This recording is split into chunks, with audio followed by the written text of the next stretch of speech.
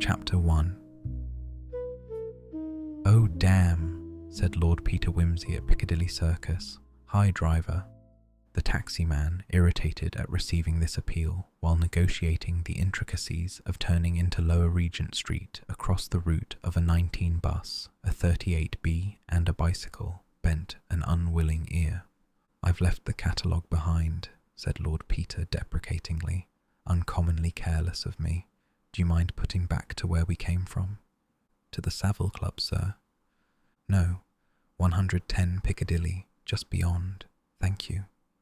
"Thought you was in a hurry," said the man, overcome with a sense of injury.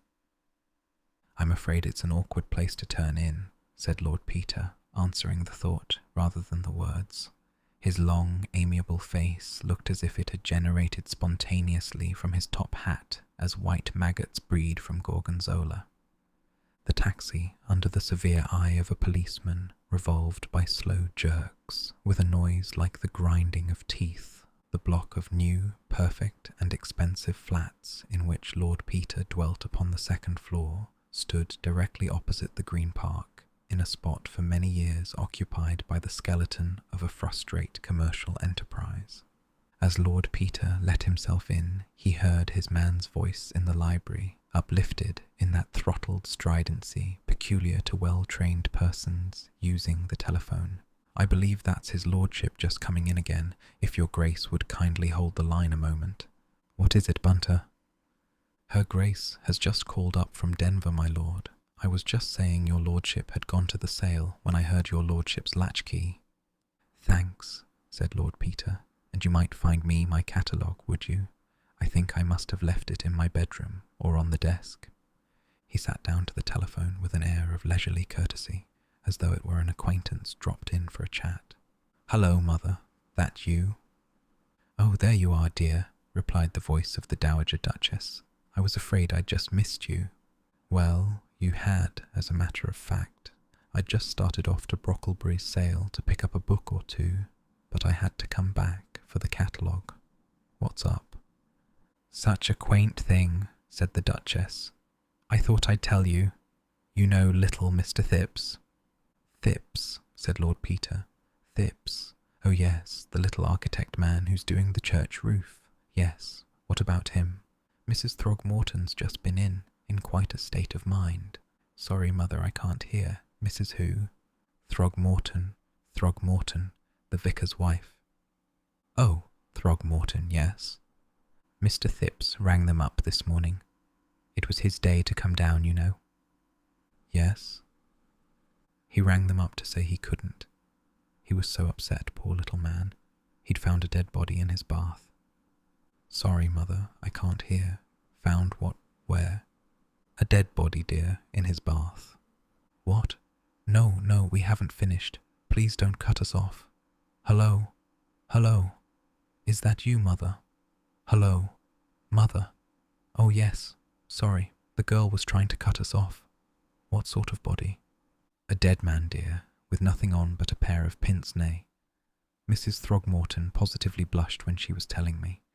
I'm afraid people do get a little narrow-minded in country vicarages. "Well, it sounds a bit unusual. Was it anybody he knew?" "No, dear, I don't think so, but of course, he couldn't give her many details. She said he sounded quite distracted. He's such a respectable little man, and having the police in the house and so on really worried him. Poor little Thipps, uncommonly awkward for him. Let's see, he lives in Battersea, doesn't he?" "Yes, dear, 59 Queen Caroline Mansions, opposite the park. That big block just round the corner from the hospital. I thought perhaps you'd like to run round and see him and ask if there's anything we can do. I always thought him a nice little man." "Oh, quite," said Lord Peter, grinning at the telephone. The Duchess was always of the greatest assistance to his hobby of criminal investigation, though she never alluded to it, and maintained a polite fiction of its non-existence. "What time did it happen, mother?" "I think he found it early this morning, but of course, he didn't think of telling the Throgmortons just at first. She came up to me just before lunch. So tiresome, I had to ask her to stay. Fortunately, I was alone. I don't mind being bored myself, but I hate having my guests bored." "Poor old mother," Well, thanks awfully for telling me. I think I'll send Bunter to the sale and toddle round to Battersea now and try and console the poor little beast. So long. Goodbye, dear. Bunter. Yes, my lord. Her Grace tells me that a respectable Battersea architect has discovered a dead man in his bath. Indeed, my lord? That's very gratifying. Very, Bunter. Your choice of words is unerring. I wish Eton and Balliol had done as much for me. Have you found the catalogue? Here it is, my lord. Thanks. I'm going to Battersea at once. I want you to attend the sale for me. Don't lose time. I don't want to miss the Folio Dante, nor the Dvoragine. Here you are. See? Golden Legend. Wynkin de Worde, 1493. Got that. And, I say, make a special effort for the Caxton Folio of the Four Sons of Aymon. It's the 1489 folio and unique. Look, I've marked the lots I want and put my outside offer against each. Do your best for me. I shall be back to dinner. Very good, my lord. Take my cab and tell him to hurry. He may for you. He doesn't like me very much. Can I? Said Lord Peter, looking at himself in the 18th century mirror over the mantelpiece. Can I have the heart to fluster the flustered thips further? That's very difficult to say quickly, by appearing in a top hat and frock coat. I think not. 10 to 1 he will overlook my trousers and mistake me for the undertaker.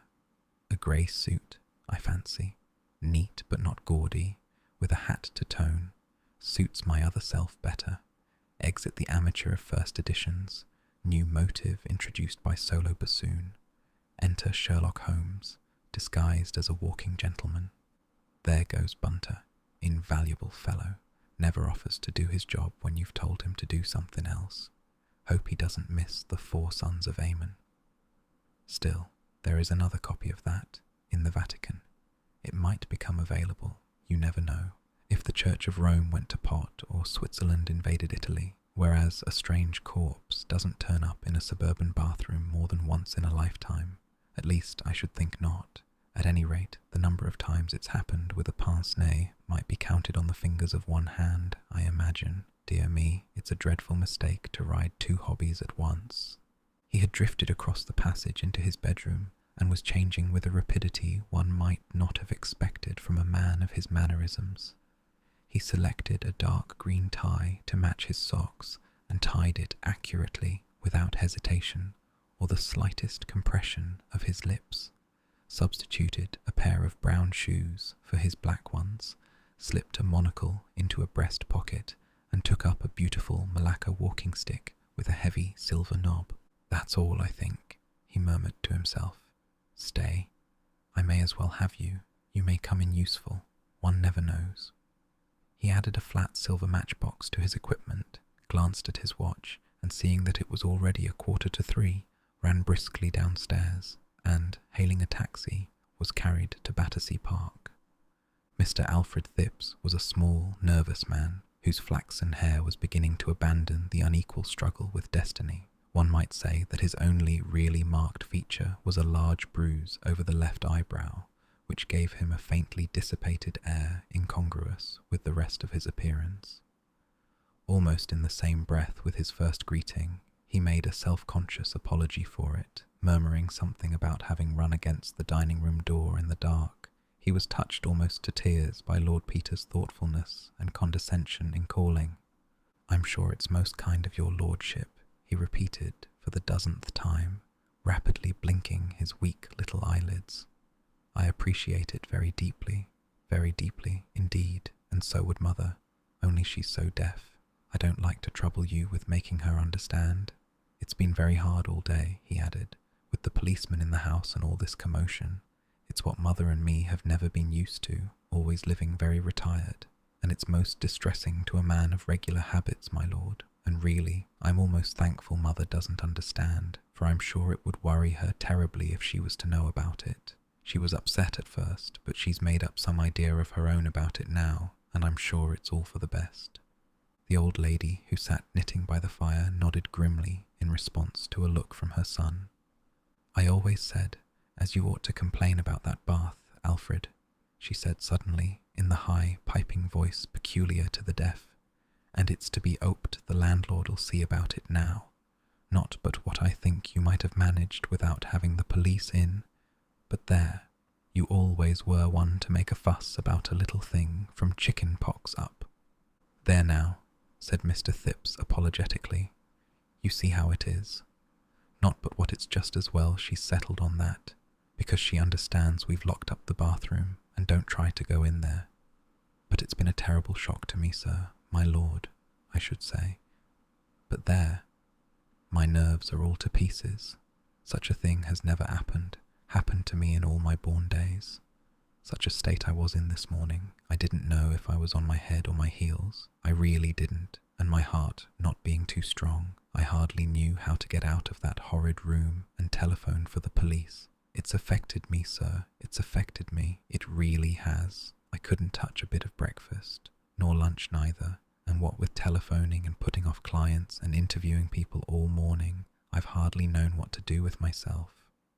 I'm sure it must have been uncommonly distressing, said Lord Peter sympathetically, especially coming like that before breakfast.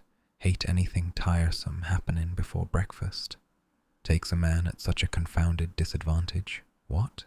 That's just it, said Mr. Phipps eagerly. When I saw that dreadful thing lying there in my bath, mother naked too, except for a pair of eyeglasses, I assure you, my lord, it regularly turned my stomach, if you'll excuse the expression. I'm not very strong, sir, and I get that sinking feeling sometimes in the morning, and what with one thing and another I'd had to send the girl for a stiff brandy, or I don't know what mightn't have happened. I felt so queer, though I'm anything but partial to spirits as a rule. Still, I make it a rule never to be without brandy in the house, in case of emergency, you know. Very wise of you, said Lord Peter cheerfully. You're a very far-seeing man, Mr. Phipps. Wonderful what a little nip'll do in case of need, and the less you're used to it, the more good it does you. Hope your girl is a sensible young woman, what? Nuisance to have women fainting and shrieking all over the place. Oh, Gladys is a good girl, said Mr. Phipps. Very reasonable indeed. She was shocked, of course. That's very understandable. I was shocked myself, and it wouldn't be proper in a young woman not to be shocked under the circumstances, but she is really a helpful, energetic girl in a crisis, if you understand me. I consider myself very fortunate these days to have got a good, decent girl to do for me and mother, even though she is a bit careless and forgetful about little things, but that's only natural. She was very sorry indeed about having left the bathroom window open. She really was, and though I was angry at first, seeing what's come of it, it wasn't anything to speak of, not in the ordinary way, as you might say. Girls will forget things, you know, my lord, and really she was so distressed, I didn't like to say too much to her. All I said was, it might have been burglars, I said. Remember that next time you leave a window open all night. This time it was a dead man, I said, and that's unpleasant enough, but next time it might be burglars, I said, and all of us murdered in our beds. But the police inspector, Inspector Sugg, they called him, from the yard. He was very sharp with her, poor girl, quite frightened her, and made her think he suspected her of something, though what good a body could be to her, poor girl, I can't imagine, and so I told the inspector. He was quite rude to me, my lord. I may say I didn't like his manner at all. If you've got anything definite to accuse Gladys or me of, Inspector, I said to him, bring it forward. That's what you have to do, I said. But I've yet to learn that you're paid to be rude to a gentleman in his own house. Really, said Mr. Phipps, growing quite pink on the top of his head. He regularly roused me, my lord, and I'm a mild man as a rule. Sugg all over, said Lord Peter. I know him. When he don't know what else to say, he's rude. Stands to reason you and the girl wouldn't go collecting bodies. Who'd want to saddle himself with a body? Difficulties usually to get rid of 'em. Have you got rid of this one yet, by the way? It's still in the bathroom, said Mr. Phipps. Inspector Sugg said nothing was to be touched till his men came in to move it. I'm expecting them at any time, if it would interest your lordship to have a look at it. Thanks awfully, said Lord Peter. I'd like to very much, if I'm not putting you out. Not at all, said Mr. Phipps. His manner, as he led the way along the passage, convinced Lord Peter of two things. First, that, gruesome as his exhibit was, he rejoiced in the importance it reflected upon himself and his flat, and secondly, that Inspector Sugg had forbidden him to exhibit it to anyone. The latter supposition was confirmed by the action of Mr. Thipps, who stopped to fetch the door key from his bedroom, saying that the police had the other, but that he made it a rule to have 2 keys to every door in case of accident. The bathroom was in no way remarkable. It was long and narrow, the window being exactly over the head of the bath.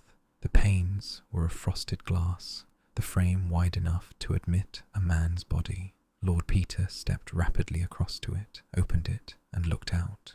The flat was the top one of the building and situated about the middle of the block. The bathroom window looked out upon the backyards of the flats, which were occupied by various small outbuildings, coal holes, garages, and the like. Beyond these were the back gardens of a parallel line of houses. On the right rose the extensive edifice of St. Luke's Hospital, Battersea, with its grounds, and, connected with it by a covered way, the residence of the famous surgeon, Sir Julian Freak, who directed the surgical side of the great new hospital, and was, in addition, known in Harley Street as a distinguished neurologist with a highly individual point of view.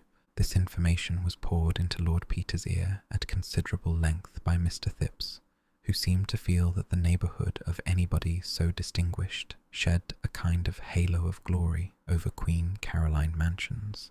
"We had him round here himself this morning," he said, "about this horrid business. Inspector Sugg thought one of the young medical gentlemen at the hospital might have brought the corpse round for a joke, as you might say, they always having bodies in the dissecting room. So Inspector Sugg went round to see Sir Julian this morning to ask if there was a body missing. He was very kind, was Sir Julian, very kind indeed, though he was at work when they got there, in the dissecting room. He looked up the books to see that all the bodies were accounted for, and then very obligingly came round here to look at this." He indicated the bath, and said he was afraid he couldn't help us. There was no corpse missing from the hospital, and this one didn't answer to the description of any they'd had. "Nor to the description of any of the patients, I hope?" suggested Lord Peter casually.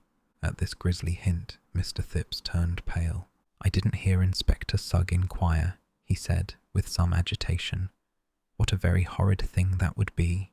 God bless my soul, my lord, I never thought of it." "Well, if they had missed a patient, they'd probably have discovered it by now," said Lord Peter. "Let's have a look at this one." He screwed his monocle into his eye, adding, "I see you're troubled here with the soot blowing in. Beastly nuisance, ain't it? I get it too. Spoils all my books, you know. Here, don't you trouble, if you don't care about looking at it." He took from Mr. Thipps's hesitating hand the sheet which had been flung over the bath and turned it back. The body which lay in the bath was that of a tall, stout man of about 50. The hair, which was thick and black and naturally curly, had been cut and parted by a master hand and exuded a faint violet perfume, perfectly recognizable in the close air of the bathroom. The features were thick, fleshy, and strongly marked, with prominent dark eyes, and a long nose curving down to a heavy chin. The clean-shaven lips were full and sensual, and the dropped jaw showed teeth stained with tobacco. On the dead face, the handsome pair of gold pince-nez mocked death with grotesque elegance. The fine gold chain curved over the naked breast. The legs lay stiffly stretched out side by side. The arms reposed close to the body. The fingers were flexed naturally. Lord Peter lifted one arm and looked at the hand with a little frown. "Bit of a dandy, your visitor. What?" he murmured. "Parma, violet, and manicure." He bent again, slipping his hand beneath the head. The absurd eyeglasses slipped off, clattering into the bath, and the noise put the last touch to Mr. Thipps's growing nervousness. "If you'll excuse me," he murmured, "it makes me feel quite faint. It really does." He slipped outside, and he had no sooner done so than Lord Peter, lifting the body quickly and cautiously, turned it over and inspected it with his head on one side, bringing his monocle into play with the air of the late Joseph Chamberlain approving a rare orchid. He then laid the head over his arm, and bringing out the silver matchbox from his pocket, slipped it into the open mouth.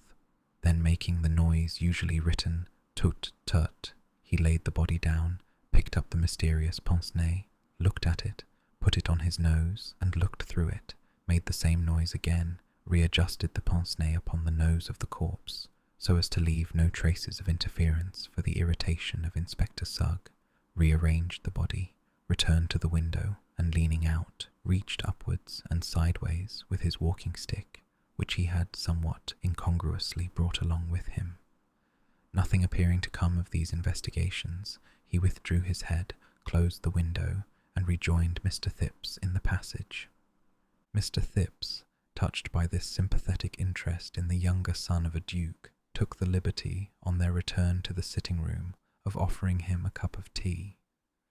Lord Peter, who had strolled over to the window and was admiring the outlook on Battersea Park, was about to accept when an ambulance came into view at the end of Prince of Wales Road. Its appearance reminded Lord Peter of an important engagement, and with a hurried "By Jove," he took his leave of Mr. Thipps. "My mother sent kind regards and all that," he said, shaking hands fervently. "Hopes you'll soon be down at Denver again. Goodbye, Mrs. Thipps," he bawled kindly into the ear of the old lady. "Oh no, my dear sir, please don't trouble to come down." He was none too soon. As he stepped out of the door and turned towards the station, the ambulance drew up from the other direction, and Inspector Sugg emerged from it with 2 constables. The inspector spoke to the officer on duty at the mansions, and turned a suspicious gaze on Lord Peter's retreating back. "Dear old Sugg," said that nobleman fondly. "Dear, dear old bird, how he does hate me, to be sure." Chapter 2. "Excellent Bunter," said Lord Peter, sinking with a sigh into a luxurious armchair. "I couldn't have done better myself. The thought of the Dante makes my mouth water, and the 4 sons of Ammon, and you've saved me £60. That's glorious. What shall we spend it on, Bunter? Think of it, all ours to do as we like with, for as Harold Skimpole so rightly observes, £60 saved is £60 gained, and I'd reckoned on spending it all. It's your saving, Bunter, and properly speaking, your £60. What do we want? Anything in your department? Would you like anything altered in the flat?" "Well, my lord, as your lordship is so good." The manservant paused, about to pour an old brandy into a liqueur glass. "Well, out with it, my Bunter, you imperturbable old hypocrite. It's no good talking as if you were announcing dinner. You're spilling the brandy. The voice is Jacob's voice, but the hands are the hands of Esau. What does that blessed dark room of yours want now?" "There's a double anastigmat with a set of supplementary lenses, my lord," said Bunter, with a note almost of religious fervour. "If it was a case of forgery now, or footprints, I could enlarge them right up on the plate, or the wide-angled lens would be useful. It's as though the camera had eyes at the back of its head, my lord. Look, I've got it here." He pulled a catalogue from his pocket and submitted it, quivering, to his employer's gaze. Lord Peter perused the description slowly, the corners of his long mouth lifted into a faint smile. "It's Greek to me," he said, "and £50 seems a ridiculous price for a few bits of glass. I suppose, Bunter, you'd say £750 was a bit out of the way for a dirty old book in a dead language, wouldn't you?" "It wouldn't be my place to say so, my lord." "No, Bunter, I pay you £200 a year to keep your thoughts to yourself.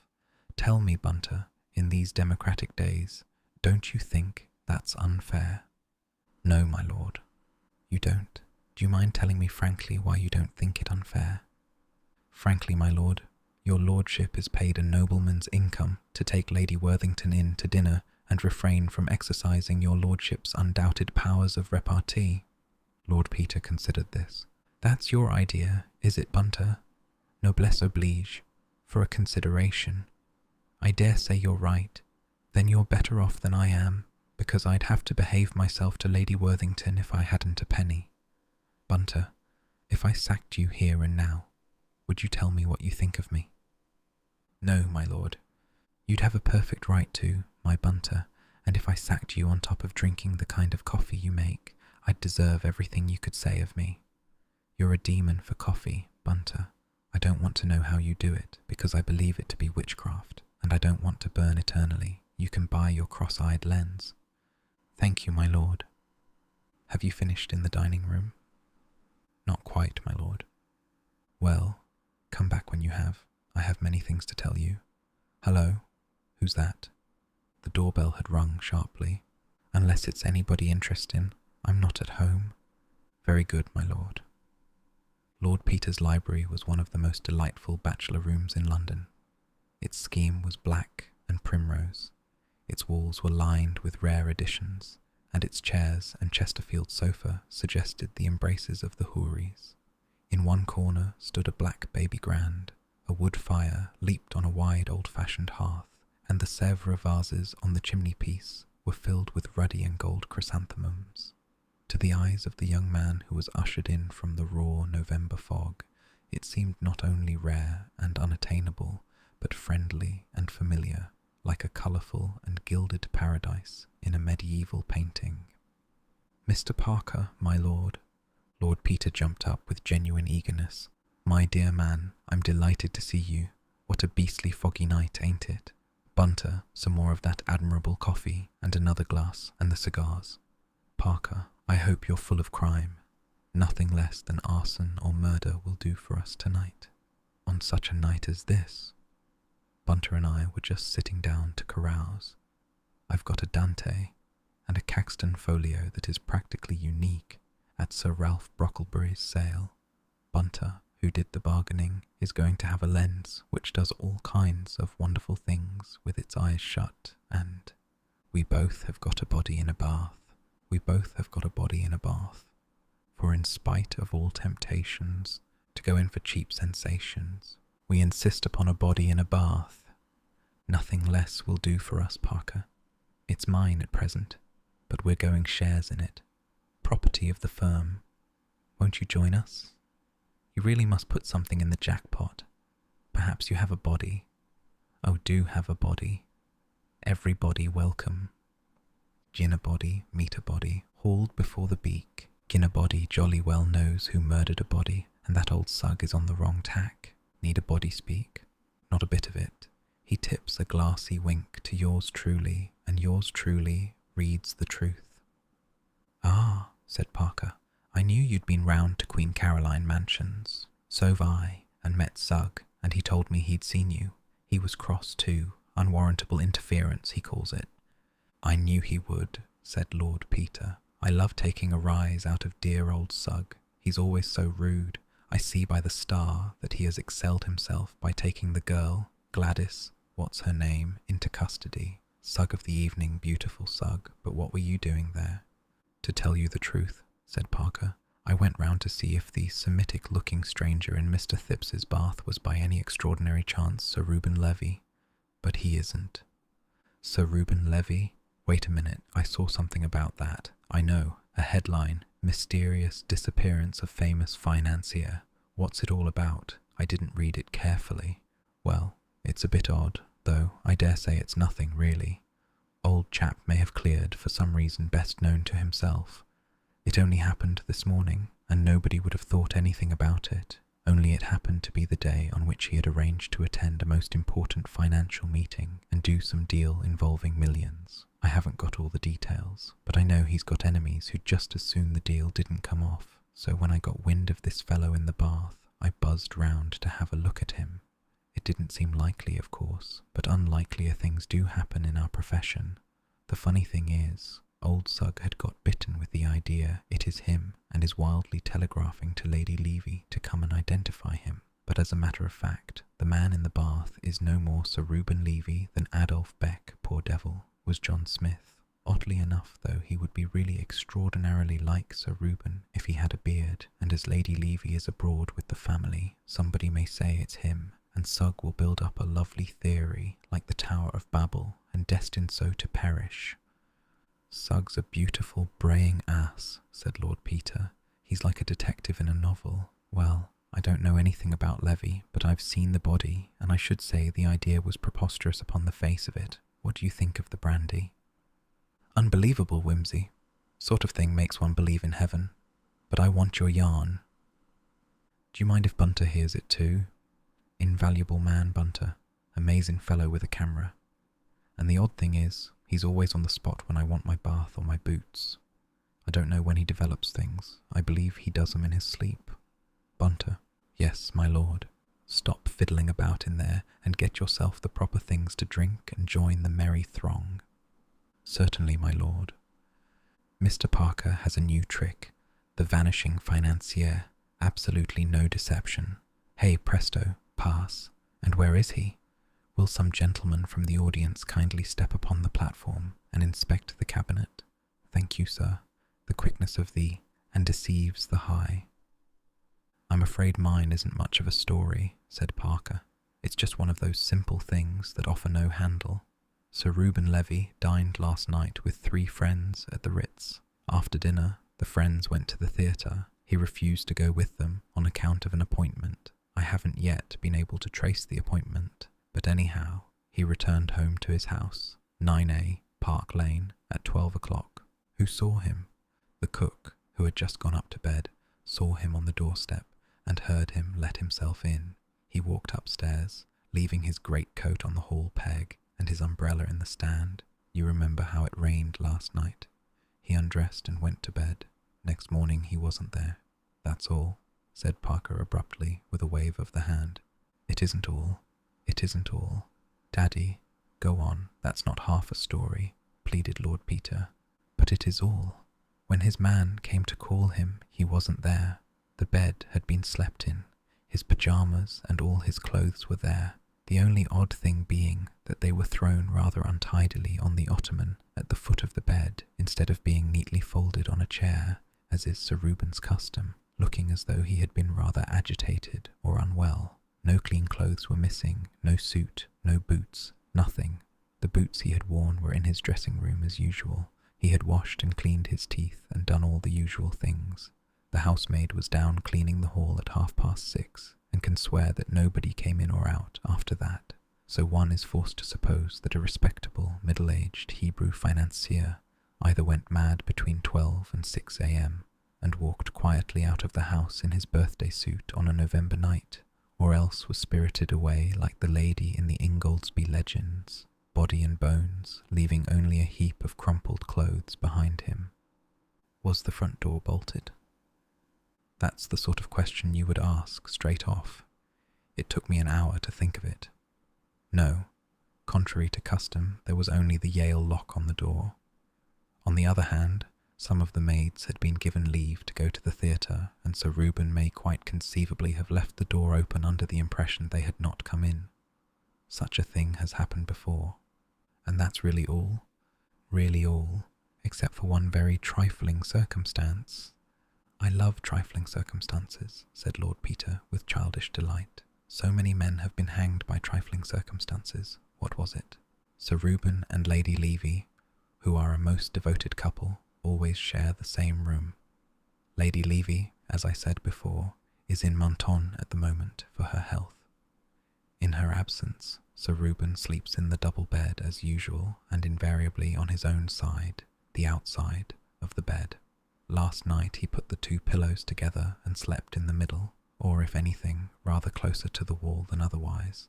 The housemaid, who is a most intelligent girl, noticed this when she went up to make the bed, and, with really admirable detective instinct, refused to touch the bed, or let anybody else touch it, though it wasn't till later that they actually sent for the police.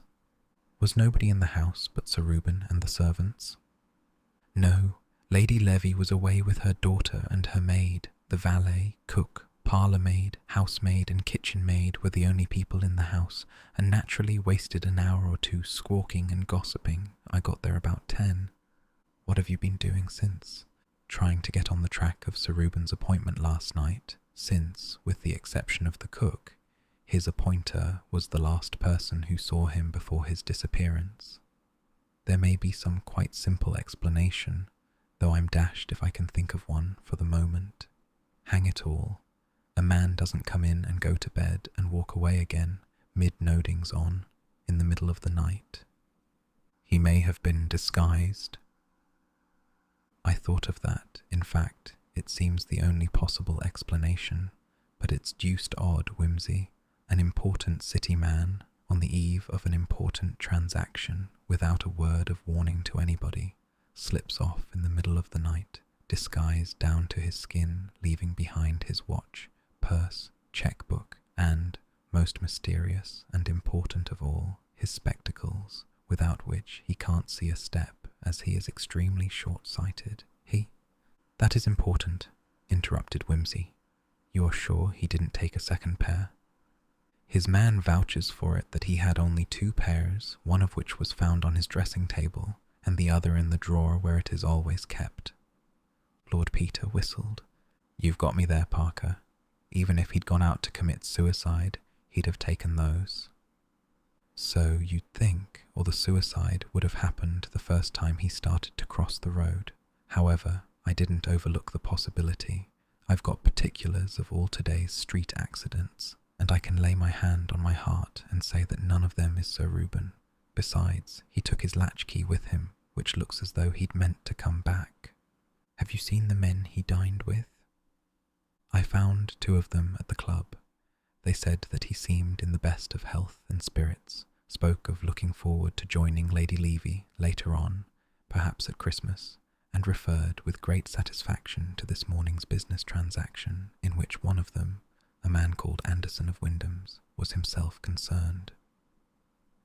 Then up till about 9 o'clock anyhow, he had no apparent intention or expectation of disappearing. None, unless he was a most consummate actor. Whatever happened to change his mind must have happened either at the mysterious appointment which he kept after dinner, or while he was in bed between midnight and 5:30 a.m. Well, Bunter, said Lord Peter, what do you make of it? Not in my department, my lord, except that it is odd that a gentleman who was too flurried or unwell to fold his clothes as usual should remember to clean his teeth and put his boots out. Those are 2 things that quite frequently get overlooked, my lord. If you mean anything personal, Bunter, said Lord Peter, I can only say that I think the speech an unworthy one. It's a sweet little problem, Parker mine. Look here, I don't want to butt in, but I should dearly love to see that bedroom tomorrow. 'Tis not that I mistrust thee, dear, but I should uncommonly like to see it. Say me not nay. Take another drop of brandy, and a villa, but say not nay. Of course you can come and see it. You'll probably find lots of things I've overlooked, said the other, equably accepting the proffered hospitality. Parker, acushla, you're an honour to Scotland Yard. I look at you, and Sugg appears a myth, a fable, an idiot boy, spawned in a moonlight hour by some fantastic poet's brain. Sugg is too perfect to be possible. What does he make of the body, by the way? Sugg says, replied Parker with precision, that the body died from a blow on the back of the neck. The doctor told him that. He says it's been dead a day or 2.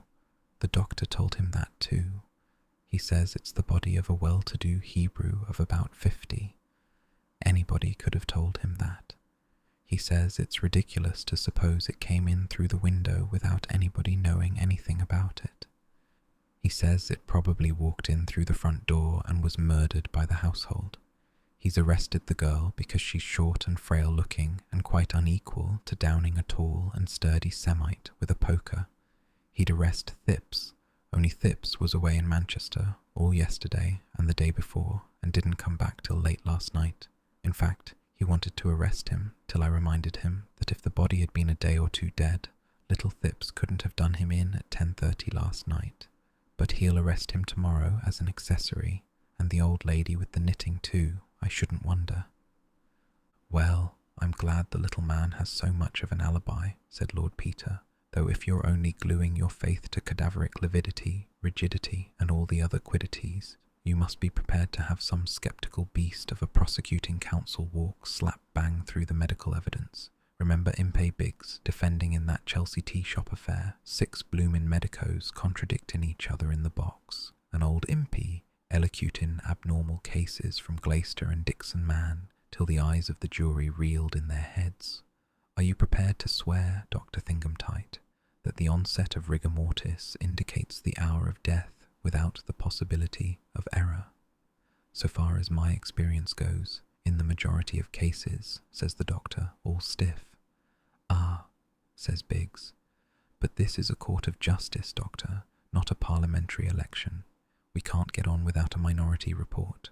The law, Dr. Thingumtight, respects the rights of the minority, alive or dead.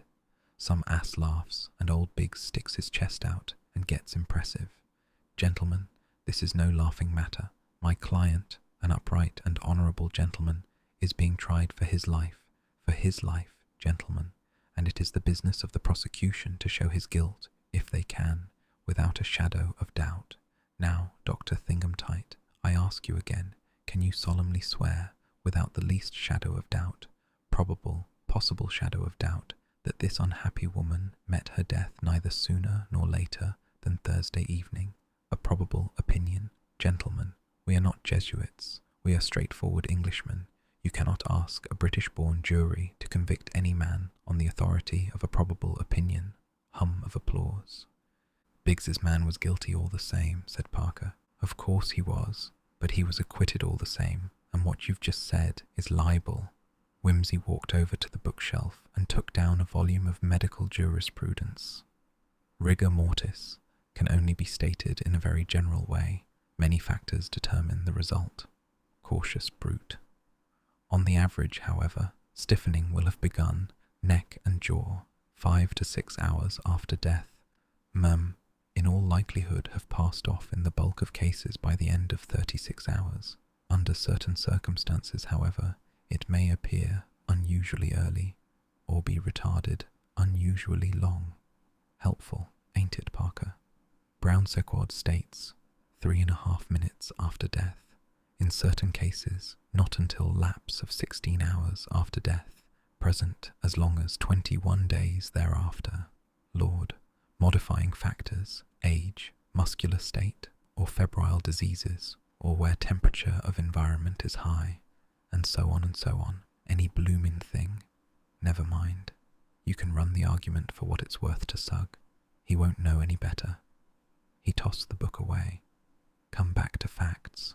What did you make of the body? Well, said the detective, not very much. I was puzzled, frankly. I should say he had been a rich man, but self-made, and that his good fortune had come to him fairly recently. Ah, you noticed the calluses on the hands. I thought you wouldn't miss that. Both his feet were badly blistered. He had been wearing tight shoes. Walking a long way in them, too, said Lord Peter, to get such blisters as that. Didn't that strike you as odd in a person evidently well off? Well, I don't know. The blisters were 2 or 3 days old. He might have got stuck in the suburbs one night, perhaps, last train gone and no taxi, and had to walk home. Possibly. There were some little red marks all over his back and one leg I couldn't quite account for. I saw them. What did you make of them? I'll tell you afterwards. Go on. He was very long-sighted, oddly long-sighted for a man in the prime of life. The glasses were like a very old man's. By the way, they had a very beautiful and remarkable chain of flat links chased with a pattern. It struck me he might be traced through it. I've just put an advertisement in the Times about it, said Lord Peter. Go on. He had had the glasses some time. They had been mended twice. Beautiful, Parker, beautiful. Did you realize the importance of that? Not specially, I'm afraid. Why? Never mind, go on. He was probably a sullen, ill-tempered man. His nails were filed down to the quick, as though he habitually bit them, and his fingers were bitten as well. He smoked quantities of cigarettes without a holder. He was particular about his personal appearance. Did you examine the room at all? I didn't get a chance. I couldn't find much in the way of footprints. Sugg and company had tramped all over the place, to say nothing of little Thipps and the maid, but I noticed a very indefinite patch just behind the head of the bath, as though something damp might have stood there. You could hardly call it a print. It rained hard all last night, of course. Yes, did you notice that the soot on the window-sill was vaguely marked? I did, said Wimsey, and I examined it hard with this little fellow, but I could make nothing of it, except that something or other had rested on the sill. He drew out his monocle and handed it to Parker. "My word, that's a powerful lens." "It is," said Wimsey, "and jolly useful when you want to take a good squint at something and look like a bally fool all the time. Only it don't do to wear it permanently. If people see you full face, they say, 'Dear me, how weak the sight of that eye must be.' Still, it's useful." "Sugg and I explored the ground at the back of the building," went on Parker, "but there wasn't a trace." "That's interesting. Did you try the roof?" "No. We'll go over it tomorrow. The gutter's only a couple of feet off the top of the window. I measured it with my stick. The gentleman scout's vademecum, I call it. It's marked off in inches. Uncommonly handy companion at times. There's a sword inside and a compass in the head. Got it made specially. Anything more?" "Afraid not. Let's hear your version, Wimsey." "Well, I think you've got most of the points. There are just one or two little contradictions. For instance, here's a man wears expensive gold-rimmed pince-nez and has had them long enough to be mended twice, yet his teeth are not merely discoloured but badly decayed and look as if he'd never cleaned them in his life. There are 4 molars missing on one side and 3 on the other, and one front tooth broken right across. He's a man careful of his personal appearance, as witness his hair and his hands. What do you say to that?" "Oh, these self-made men of low origin don't think much about teeth and are terrified of dentists." "True, but one of the molars has a broken edge so rough that it had made a sore place on the tongue. Nothing's more painful. Do you mean to tell me a man would put up with that if he could afford to get the tooth filed?" "Well, people are queer. I've known servants endure agonies rather than step over a dentist's doormat. How did you see that, Wimsey?" "Had a look inside. Electric torch," said Lord Peter. "Handy little gadget. Looks like a matchbox. Well, I dare say it's all right, but I'd just draw your attention to it. Second point, gentleman with hair smelling of Parma violet and manicured hands and all the rest of it, never washes the inside of his ears. Full of wax. Nasty." "You've got me there, Wimsey. I never noticed it. Still, old bad habits die hard. Righto, put it down at that. Third point, gentleman with the manicure and the brilliantine and all the rest of it suffers from fleas." "By Jove, you're right. Flea bites. It never occurred to me." "No doubt about it, old son. The marks were faint and old, but unmistakable." "Of course, now you mention it. Still, that might happen to anybody. I loosed a whopper in the best hotel in Lincoln the week before last. I hope it bit the next occupier." "Oh, all these things might happen to anybody, separately. Fourth point, gentleman who uses Parma violet for his hair, etc., etc., washes his body in strong carbolic soap, so strong that the smell hangs about 24 hours later. Carbolic to get rid of the fleas. I will say for you, Parker, you've an answer for everything. Fifth point, carefully got up gentleman with manicured, though masticated fingernails, has filthy black toenails, which look as if they hadn't been cut for years. All of a piece with habits as indicated. Yes, I know, but such habits. Now, sixth and last point. This gentleman with the intermittently gentlemanly habits arrives in the middle of a pouring wet night, and apparently through the window, when he has already been 24 hours dead, and lies down quietly in Mr. Thipps's bath, unseasonably dressed in a pair of pince-nez. Not a hair on his head is ruffled. The hair has been cut so recently that there are quite a number of little short hairs stuck on his neck and the sides of the bath, and he has shaved so recently that there is a line of dried soap on his cheek. Wimsey, wait a minute, and dried soap in his mouth. Bunter got up and appeared suddenly at the detective's elbow, the respectful manservant all over. A little more brandy, sir? He murmured. Wimsey, said Parker, you are making me feel cold all over.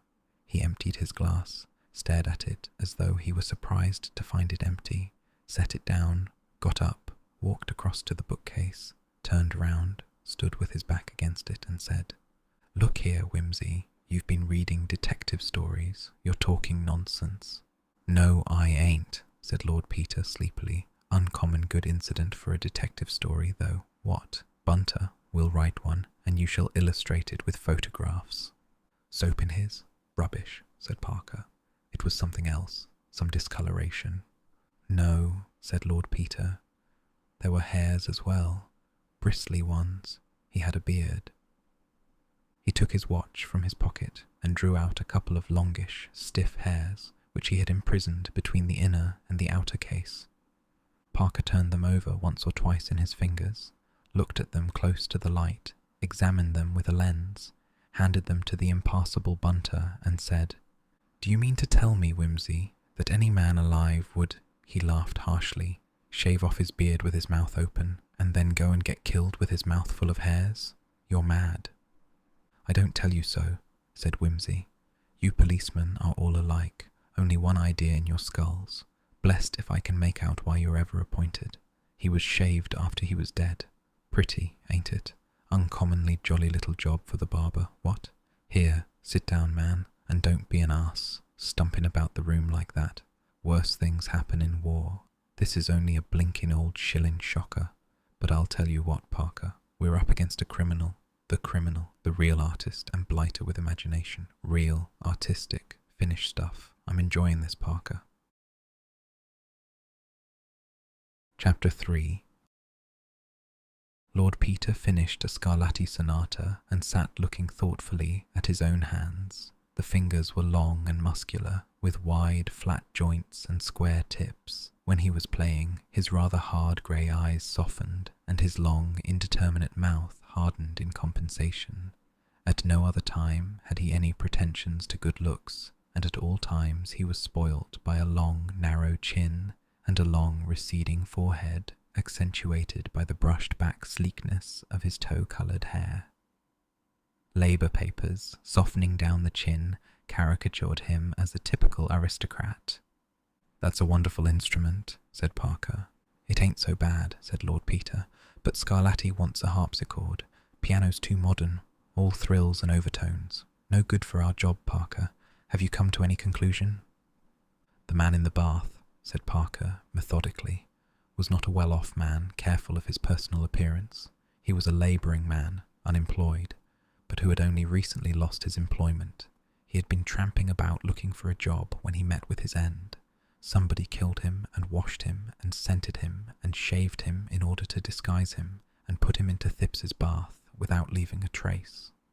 Conclusion: the murderer was a powerful man, since he killed him with a single blow on the neck, a man of cool head and masterly intellect, since he did all that ghastly business without leaving a mark, a man of wealth and refinement, since he had all the apparatus of an elegant toilet handy, and a man of bizarre and almost perverted imagination, as is shown in the two horrible touches of putting the body in the bath and of adorning it with a pair of pince-nez.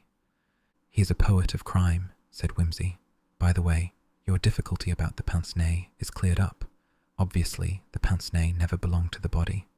That only makes a fresh puzzle. One can't suppose the murderer left them in that obliging manner as a clue to his own identity. We can hardly suppose that. I'm afraid this man possessed what most criminals lack, a sense of humour. Rather macabre humour, true. But a man who can afford to be humorous at all in such circumstances is a terrible fellow. I wonder what he did with the body between the murder and depositing it chez Thipps. Then there are more questions. How did he get it there? And why? Was it brought in at the door, as Sug of Our Heart suggests, or through the window, as we think, on the not very adequate testimony of a smudge on the windowsill? Had the murderer accomplices? Is little Thipps really in it, or the girl? It don't do to put the notion out of court merely because Sug inclines to it. Even idiots occasionally speak the truth accidentally. If not, why was Thipps selected for such an abominable practical joke? Has anybody got a grudge against Thipps? Who are the people in the other flats? We must find out that. Does Thipps play the piano at midnight over their heads, or damage the reputation of the staircase by bringing home dubiously respectable ladies? Are there unsuccessful architects thirsting for his blood? Damn it all, Parker, there must be a motive somewhere. Can't have a crime without a motive, you know. "A madman," suggested Parker, doubtfully. with a deuced lot of method in his madness. He hasn't made a mistake, not one, unless leaving hairs in the corpse's mouth can be called a mistake. Well, anyhow, it's not Levy. You're right there. I say, old thing, neither your man nor mine has left much clue to go upon, has he? And there don't seem to be any motives knocking about either, and we seem to be 2 suits of clothes short in last night's work. So Reuben makes tracks without so much as a fig leaf, and a mysterious individual turns up with a pince-nez, which is quite useless for purposes of decency. Dash it all, if only I had some good excuse for taking up this body case officially. The telephone bell rang. The silent Bunter, whom the other 2 had almost forgotten, padded across to it. "It's an elderly lady, my lord," he said. "I think she's deaf. I can't make her hear anything, but she's asking for your lordship." Lord Peter seized the receiver and yelled into it a "hello" that might have cracked the vulcanite. He listened for some minutes with an incredulous smile, which gradually broadened into a grin of delight. At length he screamed, all right," several times, and rang off. "By Jove," he announced, beaming, "sportin' old bird. It's old Mrs. Thipps, deaf as a post, never used the phone before, but determined, perfect Napoleon. The incomparable Sugg has made a discovery and arrested little Thipps, old lady abandoned in the flat. Thipps's last shriek to her, tell Lord Peter Wimsey, old girl undaunted, wrestles with telephone book, wakes up the people at the exchange, won't take no for an answer, not been able to hear it, gets through, says, will I do what I can? Says she would feel safe in the hands of a real gentleman. Oh, Parker, Parker, I could kiss her, I really could, as Thipps says. I'll write to her instead. No, hang it, Parker, we'll go round. Bunter, get your infernal machine and the magnesium. I say, we'll all go into partnership, pool the 2 cases and work 'em out together. You shall see my body tonight, Parker, and I'll look for your wandering Jew tomorrow. I feel so happy I shall explode. Oh, Sugg, Sugg, how art thou suggified? Bunter, my shoes. I say, Parker, I suppose yours are rubber-soled. Not. Tut, tut, you mustn't go out like that. We'll lend you a pair. Gloves? Here, my stick, my torch, the lamp black, the forceps, knife, pillboxes, all complete? Certainly, my lord. Oh, Bunter, don't look so offended. I mean no harm. I believe in you. I trust you. What money have I got? That'll do. I knew a man once, Parker, who let a world-famous poisoner slip through his fingers because the machine on the underground took nothing but pennies. There was a queue at the booking office, and the man at the barrier stopped him, and while they were arguing about accepting a £5 note, which was all he had, for a 2-penny ride to Baker Street, the criminal had sprung into a circle train and was next heard of in Constantinople, disguised as an elderly Church of England clergyman touring with his niece. Are we all ready? Go. They stepped out, Bunter carefully switching off the lights behind them. As they emerged into the gloom and gleam of Piccadilly, Wimsey stopped short with a little exclamation. "Wait a second," he said. "I've thought of something. If Sugg's there, he'll make trouble. I must short-circuit him." He ran back, and the other 2 men employed the few minutes of his absence in capturing a taxi. Inspector Sugg and a subordinate Cerberus were on guard at 59 Queen Caroline Mansions, and showed no disposition to admit unofficial inquirers. Parker, indeed, they could not easily turn away, but Lord Peter found himself confronted with a surly manner and what Lord Beaconsfield described as a masterly inactivity. It was in vain that Lord Peter pleaded that he had been retained by Mrs. Thipps on behalf of her son. "Retained," said Inspector Sugg with a snort. "She'll be retained if she doesn't look out. Shouldn't wonder if she wasn't in it herself, only she's so deaf, she's no good for anything at all." "Look here, Inspector," said Lord Peter. "What's the use of being so bally obstructive? You'd much better let me in. You know I'll get there in the end. Dash it all, it's not as if I was taking the bread out of your children's mouths. Nobody paid me for finding Lord Attenbury's emeralds for you." "It's my duty to keep out the public," said Inspector Sugg morosely, "and it's going to stay out." "I never said anything about your keeping out of the public," said Lord Peter, easily, sitting down on the staircase to thrash the matter out comfortably, though I've no doubt pussyfoot's a good thing, on principle, if not exaggerated. The golden mean, sug, as Aristotle says, keeps you from being a golden ass. Ever been a golden ass, sug? I have. It would take a whole rose garden to cure me, sug. You are my garden of beautiful roses, my own rose, my one rose, that's you. I'm not going to stay any longer talking to you, said the harassed sug. It's bad enough. Hello, drat that telephone. Here, Cawthorne, go and see what it is, if that old catamaran will let you into the room. Shutting herself up there and screaming, said the inspector. It's enough to make a man give up crime and take to hedging and ditching. The constable came back. It's from the yard, sir, he said, coughing apologetically. The chief says every facility is to be given to Lord Peter Wimsey, sir. He stood apart non-committally, glazing his eyes. 5 aces, said Lord Peter cheerfully. The chief's a dear friend of my mother's. No go, sug. It's no good bucking. You've got a full house. I'm going to make it a bit fuller. He walked in with his followers.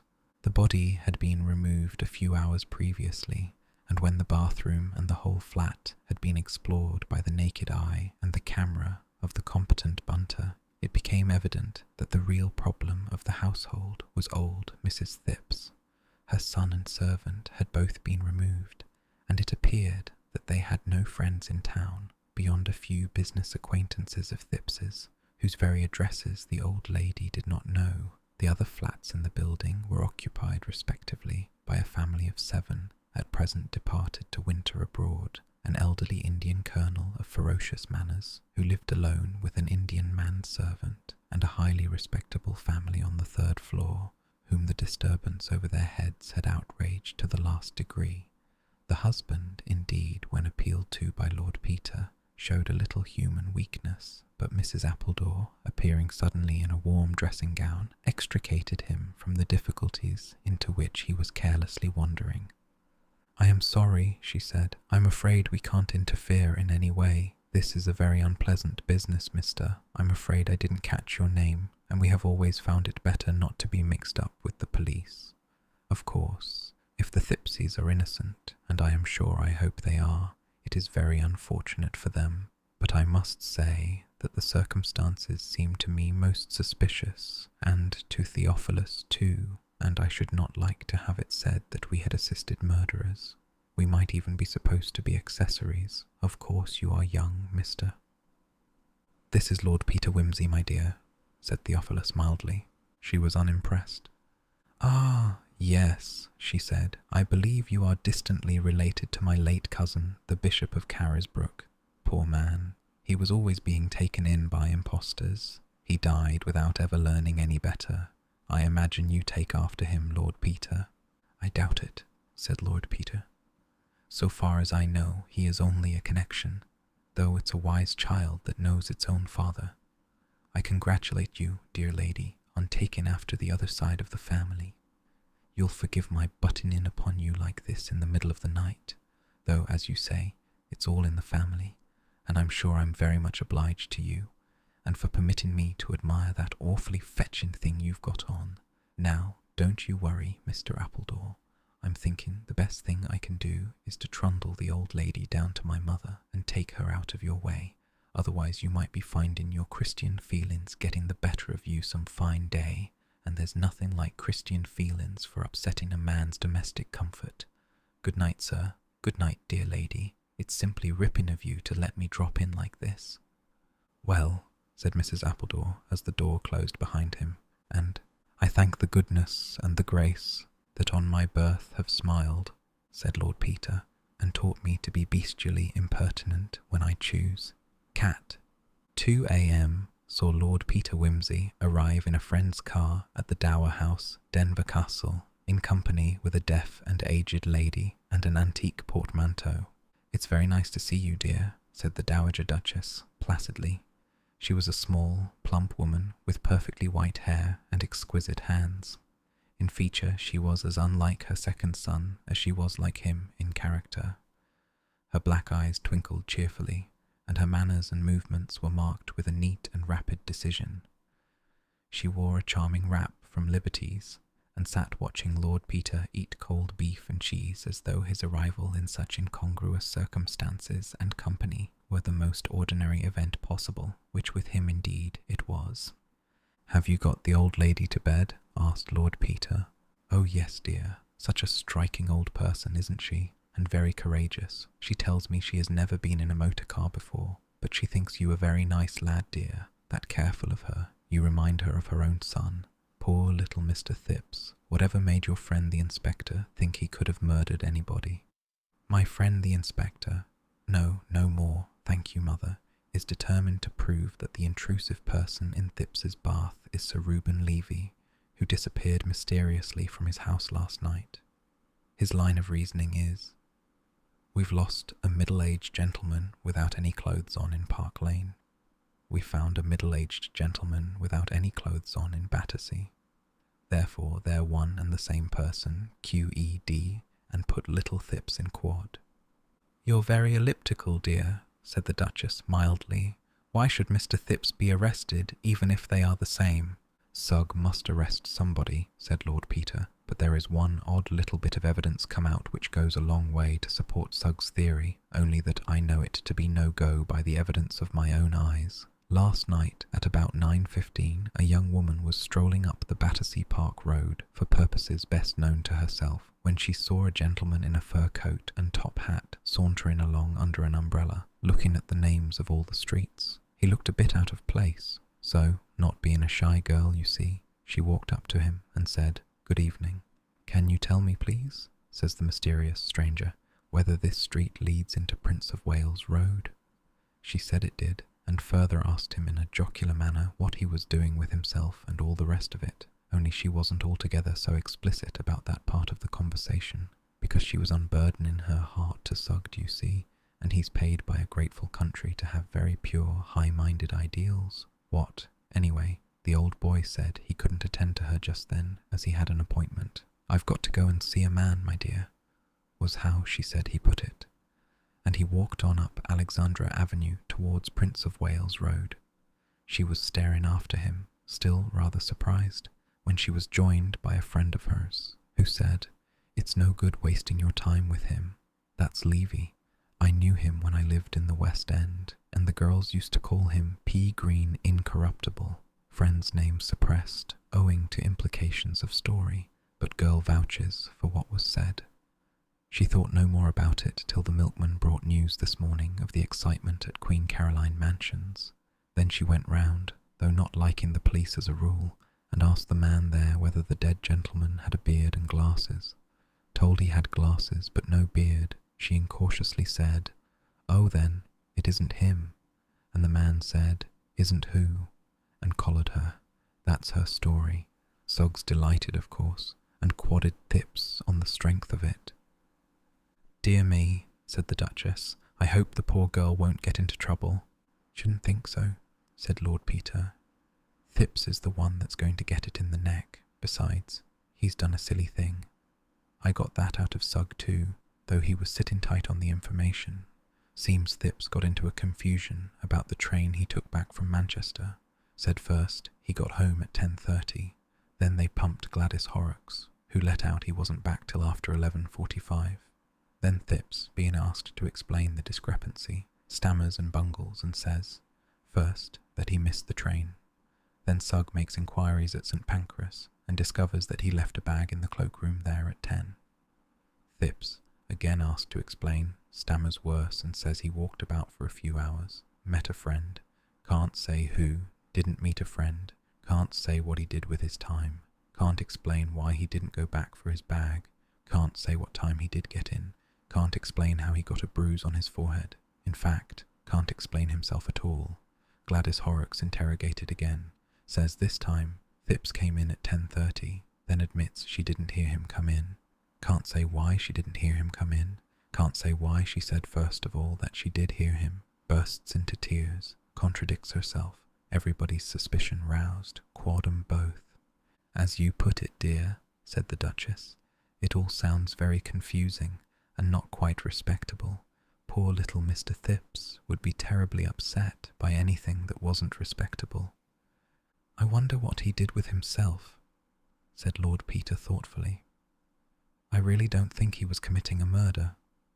Besides, I believe the fellow has been dead a day or two, though it don't do to build too much on doctor's evidence. It's an entertaining little problem.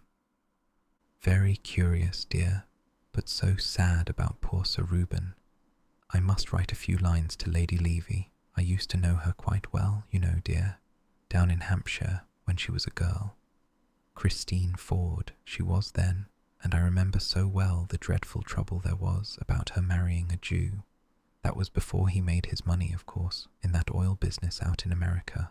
The family wanted her to marry Julian Freak, who did so well afterwards and was connected with the family, but she fell in love with this Mr. Levy and eloped with him. He was very handsome then, you know, dear, in a foreign-looking way, but he hadn't any means, and the Fords didn't like his religion. Of course, we're all Jews nowadays, and they wouldn't have minded so much if he'd pretended to be something else, like that Mr. Simons we met at Mrs. Porchester's, who always tells everybody that he got his nose in Italy at the Renaissance, and claims to be descended somehow or other from La Bella Simonetta. So foolish, you know, dear, as if anybody believed it. And I'm sure some Jews are very good people, and personally I'd much rather they believed something, though of course it must be very inconvenient, what with not working on Saturdays and circumcising the poor little babies and everything depending on the new moon and that funny kind of meat they have with such a slang-sounding name, and never being able to have bacon for breakfast. Still, there it was, and it was much better for the girl to marry him if she was really fond of him, though I believe young Freak was really devoted to her, and they're still great friends. Not that there was ever a real engagement, only a sort of understanding with her father, but he's never married, you know, and lives all by himself in that big house next to the hospital, though he's very rich and distinguished now, and I know ever so many people have tried to get hold of him. There was Lady Menwaring wanted him for that eldest girl of hers, though I remember saying at the time it was no use expecting a surgeon to be taken in by a figure that was all padding. They have so many opportunities of judging, you know, dear. Lady Levy seems to have had the knack of making people devoted to her, said Peter. Look at the pea-green incorruptible Levy. That's quite true, dear. She was a most delightful girl, and they say her daughter is just like her. I rather lost sight of them when she married, and you know your father didn't care much about business people, but I know everybody always said they were a model couple. In fact, it was a proverb that Sir Reuben was as well loved at home as he was hated abroad. I don't mean in foreign countries, you know, dear, just the proverbial way of putting things, like a saint abroad and a devil at home, only the other way on, reminding one of the Pilgrim's Progress. Yes, said Peter. I dare say the old man made 1 or 2 enemies. Dozens, dear. Such a dreadful place. The city, isn't it? Everybody Ishmaels together, though I don't suppose Sir Reuben would like to be called that, would he?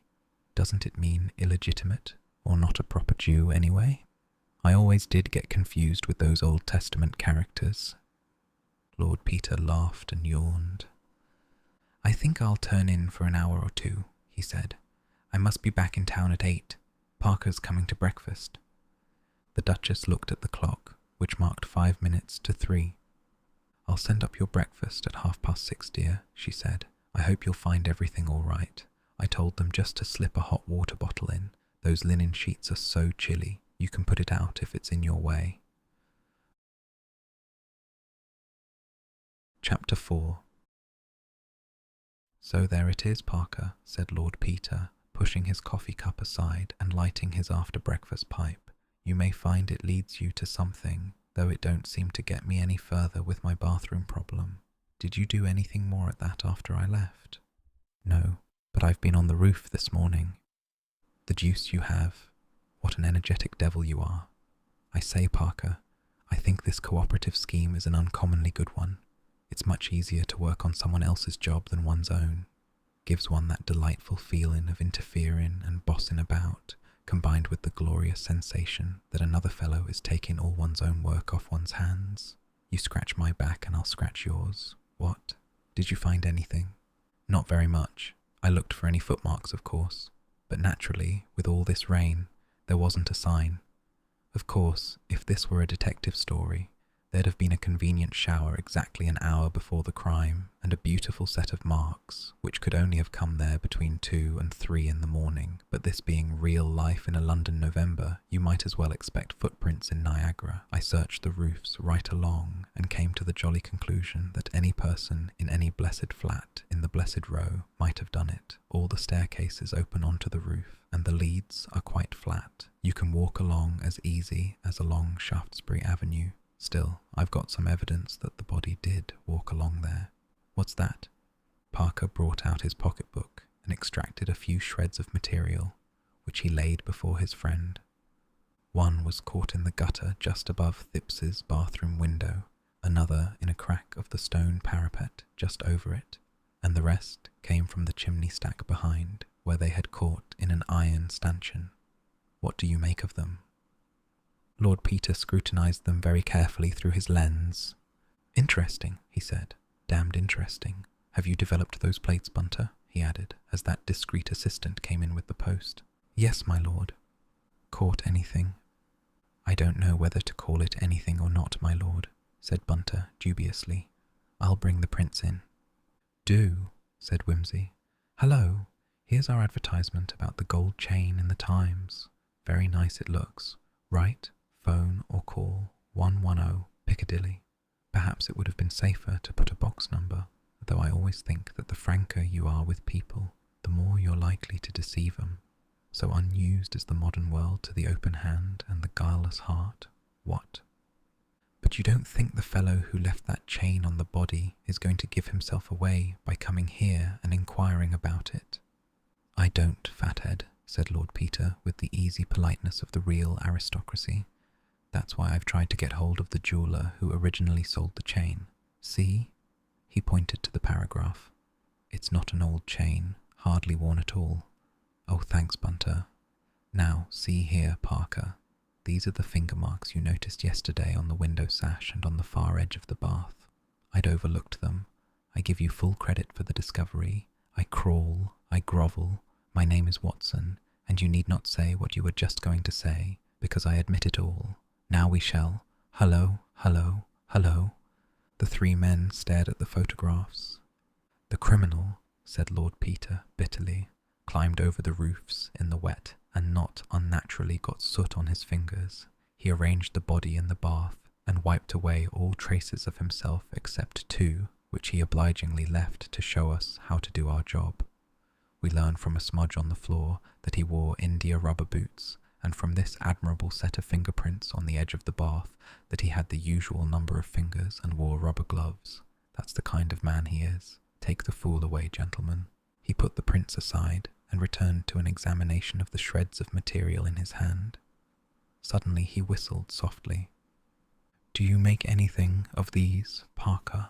They seem to me to be ravellings of some coarse cotton stuff, a sheet perhaps, or an improvised rope.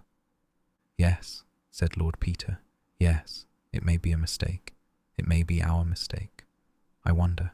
Tell me, do you think these tiny threads are long enough and strong enough to hang a man? He was silent, his long eyes narrowing into slits behind the smoke of his pipe. What do you suggest doing this morning? Asked Parker. Well, said Lord Peter, it seems to me it's about time I took a hand in your job. Let's go round to Park Lane and see what larks Sir Reuben Levy was up to in bed last night. And now, Mrs. Pemming, if you would be so kind as to give me a blanket, said Mr. Bunter, coming down into the kitchen, and permit of me hanging a sheet across the lower part of this window and drawing the screen across here so as to shut off any reflections, if you understand me, we'll get to work. Sir Reuben Levy's cook, with her eye upon Mr. Bunter's gentlemanly and well-tailored appearance, hastened to produce what was necessary. Her visitor placed on the table a basket containing a water bottle, a silver-backed hairbrush, a pair of boots, a small roll of linoleum, and the letters of a self-made merchant to his son, bound in polished morocco. He drew an umbrella from beneath his arm and added it to the collection.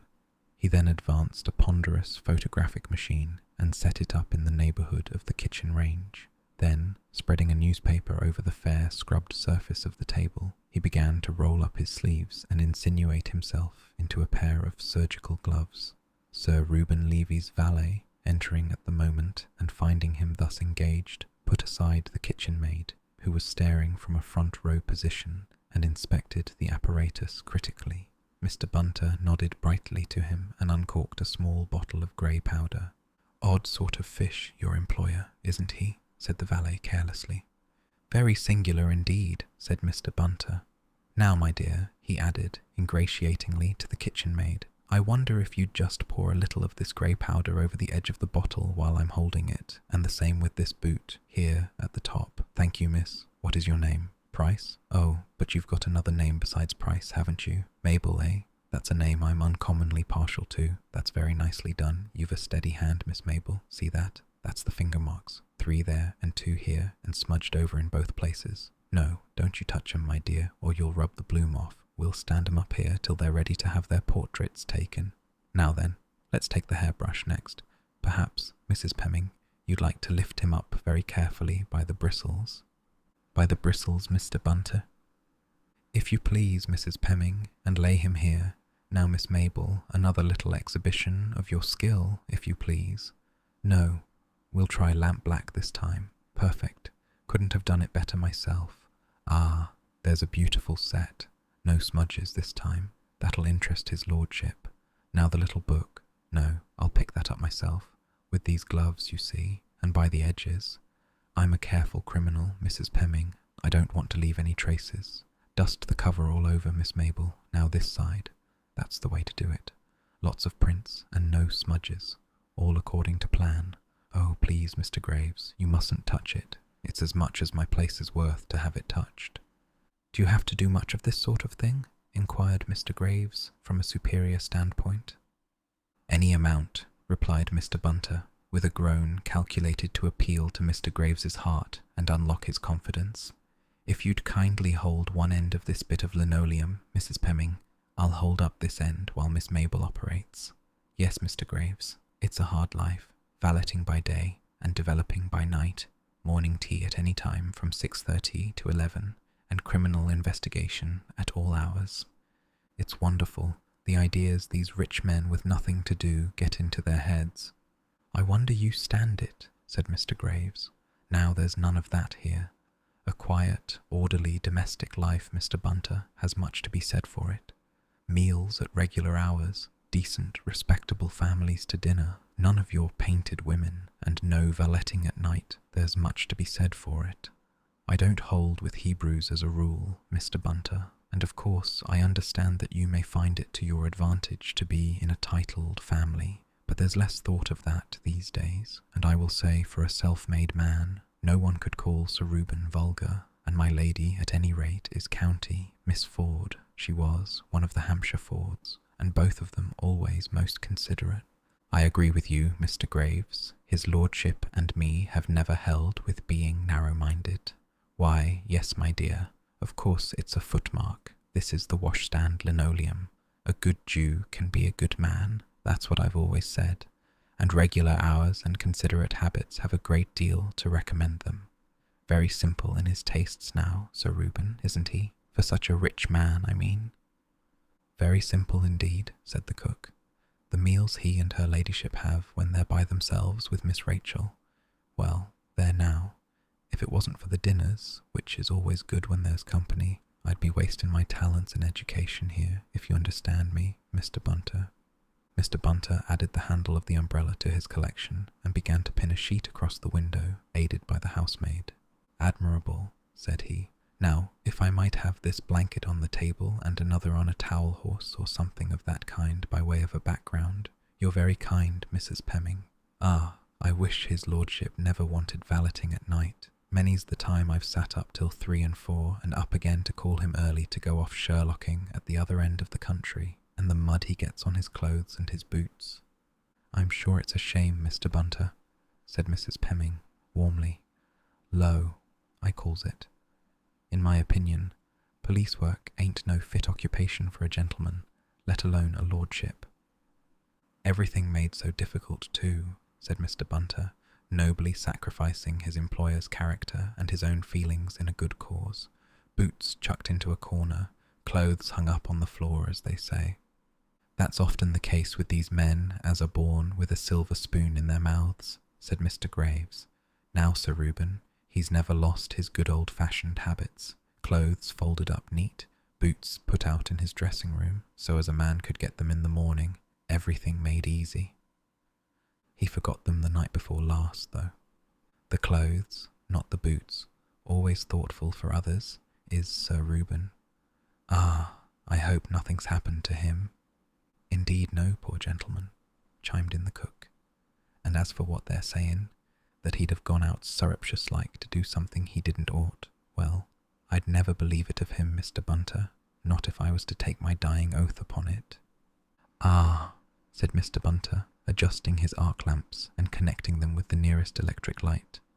And that's more than most of us could say of them as pays us. 5'10", said Lord Peter, and not an inch more. He peered dubiously at the depression in the bedclothes and measured it a second time with the gentleman scout's vade-mecum. Parker entered this particular in a neat pocket-book. I suppose, he said, a 6'2" man might leave a 5'10" depression if he curled himself up. Have you any Scotch blood in you, Parker? Inquired his colleague bitterly. Not that I know of, replied Parker. Why? Because of all the cautious, ungenerous, deliberate and cold-blooded devils I know, said Lord Peter. You are the most cautious, ungenerous, deliberate and cold-blooded. Here am I, sweating my brains out to introduce a really sensational incident into your dull and disreputable little police investigation, and you refuse to show a single spark of enthusiasm. Well, it's no good jumping at conclusions. Jump? You don't even crawl distantly within sight of a conclusion. I believe if you caught the cat with her head in the cream jug, you'd say it was conceivable that the jug was empty when she got there. Well, it would be conceivable, wouldn't it? Curse you, said Lord Peter.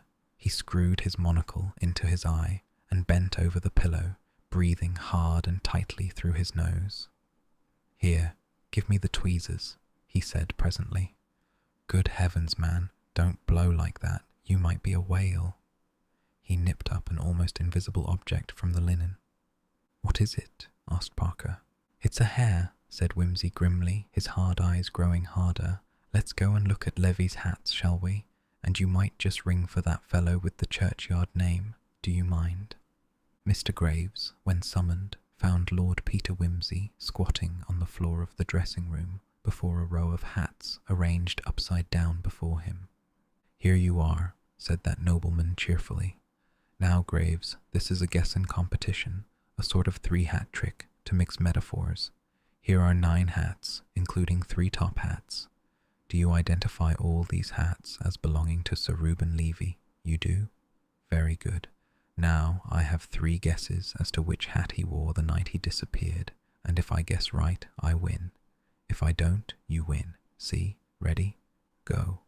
I suppose you know the answer yourself, by the way.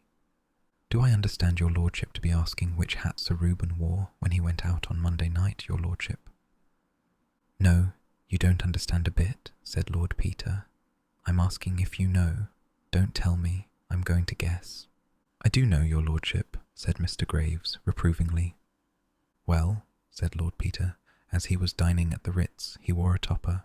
Here are 3 toppers. In 3 guesses, I'd be bound to hit the right one, wouldn't I? That don't seem very sporting.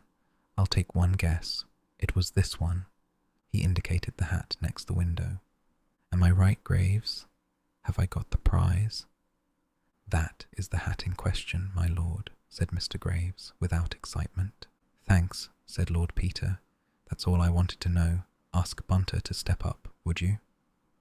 Mr. Bunter stepped up with an aggrieved air, and his usually smooth hair ruffled by the focusing cloth. Oh, there you are, Bunter, said Lord Peter. Look here.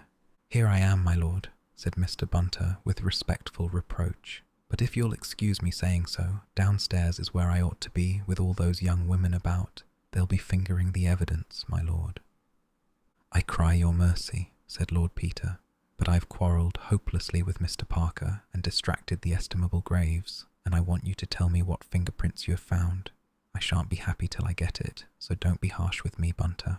Well, my lord, your lordship understands I haven't photographed them yet, but I won't deny that their appearance is interesting, my lord. The little book off the night table, my lord, has only the marks of one set of fingers. There's a little scar on the right thumb, which makes them easy recognised. The hairbrush, too, my lord, has only the same set of marks. The umbrella, the tooth-glass, and the boots all have 2 sets. The hand with the scarred thumb, which I take to be Sir Reuben's, my lord, and a set of smudges superimposed upon them, if I may put it that way, my lord, which may or may not be the same hand in rubber gloves. I could tell you better when I've got the photographs made, to measure them, my lord. The linoleum in front of the washstand is very gratifying indeed, my lord, if you will excuse my mentioning it. Besides the marks of Sir Reuben's boots, which your lordship pointed out, there's the print of a man's naked foot, a much smaller one, my lord, not much more than a 10-inch sock, I should say, if you asked me.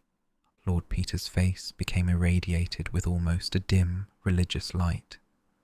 A mistake, he breathed. A mistake. A little one, but he can't afford it.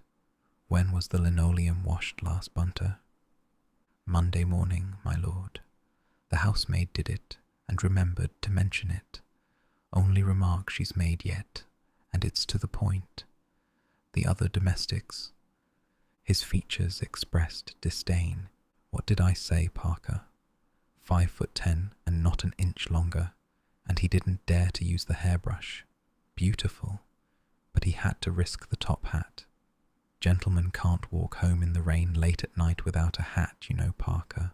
Look, what do you make of it? 2 sets of fingerprints on everything but the book and the brush, 2 sets of feet on the linoleum, and 2 kinds of hair in the hat.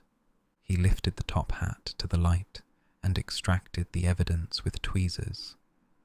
Think of it, Parker, to remember the hairbrush and forget the hat, to remember his fingers all the time, and to make that one careless step on the telltale linoleum. Here they are, you see, black hair and tan hair, black hair in the bowler and the Panama, and black and tan in last night's topper, and then, just to make certain that we're on the right track, just one little auburn hair on the pillow, on this pillow, Parker, which isn't quite in the right place. It almost brings tears to my eyes. Do you mean to say, said the detective slowly. I mean to say, said Lord Peter, that it was not Sir Reuben Levy whom the cook saw last night on the doorstep. I say that it was another man, perhaps a couple of inches shorter, who came here in Levy's clothes and let himself in with Levy's latchkey. Oh, he was a bold, cunning devil, Parker. He had on Levy's boots, and every stitch of Levy's clothing down to the skin. He had rubber gloves on his hands, which he never took off, and he did everything he could to make us think that Levy slept here last night. He took his chances, and won. He walked upstairs, he undressed, he even washed and cleaned his teeth, though he didn't use the hairbrush for fear of leaving red hairs in it. He had to guess what Levy did with boots and clothes. One guess was wrong and the other right, as it happened. The bed must look as if it had been slept in, so he gets in and lies there in his victim's very pyjamas. Then, in the morning sometime, probably in the deadest hour between 2 and 3, he gets up, dresses himself in his own clothes that he has brought with him in a bag, and creeps downstairs. If anybody wakes, he is lost, but he is a bold man, and he takes his chance. He knows that people do not wake as a rule, and they don't wake. He opens the street door which he left on the latch when he came in. He listens for the stray passer-by or the policeman on his beat. He slips out. He pulls the door quietly to with the latch key. He walks briskly away in rubber-soled shoes. He's the kind of criminal who isn't complete without rubber-soled shoes. In a few minutes he is at Hyde Park Corner. After that, he paused and added, he did all that, and unless he had nothing at stake, he had everything at stake. Either Sir Reuben Levy has been spirited away for some silly practical joke, or the man with the auburn hair has the guilt of murder upon his soul. Dear me, ejaculated the detective. You're very dramatic about it. Lord Peter passed his hand rather wearily over his hair. My true friend, he murmured, in a voice surcharged with emotion, you recall me to the nursery rhymes of my youth, the sacred duty of flippancy. There was an old man of Whitehaven who danced a quadrille with a raven, but they said, it's absurd to encourage that bird. So they smashed that old man of Whitehaven. That's the correct attitude, Parker. Here's a poor old buffer spirited away, such a joke. And I don't believe he'd hurt a fly himself. That makes it funnier. Do you know, Parker, I don't care frightfully about this case after all. Which, this or yours? Both. I say, Parker, shall we go quietly home and have lunch and go to the Colosseum? You can if you like, replied the detective, but you forget I do this for my bread and butter. And I haven't even that excuse, said Lord Peter. Well, what's the next move? What would you do in my case? I'd do some good hard grind, said Parker. I'd distrust every bit of work Sugg ever did, and I'd get the family history of every tenant of every flat in Queen Caroline mansions. I'd examine all their box rooms and roof traps, and I would inveigle them into conversations and suddenly bring in the words body and pince-nez and see if they wriggled like those modern what's-his-names. You would you? Said Lord Peter with a grin. Well, we've exchanged cases, you know, so just you toddle off and do it. I'm going to have a jolly time at Wyndham's. Parker made a grimace. Well, he said, I don't suppose you'd ever do it, so I'd better. You'll never become a professional till you learn to do a little work, Wimsey. How about lunch? I'm invited out, said Lord Peter magnificently. I'll run around and change at the club. Can't feed with Freddie Arbuthnot in these bags. Bunter. Yes, my lord. Pack up if you're ready, and come round and wash my face and hands for me at the club. Work here for another 2 hours, my lord. Can't do with less than 30 minutes exposure. The current's none too strong. You see how I'm bullied by my own man, Parker. Well, I must bear it, I suppose. Ta-ta. He whistled his way downstairs. The conscientious Mr. Parker, with a groan, settled down to a systematic search through Sir Reuben Levy's papers, with the assistance of a plate of ham sandwiches and a bottle of Bass. Lord Peter and the Honourable Freddie Arbuthnot, looking together like an advertisement for gents' trouserings, strolled into the dining room at Wyndham's. Haven't seen you for an age, said the Honourable Freddie. What have you been doing with yourself? Oh, fooling about, said Lord Peter languidly. Thick or clear, sir? Inquired the waiter of the Honourable Freddie. Which'll you have, Wimsey? Said that gentleman, transferring the burden of selection to his guest. They're both equally poisonous. Well, clear's less trouble to lick out of the spoon, said Lord Peter. Clear, said the Honourable Freddie. Consommé polonais, agreed the waiter. Very nice, sir. Conversation languished until the Honourable Freddie found a bone in the filleted sole and sent for the head waiter to explain its presence. When this matter had been adjusted, Lord Peter found energy to say, Sorry to hear about your governor, old man. Yes, poor old buffer, said the Honourable Freddie. They say he can't last long now. What? Oh, the Montrachet 2008. There's nothing fit to drink in this place, he added gloomily. After this deliberate insult to a noble vintage, there was a further pause, till Lord Peter said, How's change? Rotten, said the Honourable Freddie. He helped himself gloomily to salmis of game. Can I do anything? Asked Lord Peter. Oh, no, thanks. Very decent of you, but it'll pan out all right in time. This isn't a bad salmis, said Lord Peter. I've eaten worse, admitted his friend. What about those Argentines? Inquired Lord Peter. Here, waiter, there's a bit of cork in my glass. Cork? Cried the Honourable Freddie, with something approaching animation. You'll hear about this, waiter. It's an amazing thing a fellow who's paid to do the job can't manage to take a cork out of a bottle. What you say? Argentines? Gone all to hell. Old Levy bunking off like that's knocked the bottom out of the market. You don't say so, said Lord Peter. What do you suppose has happened to the old man? Cursed if I know, said the Honourable Freddie. Knocked on the head by the bears, I should think. Perhaps he's gone off on his own, suggested Lord Peter. Double life, you know. Giddy old blighters, some of these city men. Oh, no, said the Honourable Freddie, faintly roused. No, hang it all, Wimsey, I wouldn't care to say that. He's a decent old domestic bird, and his daughter's a charming girl. Besides, he's straight enough. He'd do you down fast enough, but he wouldn't let you down. Old Anderson is badly cut up about it. Who's Anderson?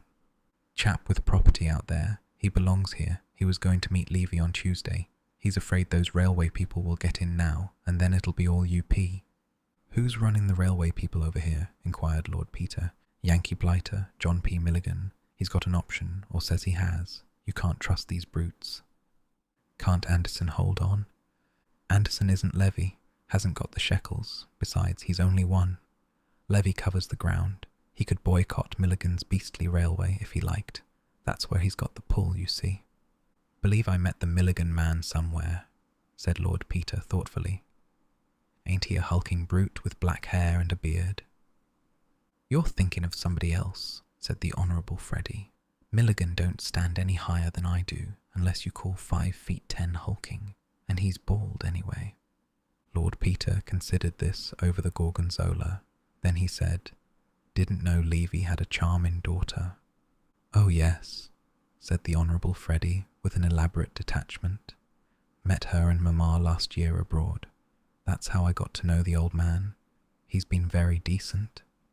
Let me into this Argentine business on the ground floor, don't you know?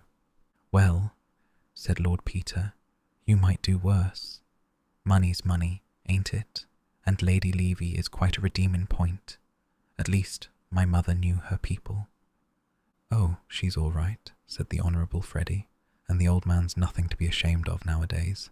He's self-made, of course, but he don't pretend to be anything else. No side.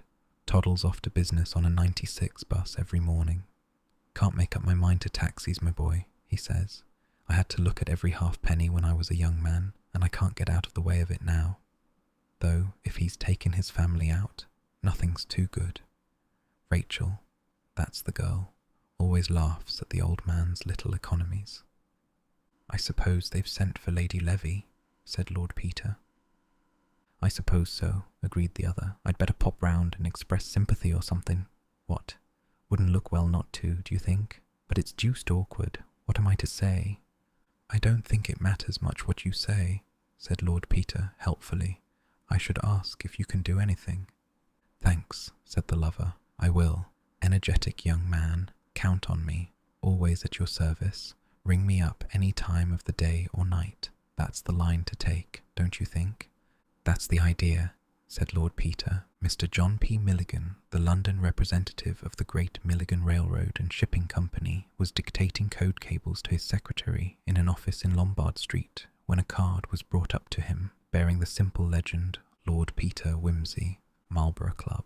Mr. Milligan was annoyed at the interruption, but, like many of his nation, if he had a weak point, it was the British aristocracy. He postponed for a few minutes the elimination from the map of a modest but promising farm and directed that the visitor should be shown up. Good afternoon, said that nobleman, ambling genially in. It's most uncommonly good of you to let me come round wasting your time like this. I'll try not to be too long about it, though I'm not awfully good at coming to the point. My brother never would let me stand for the county, you know. Said I wandered on so nobody'd know what I was talking about. Pleased to meet you, Lord Wimsey, said Mr. Milligan. Won't you take a seat? Thanks, said Lord Peter, but I'm not a peer, you know. That's my brother Denver. My name's Peter. It's a silly name, I always think, so old world and full of homely virtue and that sort of thing. But my godfathers and godmothers in my baptism are responsible for that, I suppose, officially, which is rather hard on them, you know, as they didn't actually choose it. But we always have a Peter, after the third Duke, who betrayed 5 kings somewhere about the Wars of the Roses, though come to think of it, it ain't anything to be proud of. Still, one has to make the best of it. Mr. Milligan, thus ingeniously placed at that disadvantage which attends ignorance, manoeuvred for position, and offered his interrupter a Corona. Thanks, awfully, said Lord Peter, though you really mustn't tempt me to stay here burbling all afternoon. By Jove, Mr. Milligan, if you offer people such comfortable chairs and cigars like these, I wonder they don't come and live in your office. He added mentally, I wish to goodness I could get those long-toed boots off you. How's a man to know the size of your feet, and a head like a potato? It's enough to make one swear." "Say now, Lord Peter," said Mr. Milligan, "can I do anything for you?" "Well, do you know," said Lord Peter, "I'm wondering if you would. It's damned cheek to ask you, but fact is, it's my mother, you know. Wonderful woman, but don't realize what it means. Demands on the time of a busy man like you. We don't understand hustle over here, you know, Mr. Milligan." "Now, don't you mention that," said Mr. Milligan. "I'd be surely charmed to do anything to oblige the Duchess." He felt a momentary qualm as to whether a duke's mother were also a duchess, but breathed more freely as Lord Peter went on. "Thanks, that's uncommonly good of you. Well now, it's like this. My mother, most energetic, self-sacrificing woman, don't you see, is thinking of getting up a sort of a charity bazaar down at Denver this winter, in aid of the church roof, you know. Very sad case, Mr. Milligan, fine old antique, early English windows and decorated angel roof, and all that, all tumbling to pieces, rain pouring in and so on. Vicar catching rheumatism at early service, owing to the draught blowing in over the altar. You know the sort of thing. They've got a man down starting on it, little beggar called Thips, lives with an aged mother in Battersea. Vulgar little beast, but quite good on angel roofs and things, I'm told." At this point, Lord Peter watched his interlocutor narrowly, but finding that this rigmarole produced in him no reaction more startling than polite interest tinged with faint bewilderment, he abandoned this line of investigation and proceeded. I beg your pardon. Frightfully, I'm afraid I'm being beastly long-winded. Fact is, my mother is getting up this bazaar, and she thought it'd be an awfully interesting sideshow to have some lectures, sort of little talks, you know, by eminent businessmen of all nations. How I did it, kind of touch, you know, a drop of oil with a kerosene king, cash conscience and cocoa and so on. It would interest people down there no end. You see, all my mother's friends will be there, and we've none of us any money. Not what you'd call money, I mean. I expect our incomes wouldn't pay your telephone calls, would they? But we like awfully to hear about the people who can make money. Gives us a sort of uplifted feeling, don't you know? Well, anyway, I mean, my mother'd be frightfully pleased and grateful to you, Mr. Milligan, if you'd come down and give us a few words as a representative American. It needn't take more than 10 minutes or so, you know, because the local people can't understand much beyond shooting and hunting, and my mother's crowd can't keep their minds on anything more than 10 minutes together. But we'd really appreciate it very much if you'd come and stay a day or two, and just give us a little breezy word on the almighty dollar." "Why, yes," said Mr. Milligan. "I'd like to, Lord Peter. It's kind of the Duchess to suggest it. It's a very sad thing when these fine old antiques begin to wear out. I'll come with great pleasure, and perhaps you'd be kind enough to accept a little donation to the Restoration Fund." This unexpected development nearly brought Lord Peter up all standing. To pump, by means of an ingenious lie, a hospitable gentleman whom you are inclined to suspect of a peculiarly malicious murder, and to accept from him in the course of the proceedings a large cheque for a charitable object, has something about it unpalatable to any but the hardened Secret Service agent. Lord Peter temporized. "That's awfully decent of you," he said. "I'm sure they'd be no end grateful. But you'd better not give it to me, you know. I might spend it, or lose it.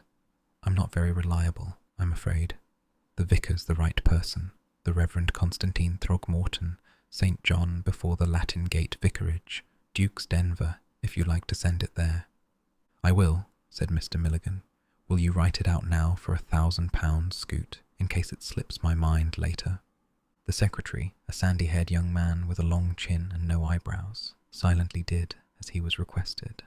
Lord Peter looked from the bald head of Mr. Milligan to the red head of the secretary, hardened his heart, and tried again.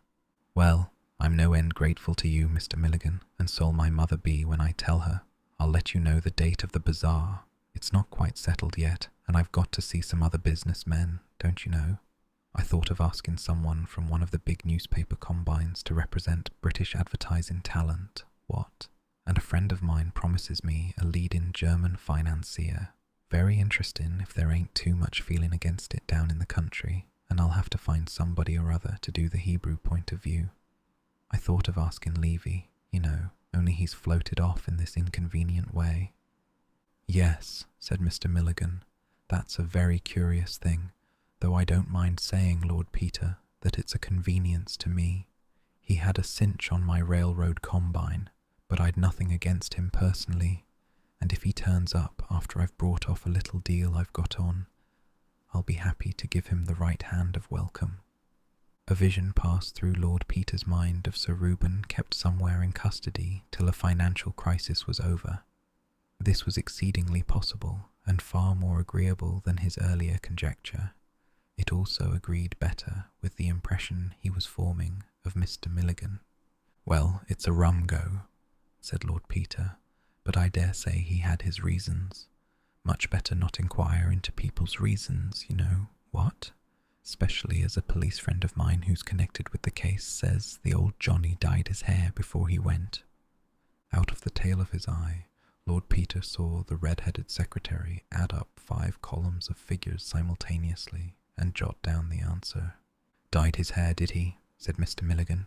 Dyed it red, said Lord Peter. The secretary looked up. Odd thing is, continued Wimsey, they can't lay hands on the bottle. Something fishy there, don't you think? What? The secretary's interest seemed to have evaporated. He inserted a fresh sheet into his loose-leaf ledger and carried forward a row of digits from the preceding page. I dare say there's nothing in it, said Lord Peter, rising to go. Well, it's uncommonly good of you to be bothered with me like this, Mr. Milligan. My mother'll be no end pleased. She'll write you about the date. I'm charmed, said Mr. Milligan. Very pleased to have met you. Mr. Scoot rose silently to open the door, uncoiling as he did so a portentous length of thin leg hitherto hidden by the desk. With a mental sigh, Lord Peter estimated him at 6'4". It's a pity I can't put Scoot's head on Milligan's shoulders, said Lord Peter, emerging into the swirl of the city. And what will my mother say? Chapter 5. Mr. Parker was a bachelor and occupied a Georgian but inconvenient flat at number 12, a Great Ormond Street, for which he paid £1 a week.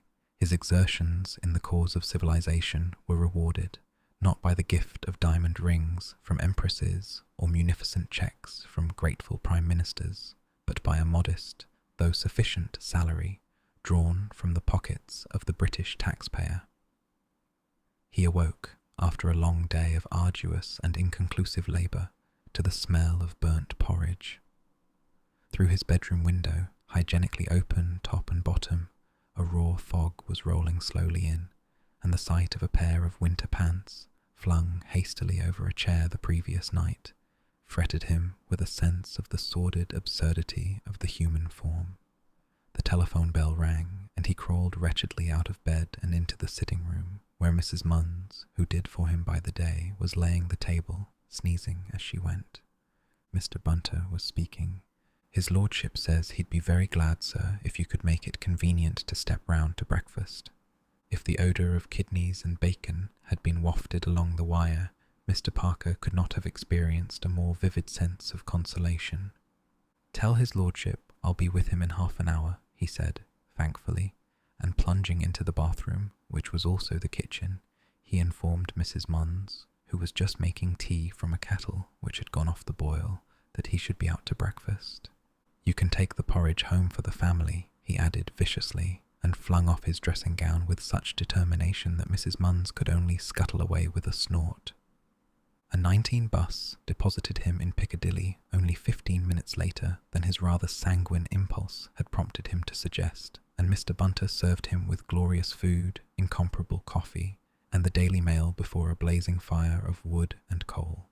A distant voice singing the Et iterum venturus est from Bach's Mass in B minor proclaimed that for the owner of the flat, cleanliness and godliness met at least once a day, and presently Lord Peter roamed in, moist and verbena-scented, in a bathrobe cheerfully patterned with unnaturally variegated peacocks. "Mornin', old dear," said that gentleman, Beast of a day, ain't it? Very good of you to trundle out in it. But I had a letter I wanted you to see, and I hadn't the energy to come round to your place, Bunter, and I've been making a night of it." "What's the letter?" asked Parker.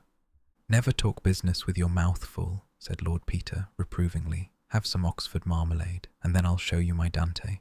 They brought it round last night. What ought I to read this morning, Bunter?" "Lord Erith's collection is going to be sold, my lord. There is a column about it in the Morning Post. I think your lordship should look at this review of Sir Julian Freke's new book on the physiological basis of the conscience in the Times Literary Supplement. Then there is a very singular little burglary in the Chronicle, my lord, and an attack on titled families in the Herald, rather ill-written, if I may say so, but not without unconscious humour, which your lordship will appreciate." "All right, give me that in the burglary," said his lordship. "I have looked over the other papers," pursued Mr. Bunter, indicating a formidable pile, "and marked your lordship's after-breakfast reading." "Oh, pray don't allude to it," said Lord Peter. "You take my appetite away." There was silence, but for the crunching of toast and the crackling of paper. "I see they adjourned the inquest," said Parker presently. "Nothing else to do," said Lord Peter, "but Lady Levy arrived last night, and will have to go and fail to identify the body this morning for Suggs' benefit." "Time too," said Mr. Parker shortly. Silence fell again. "I don't think much of your burglary, Bunter," said Lord Peter. "Competent, of course, but no imagination. I want imagination in a criminal. Where's the Morning Post?" After a further silence, Lord Peter said, "You might send for the catalogue, Bunter.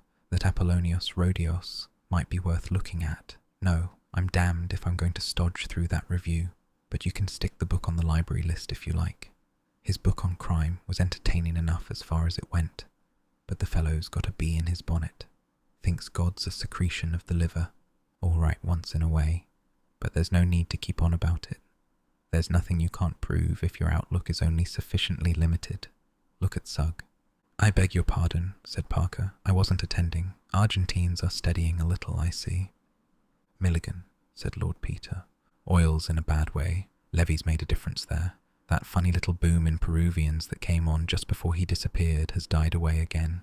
I wonder if he was concerned in it. Do you know at all?" "I'll find out," said Lord Peter. "What was it?" "Oh, an absolutely dud enterprise that hadn't been heard of for years.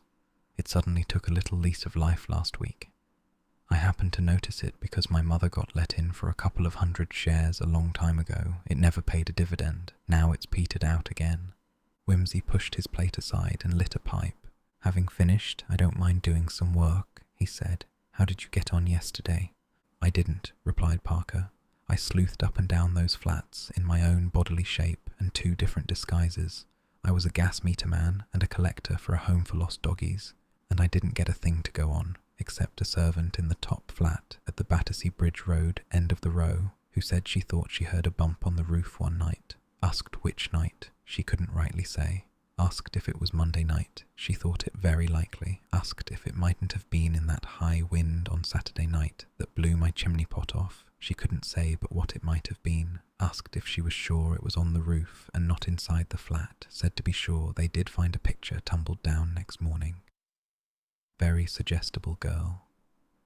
I saw your friends, Mr. and Mrs. Appledore, who received me coldly, but could make no definite complaint about Thipps, except that his mother dropped her H's and that he once called on them uninvited, armed with a pamphlet about anti-vivisection. The Indian colonel on the first floor was loud but unexpectedly friendly. He gave me Indian curry for supper and some very good whiskey, but he's a sort of hermit, and all he could tell me was that he couldn't stand Mrs. Appledore. Did you get nothing at the house? Only Levy's private diary.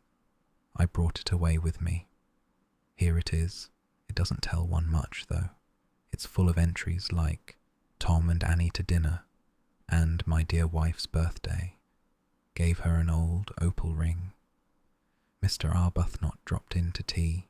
He wants to marry Rachel, but I should like someone steadier for my treasure. Still, I thought it would show who came to the house and so on. He evidently wrote it up at night. There's no entry for Monday. I expect it'll be useful, said Lord Peter, turning over the pages. Poor old buffer. I say, I'm not so certain now he was done away with. He detailed to Mr. Parker his day's work. Arbuthnot, said Parker. Is that the Arbuthnot of the diary? I suppose so. I hunted him up because I knew he was fond of fooling round the stock exchange. As for Milligan, he looks all right, but I believe he's pretty ruthless in business, and you never can tell. Then there's the red-haired secretary, lightning calculator man with a face like a fish, keeps on saying nothing. Got the tar baby in his family tree, I should think. Milligan's got a jolly good motive for, at any rate, suspending levy for a few days. Then there's the new man. What new man? Ah, that's the letter I mentioned to you. Where did I put it? Here we are. Good parchment paper, printed address of solicitor's office in Salisbury, and postmark to correspond. Very precisely written with a fine nib by an elderly businessman of old-fashioned habits. Parker took the letter and read, Crimplesham and Wicks, Solicitors, Milford Hill, Salisbury, 17th of November, 1920. Sir, with reference to your advertisement today in the personal column of the Times, I am disposed to believe that the eyeglasses and chain in question may be those I lost on the LB and SC Electric Railway while visiting London last Monday. I left Victoria by the 5:45 train and did not notice my loss till I arrived at Balham. This indication and the optician's specification of the glasses, which I enclose, should suffice at once as an identification and a guarantee of my bona fides. If the glasses should prove to be mine, I should be greatly obliged to you if you would kindly forward them to me by registered post, as the chain was a present from my daughter and is one of my dearest possessions. Thanking you in advance for this kindness, and regretting the trouble to which I shall be putting you, I am, yours very truly, thus, Crimplesham, Lord Peter Wimsey, 110, Piccadilly W, L. Dear me, said Parker, this is what you might call unexpected. Either it is some extraordinary misunderstanding, said Lord Peter, or Mr. Crimplesham is a very bold and cunning villain, or possibly, of course, they are the wrong glasses. We may as well get a ruling on that point at once. I suppose the glasses are at the Yard. I wish you'd just ring 'em up and ask 'em to send round an optician's description of them at once, and you might ask at the same time whether it's a very common prescription. Right you are, said Parker, and took the receiver off its hook. And now, said his friend when the message was delivered, just come into the library for a minute. On the library table, Lord Peter had spread out a series of bromide prints, some dry, some damp, and some but half-washed. These little ones are the originals of the photos we've been taking, said Lord Peter, and these big ones are enlargements all made to precisely the same scale. This one here is the footmark on the linoleum. We'll put that by itself at present. Now these fingerprints can be divided into 5 lots. I've numbered 'em on the prints, see, and made a list. A. The fingerprints of Levy himself, off his little bedside book and his hairbrush. This and this. You can't mistake the little scar on the thumb. B. The smudges made by the gloved fingers of the man who slept in Levy's room on Monday night. They show clearly on the water bottle and on the boots, superimposed on Levy's. They are very distinct on the boots, surprisingly so for gloved hands, and I deduce that the gloves were rubber ones and had recently been in water. Here's another interesting point. Levy walked in the rain on Monday night, as we know, and these dark marks are mud splashes. You see, they lie over Levy's fingerprints in every case. Now see, on this left boot we find the stranger's thumb mark over the mud on the leather above the heel. That's a funny place to find a thumb mark on a boot, isn't it? That is, if Levy took off his own boots, but it's the place where you'd expect to see it if somebody forcibly removed his boots for him. Again, most of the stranger's finger marks come over the mud marks, but here is one splash of mud which comes on top of them again, which makes me infer that the stranger came back to Park Lane wearing Levy's boots in a cab, carriage or car, but that at some point or other he walked a little way, just enough to tread in a puddle and get a splash on the boots. What do you say? Very pretty, said Parker. A bit intricate, though, and the marks are not all that I could wish a fingerprint to be. Well, I won't lay too much stress on it. but it fits in with our previous ideas. Now let's turn to C, the prints obligingly left by my own particular villain on the further edge of Thipps's bath, where you spotted them, and I ought to be scourged for not having spotted them. The left hand, you notice, the base of the palm and the fingers, but not the tips, looking as though he had steadied himself on the edge of the bath while leaning down to adjust something at the bottom, the pince-nez perhaps. Gloved, you see, but showing no ridge or seam of any kind. I say rubber, you say rubber, that's that. Now see here, D and E come off a visiting card of mine. There's this thing at the corner marked F, but that you can disregard. In the original document, it's a sticky mark left by the thumb of the youth who took it from me after first removing a piece of chewing gum from his teeth with his finger to tell me that Mr. Milligan might or might not be disengaged. D and E are the thumb marks of Mr. Milligan and his red-haired secretary. I'm not clear which is which, but I saw the youth with the chewing gum hand the card to the secretary, and when I got into the inner shrine, I saw John P. Milligan standing with it in his hand, so it's one or the other, and for the moment it's immaterial to our purpose, which is which. I boned the card from the table when I left. Well now, Parker, here's what's been keeping Bunter and me up till the small hours. I've measured and measured every way backwards and forwards till my head's spinning, and I've stared till I'm nearly blind, but I'm hanged if I can make my mind up. Question 1. Is C identical with B? Question 2. Is D or E identical with B? There's nothing to go on but the size and shape, of course, and the marks are so faint. What do you think? Parker shook his head doubtfully. I think E might almost be put out of the question, he said. It seems such an excessively long and narrow thumb, but I think there is a decided resemblance between the span of B on the water bottle and C on the bath, and I don't see any reason why D shouldn't be the same as B, only there's so little to judge from. Your untutored judgment and my measurements have brought us both to the same conclusion, if you can call it a conclusion, said Lord Peter bitterly. Another thing, said Parker. Why on earth should we try to connect B with C? The fact that you and I happen to be friends doesn't make it necessary to conclude that the two cases we happen to be interested in have any organic connection with one another. Why should they? The only person who thinks they have is Sugg, and he's nothing to go by. It would be different if there were any truth in the suggestion that the man in the bath was Levy, but we know for a certainty he wasn't. It's ridiculous to suppose that the same man was employed in committing two totally distinct crimes on the same night, one in Battersea and the other in Park Lane. I know, said Wimsey, though of course we mustn't forget that Levy was in Battersea at the time, and now we know he didn't return home at 12, as was supposed. We've no reason to think he ever left Battersea at all. True, but there are other places in Battersea besides Thipps's bathroom, and he wasn't in Thipps's bathroom. In fact, come to think of it, that's the one place in the universe where we know definitely that he wasn't. So what's Thipps's bath got to do with it? I don't know, said Lord Peter. Well, perhaps we shall get something better to go on today. He leaned back in his chair and smoked thoughtfully for some time over the papers which Bunter had marked for him. They've got you out in the limelight, he said. Thank heaven Sugg hates me too much to give me any publicity. What a dull agony column. Darling Pipsy, come back soon to your distracted Popsy, and the usual young man in need of financial assistance, and the usual injunction to remember thy Creator in the days of thy youth. Hullo, there's the bell. Oh, it's our answer from Scotland Yard. The note from Scotland Yard enclosed an optician's specification identical with that sent by Mr. Crimplesham, and added that it was an unusual one owing to the peculiar strength of the lenses and the marked difference between the sight of the two eyes. That's good enough, said Parker. Yes, said Wimsey.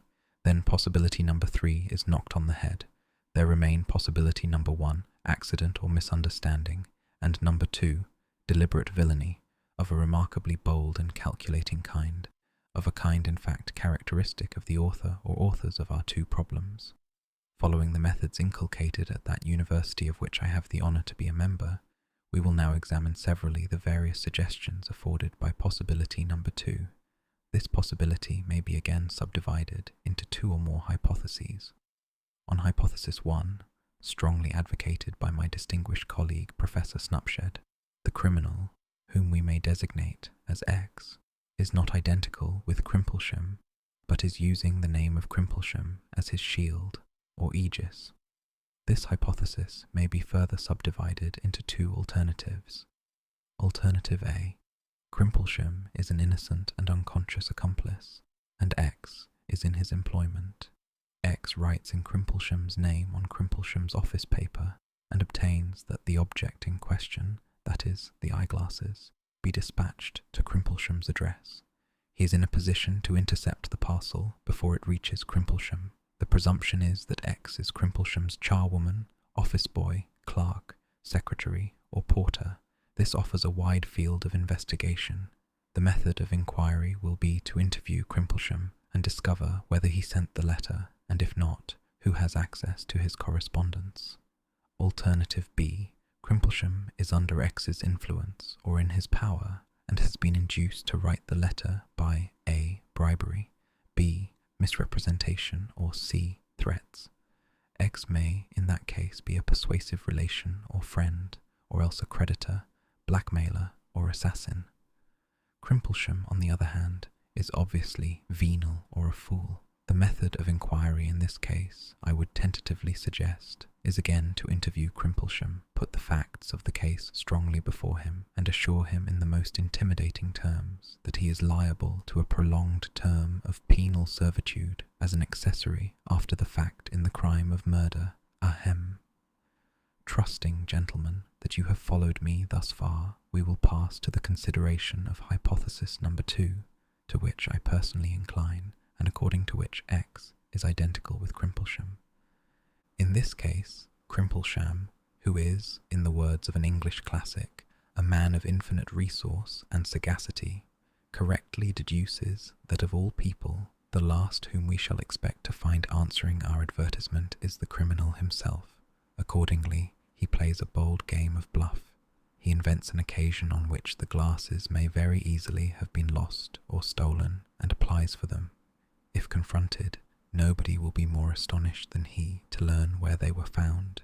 He will produce witnesses to prove that he left Victoria at 5:45 and emerged from the train at Balham at the scheduled time, and sat up all Monday night playing chess with a respectable gentleman well known in Balham. In this case, the method of inquiry will be to pump the respectable gentleman in Balham, and if he should happen to be a single gentleman with a deaf housekeeper, it may be no easy matter to impugn the alibi, since outside detective romances, few ticket collectors and bus conductors keep an exact remembrance of all the passengers passing between Balham and London on any and every evening of the week. Finally, gentlemen, I will frankly point out the weak point of all these hypotheses, namely, that none of them offers any explanation as to why the incriminating article was left so conspicuously on the body in the first instance. Mr. Parker had listened with commendable patience to this academic exposition. Might not X, he suggested, be an enemy of Crimplesham's, who designed to throw suspicion upon him? He might. In that case he should be easy to discover, since he obviously lives in close proximity to Crimplesham and his glasses, and Crimplesham, in fear of his life, will then be a valuable ally for the prosecution. How about the first possibility of all, misunderstanding or accident? Well, for purposes of discussion, nothing, because it really doesn't afford any data for discussion. In any case, said Parker, the obvious course appears to be to go to Salisbury. That seems indicated, said Lord Peter. Very well, said the detective. Is it to be you, or me, or both of us? It is to be me, said Lord Peter, and that for 2 reasons. First, because if, by possibility number 2, hypothesis 1, alternative A, Crimplesham is an innocent catspaw, the person who put in the advertisement is the proper person to hand over the property. Secondly, because if we are to adopt hypothesis 2, we must not overlook the sinister possibility that Crimplesham X is laying a careful trap to rid himself of the person who so unwarily advertised in the daily press his interest in the solution of the Battersea Park mystery. That appears to me to be an argument for our both going, objected the detective. Far from it, said Lord Peter. Why play into the hands of Crimplesham X by delivering over to him the only two men in London with the evidence, such as it is, and shall I say the wits, to connect him with the Battersea body? But if we told the Yard where we were going, and we both got nobbled, said Mr. Parker, it would afford strong presumptive evidence of Crimplesham's guilt, and anyhow, if he didn't get hanged for murdering the man in the bath, he'd at least get hanged for murdering us. Well, said Lord Peter, if he only murdered me, you could still hang him. What's the good of wasting a sound, marriageable young male like yourself? Besides, how about old Levy? If you're incapacitated, do you think anybody else is going to find him? But we could frighten Crimplesham by threatening him with the Yard. Well, dash it all, if it comes to that, I can frighten him by threatening him with you, which, seeing you hold what evidence there is much more to the point. And then, suppose it's a wild goose chase after all. You'll have wasted time when you might have been getting on with the case. There are several things that need doing.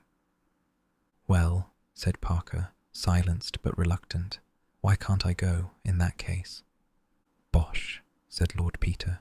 I am retained by old Mrs. Thipps, for whom I entertain the greatest respect, to deal with this case, and it's only by courtesy I allow you to have anything to do with it. Mr. Parker groaned.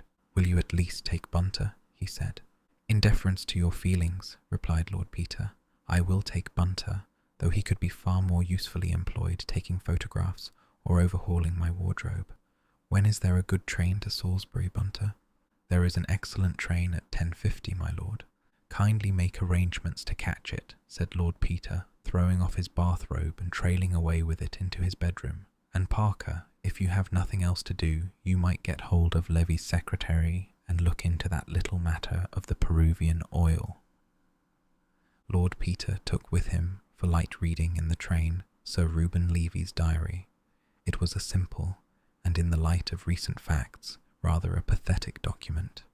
The terrible fighter of the Stock Exchange, who could with one nod set the surly bear dancing, or bring the savage bull to feed out of his hand, whose breath devastated whole districts with famine or swept financial potentates from their seats, was revealed in private life as kindly, domestic, innocently proud of himself and his belongings, confiding, generous, and a little dull. His own small economies were duly chronicled side by side with extravagant presents to his wife and daughter. Small incidents of household routine appeared, such as man came to mend the conservatory roof, or the new butler, Simpson, has arrived, recommended by the Goldbergs. I think he will be satisfactory.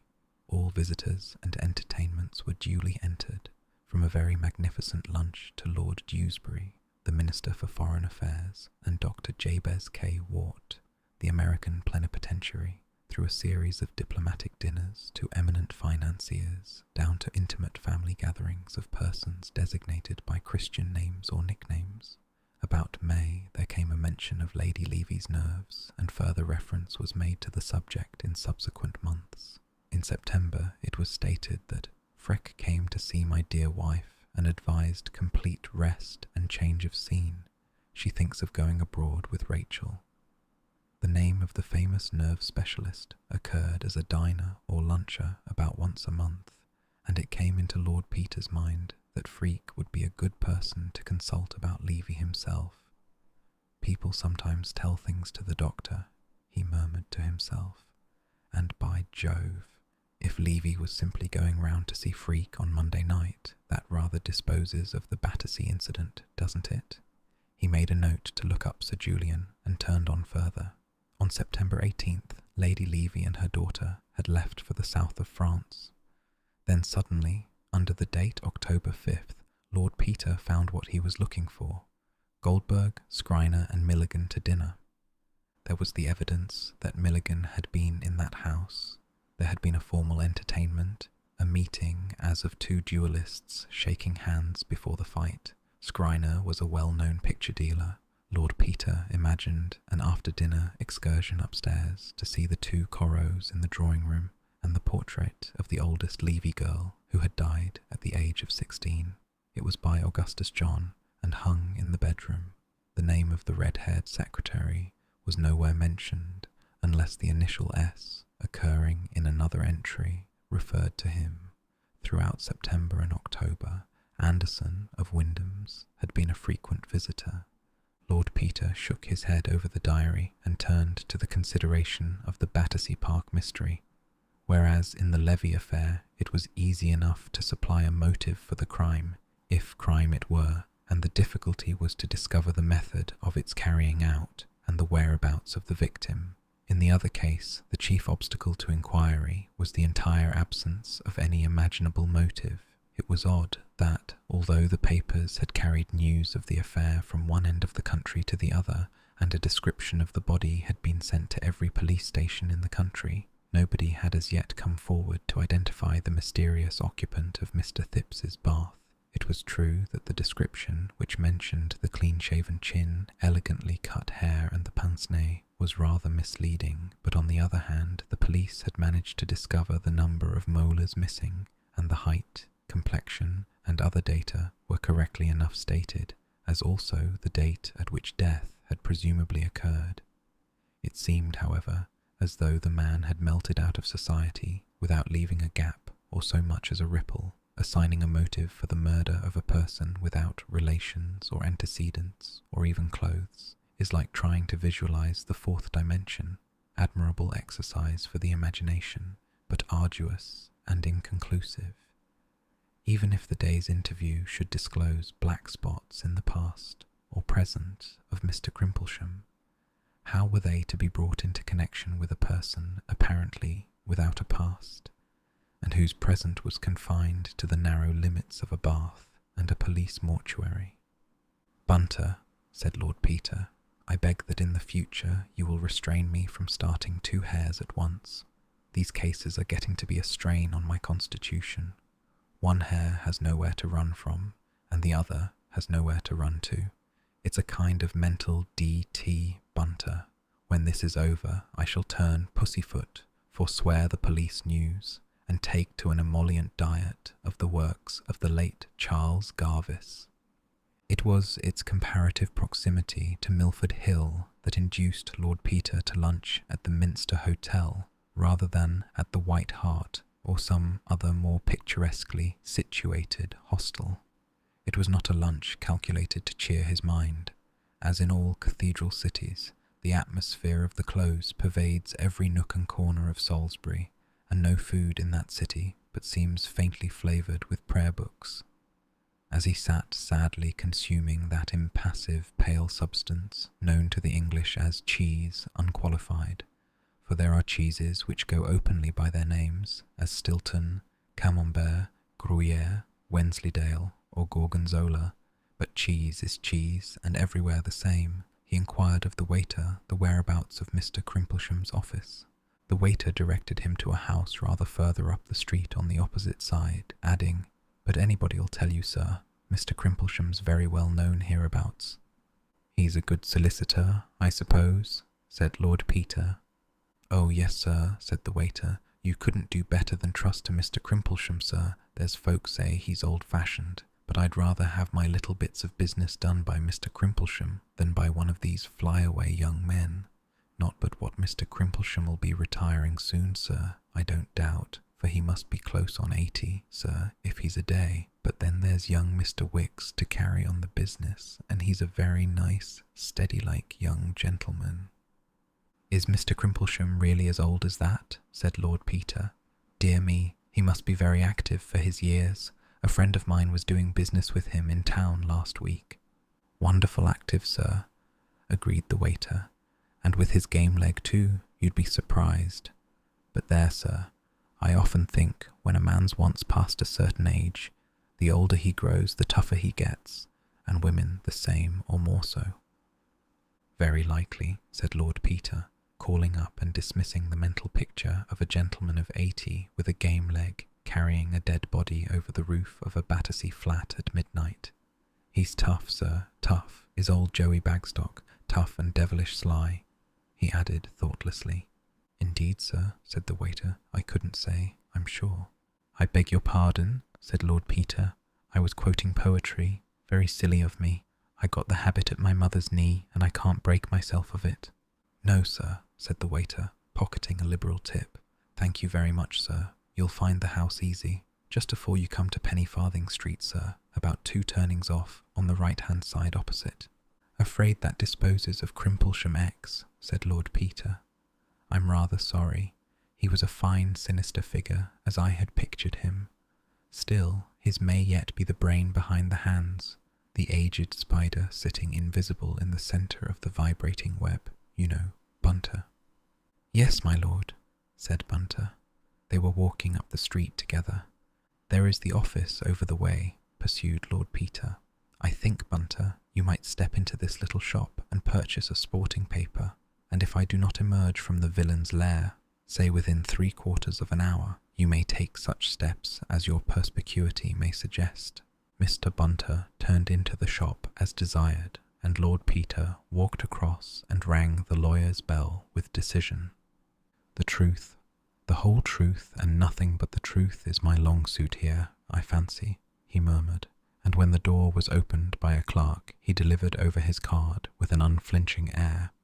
He was ushered immediately into a confidential-looking office, obviously furnished in the early years of Queen Victoria's reign, and never altered since. A lean, frail-looking old gentleman rose briskly from his chair as he entered, and limped forward to meet him. "My dear sir," exclaimed the lawyer, "how extremely good of you to come in person. Indeed, I am ashamed to have given you so much trouble. I trust you were passing this way, and that my glasses have not put you to any great inconvenience. Pray take a seat, Lord Peter." He peered gratefully at the young man over a pince-nez, obviously the fellow of that now adorning a dossier in Scotland Yard. Lord Peter sat down. The lawyer sat down. Lord Peter picked up a glass paperweight from the desk and weighed it thoughtfully in his hand. Subconsciously, he noted what an admirable set of fingerprints he was leaving upon it. He replaced it with precision on the exact centre of a pile of letters. "It's quite all right," said Lord Peter.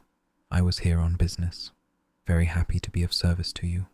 Very awkward to lose one's glasses, Mr. Crimplesham." "Yes," said the lawyer. "I assure you I feel quite lost without them. I have this pair, but they do not fit my nose so well. Besides, that chain has a great sentimental value for me. I was terribly distressed on arriving at Balham to find that I had lost them. I made inquiries of the railway, but to no purpose. I feared they had been stolen. There were such crowds at Victoria, and the carriage was packed with people all the way to Balham. Did you come across them in the train?" "Well, no," said Lord Peter. "I found them in rather an unexpected place. Do you mind telling me if you recognised any of your fellow travellers on that occasion?" The lawyer stared at him. "Not a soul," he answered. "Why do you ask?" "Well," said Lord Peter, "I thought perhaps the person with whom I found them might have taken them for a joke." The lawyer looked puzzled. "Did the person claim to be an acquaintance of mine?" he inquired. "I know practically nobody in London, except the friend with whom I was staying in Balham, Dr. Philpotts, and I should be very greatly surprised at his practising a jest upon me. He knew very well how distressed I was at the loss of the glasses. My business was to attend a meeting of shareholders in Medlicott's bank, but the other gentlemen present were all personally unknown to me, and I cannot think that any of them would take so great a liberty. In any case," he added, "as the glasses are here, I will not inquire too closely into the manner of their restoration. I am deeply obliged to you for your trouble." Lord Peter hesitated. "Pray forgive my seeming inquisitiveness," he said, "but I must ask you another question. It sounds rather melodramatic, I'm afraid, but it's this. Are you aware that you have any enemy, anyone, I mean, who would profit by your, decease or disgrace?" Mr. Crimplesham sat frozen into stony surprise and disapproval. "May I ask the meaning of this extraordinary question, he inquired stiffly. Well, said Lord Peter, the circumstances are a little unusual. You may recollect that my advertisement was addressed to the jeweller who sold the chain. That surprised me at the time, said Mr. Crimplesham, but I begin to think your advertisement and your behaviour are all of a piece. They are, said Lord Peter. As a matter of fact, I did not expect the owner of the glasses to answer my advertisement. Mr. Crimplesham, you have no doubt read what the papers have to say about the Battersea Park mystery. Your glasses are the pair that was found on the body, and they are now in the possession of the police at Scotland Yard, as you may see by this. He placed the specification of the glasses and the official note before Crimplesham. Good God! Exclaimed the lawyer. He glanced at the paper and then looked narrowly at Lord Peter. Are you yourself connected with the police? He inquired. Not officially, said Lord Peter. I am investigating the matter privately, in the interests of one of the parties. Mr. Crimplesham rose to his feet. My good man, he said, this is a very impudent attempt, but blackmail is an indictable offence, and I advise you to leave my office before you commit yourself. He rang the bell. I was afraid you'd take it like that, said Lord Peter. It looks as though this ought to have been my friend Detective Parker's job, after all. He laid Parker's card on the table beside the specification and added, If you should wish to see me again, Mr. Crimplesham, before tomorrow morning, you will find me at the Minster Hotel. Mr. Crimplesham disdained to reply further than to direct the clerk who entered to show this person out. In the entrance, Lord Peter brushed against a tall young man who was just coming in, and who stared at him with surprised recognition. His face, however, aroused no memories in Lord Peter's mind, and that baffled nobleman, calling out Bunter from the newspaper shop, departed to his hotel to get a trunk call through to Parker. Meanwhile, in the office, the meditations of the indignant Mr. Crimplesham were interrupted by the entrance of his junior partner. I say, said the latter gentleman, has somebody done something really wicked at last? Whatever brings such a distinguished amateur of crime on our sober doorstep? I have been the victim of a vulgar attempt at blackmail, said the lawyer, an individual passing himself off as Lord Peter Wimsey. But that is Lord Peter Wimsey, said Mr. Wicks. There's no mistaking him. I saw him give evidence in the Attenbury Emerald case. He's a big little pot in his way, you know, and goes fishing with the head of Scotland Yard. Oh dear, said Mr. Crimplesham. Fate arranged that the nerves of Mr. Crimplesham should be tried that afternoon. When, escorted by Mr. Wicks, he arrived at the Minster Hotel, he was informed by the porter that Lord Peter Wimsey had strolled out, mentioning that he thought of attending evensong. But his man is here, sir, he added, if you'd like to leave a message. Mr. Wicks thought that on the whole it would be well to leave a message. Mr. Bunter, on inquiry, was found to be sitting by the telephone, waiting for a trunk call. As Mr. Wicks addressed him, the bell rang and Mr. Bunter, politely excusing himself, took down the receiver. Hello, he said. Is that Mr. Parker? Oh, thanks. Exchange. Sorry, can you put me through to Scotland Yard? Excuse me, gentlemen, keeping you waiting. Exchange. All right. Scotland Yard. Hello. Is that Scotland Yard? Is Detective Parker round there? Can I speak to him? I shall have done in a moment, gentlemen. Hello. Is that you, Mr. Parker? Lord Peter would be much obliged if you could find it convenient to step down to Salisbury, sir. Oh no, sir. He's in excellent health, sir. Just stepped round to hear evensong, sir. Oh no. I think tomorrow morning would do excellently, sir. Thank you, sir. Apollonius Rhodios, Lorenzo Bodi Alopa, Firenze, 1496. Quarto. The excitement attendant on the solution of the Battersea mystery did not prevent Lord Peter from securing this rare work before his departure for Corsica. Chapter 6. It was, in fact, inconvenient for Mr. Parker to leave London. He had had to go and see Lady Levy towards the end of the morning, and subsequently his plans for the day had been thrown out of gear and his movements delayed by the discovery that the adjourned inquest of Mr. Thipps's unknown visitor was to be held that afternoon, since nothing very definite seemed forthcoming from Inspector Suggs' inquiries. Jury and witnesses had been convened accordingly for 3 o'clock. Mr. Parker might altogether have missed the event had he not run against Sugg that morning at the yard and extracted the information from him as one would a reluctant tooth. Inspector Sugg indeed considered Mr. Parker rather interfering. Moreover, he was hand in glove with Lord Peter Wimsey, and Inspector Sugg had no words for the interferingness of Lord Peter. He could not, however, when directly questioned, deny that there was to be an inquest that afternoon, nor could he prevent Mr. Parker from enjoying the inalienable right of any interested British citizen to be present. At a little before 3, therefore, Mr. Parker was in his place, and amusing himself with watching the efforts of those persons who arrived after the room was packed to insinuate, bribe, or bully themselves into a position of vantage. The coroner, a medical man of precise habits and unimaginative aspect, arrived punctually, and looking peevishly round at the crowded assembly, directed all the windows to be opened, thus letting in a stream of drizzling fog upon the heads of the unfortunates on that side of the room. This caused a commotion and some expressions of disapproval, checked sternly by the coroner, who said that, with the influenza about again, an unventilated room was a death trap, that anybody who chose to object to open windows had the obvious remedy of leaving the court, and further, that if any disturbance was made, he would clear the court. He then took a formamint lozenge and proceeded, after the usual preliminaries, to call up 14 good and lawful persons and swear them diligently to inquire and a true presentment make of all matters touching the death of the gentleman with the pince-nez, and to give a true verdict according to the evidence, so help them God, when an expostulation by a woman juror, an elderly lady in spectacles who kept a sweet shop and appeared to wish she was back there, had been summarily quashed by the coroner, the jury departed to view the body.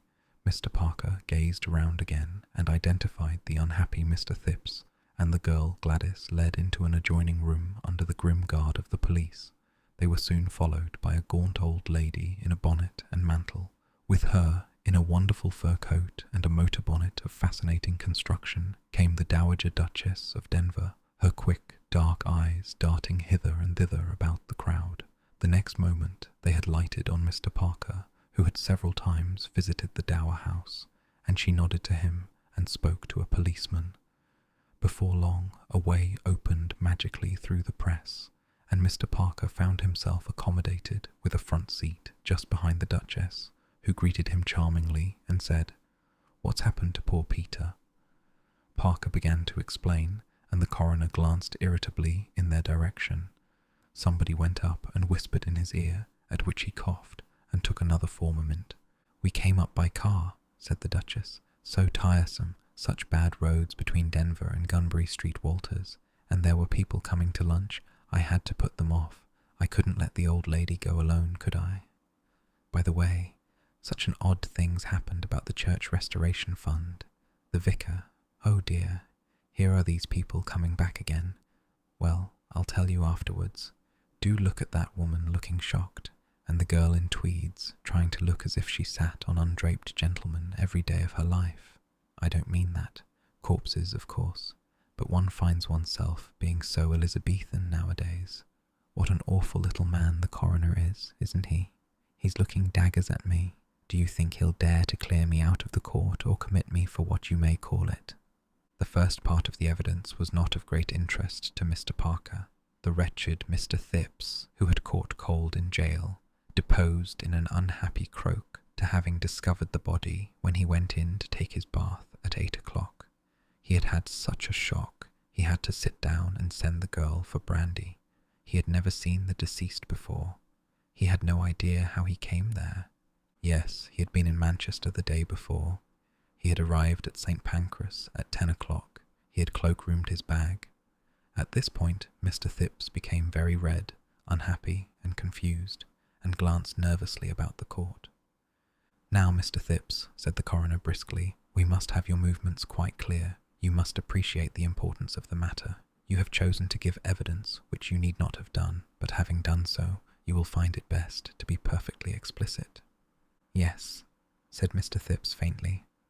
"Have you cautioned this witness, officer?" inquired the coroner, turning sharply to Inspector Sugg.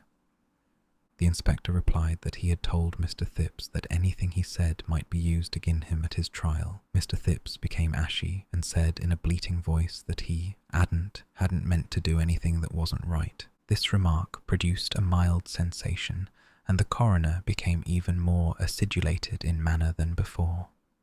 "Is anybody representing Mr. Phipps?" he asked irritably. "No. Did you not explain to him that he ought to be represented? You did not?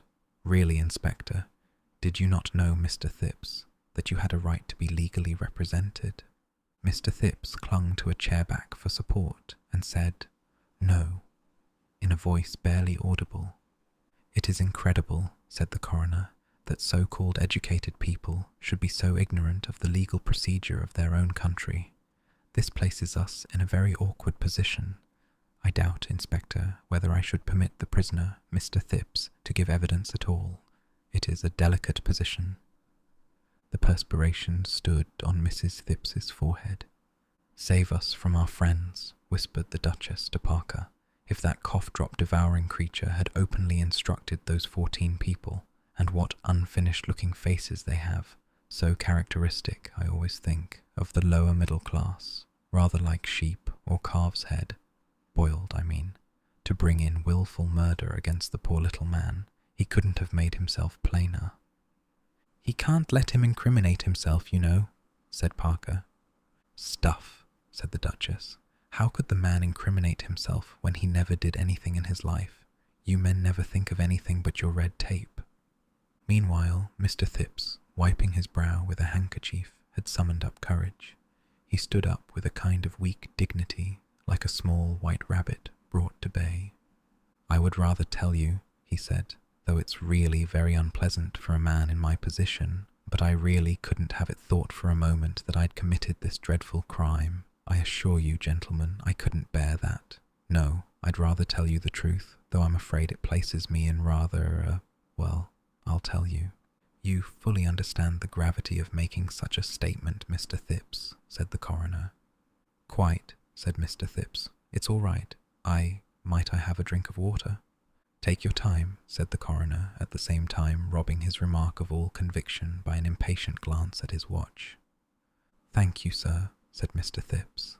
"Well then, it's true I got to St. Pancras at 10, but there was a man in the carriage with me. He'd got in at Leicester. I didn't recognize him at first, but he turned out to be an old schoolfellow of mine."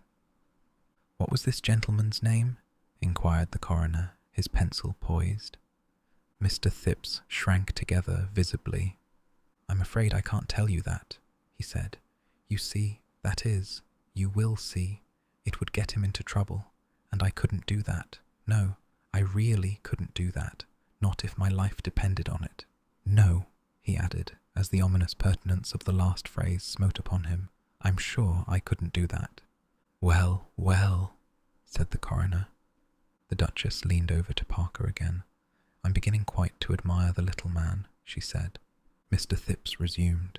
"When we got to St. Pancras I was going home, but my friend said no, we hadn't met for a long time, and we ought to make a night of it, was his expression. I fear I was weak, and let him over-persuade me to accompany him to one of his haunts.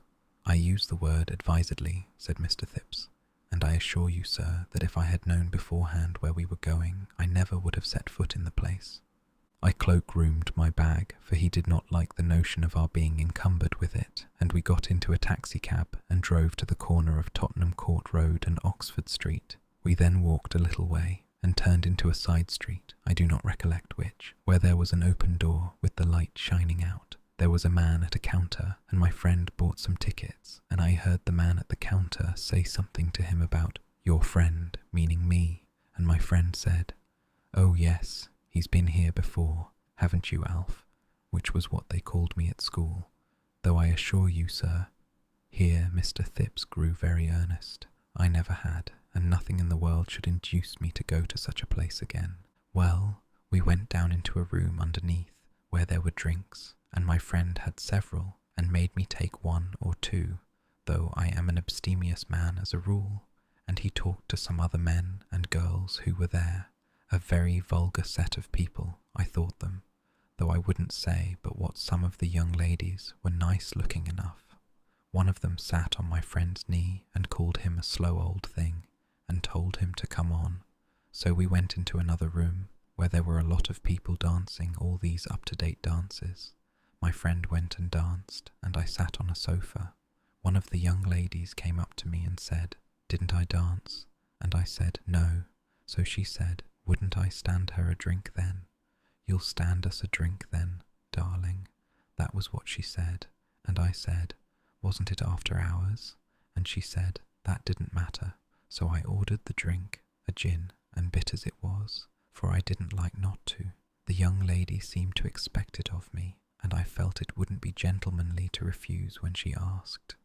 But it went against my conscience, such a young girl as she was, and she put her arm round my neck afterwards and kissed me, just like as if she was paying for the drink, and it really went to my heart, said Mr. Thipps, a little ambiguously, but with uncommon emphasis. Here somebody at the back said, "Cheer-o," and a sound was heard as of the noisy smacking of lips. "Remove the person who made that improper noise," said the coroner, with great indignation. "Go on, please, Mr. Thipps." "Well," said Mr. Thipps, "about 12:30, as I should reckon, things began to get a bit lively, and I was looking for my friend to say good night, not wishing to stay longer, as you will understand, when I saw him with one of the young ladies, and they seemed to be getting on altogether too well, if you follow me, my friend pulling the ribbons off her shoulder and the young lady laughing, and so on," said Mr. Thipps hurriedly. "So I thought I'd just slip quietly out, when I heard a scuffle and a shout, and before I knew what was happening there were 6 policemen in, and the lights went out, and everybody stampeding and shouting. Quite horrid it was. I was knocked down in the rush and hit my head a nasty knock on a chair. That was where I got that bruise they asked me about, and I was dreadfully afraid I'd never get away, and it would all come out, and perhaps my photograph in the papers, when someone caught hold of me. I think it was the young lady I'd given the gin and bitters to, and she said, 'This way,' and pushed me along a passage and out at the back somewhere. So I ran through some streets and found myself in Good Street, and there I got a taxi and came home. I saw the account of the raid afterwards in the papers and saw my friend had escaped, and so, as it wasn't the sort of thing I wanted made public, and I didn't want to get him into difficulties, I just said nothing. But that's the truth." "Well, Mr. Thipps," said the coroner, "we shall be able to substantiate a certain amount of this story. Your friend's name?" "No," said Mr. Thipps stoutly, "not on any account." "Very good," said the coroner. "Now, can you tell us what time you did get in?" "About 1:30, I should think, though really I was so upset." "Quite so. Did you go straight to bed?" "Yes, I took my sandwich and glass of milk first. I thought it might settle my inside, so to speak," added the witness apologetically, "not being accustomed to alcohol so late at night and on an empty stomach, as you may say." "Quite so. Nobody sat up for you?" "Nobody." "How long did you take getting to bed first and last?" Mr. Thipps thought it might have been half an hour. "Did you visit the bathroom before turning in?" "No." "And you heard nothing in the night?" "No. I fell fast asleep. I was rather agitated, so I took a little dose to make me sleep, and what with being so tired and the milk and the dose, I just tumbled right off and didn't wake till Gladys called me." Further questioning elicited little from Mr. Thipps. Yes, the bathroom window had been open when he went in the morning, he was sure of that, and he had spoken very sharply to the girl about it. He was ready to answer any questions. He would be only too happy to have this dreadful affair sifted to the bottom. Gladys Horrocks stated that she had been in Mr. Thipps's employment about 3 months. Her previous employers would speak to her character.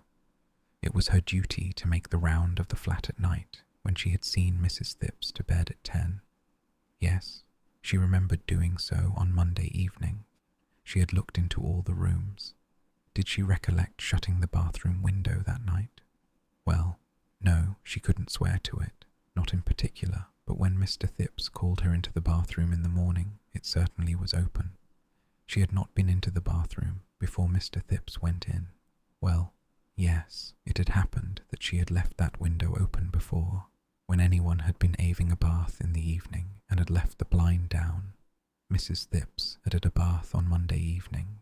Mondays was one of her regular bath nights. She was very much afraid she hadn't shut the window on Monday night, though she wished her head had been cut off afore she'd been so forgetful. Here the witness burst into tears and was given some water, while the coroner refreshed himself with a third lozenge. Recovering, witness stated that she had certainly looked into all the rooms before going to bed. No, it was quite impossible for a body to be hidden in the flat without her seeing of it. She'd been in the kitchen all evening, and there wasn't hardly room to keep the best dinner service there, let alone a body. Old Mrs. Thipps sat in the drawing room. Yes, she was sure she'd been into the dining room. How? Because she put Mr. Thipps's milk and sandwiches there ready for him. There had been nothing in there that she could swear to, nor yet in her own bedroom, nor in the hall. Had she searched the bedroom cupboard and the box room?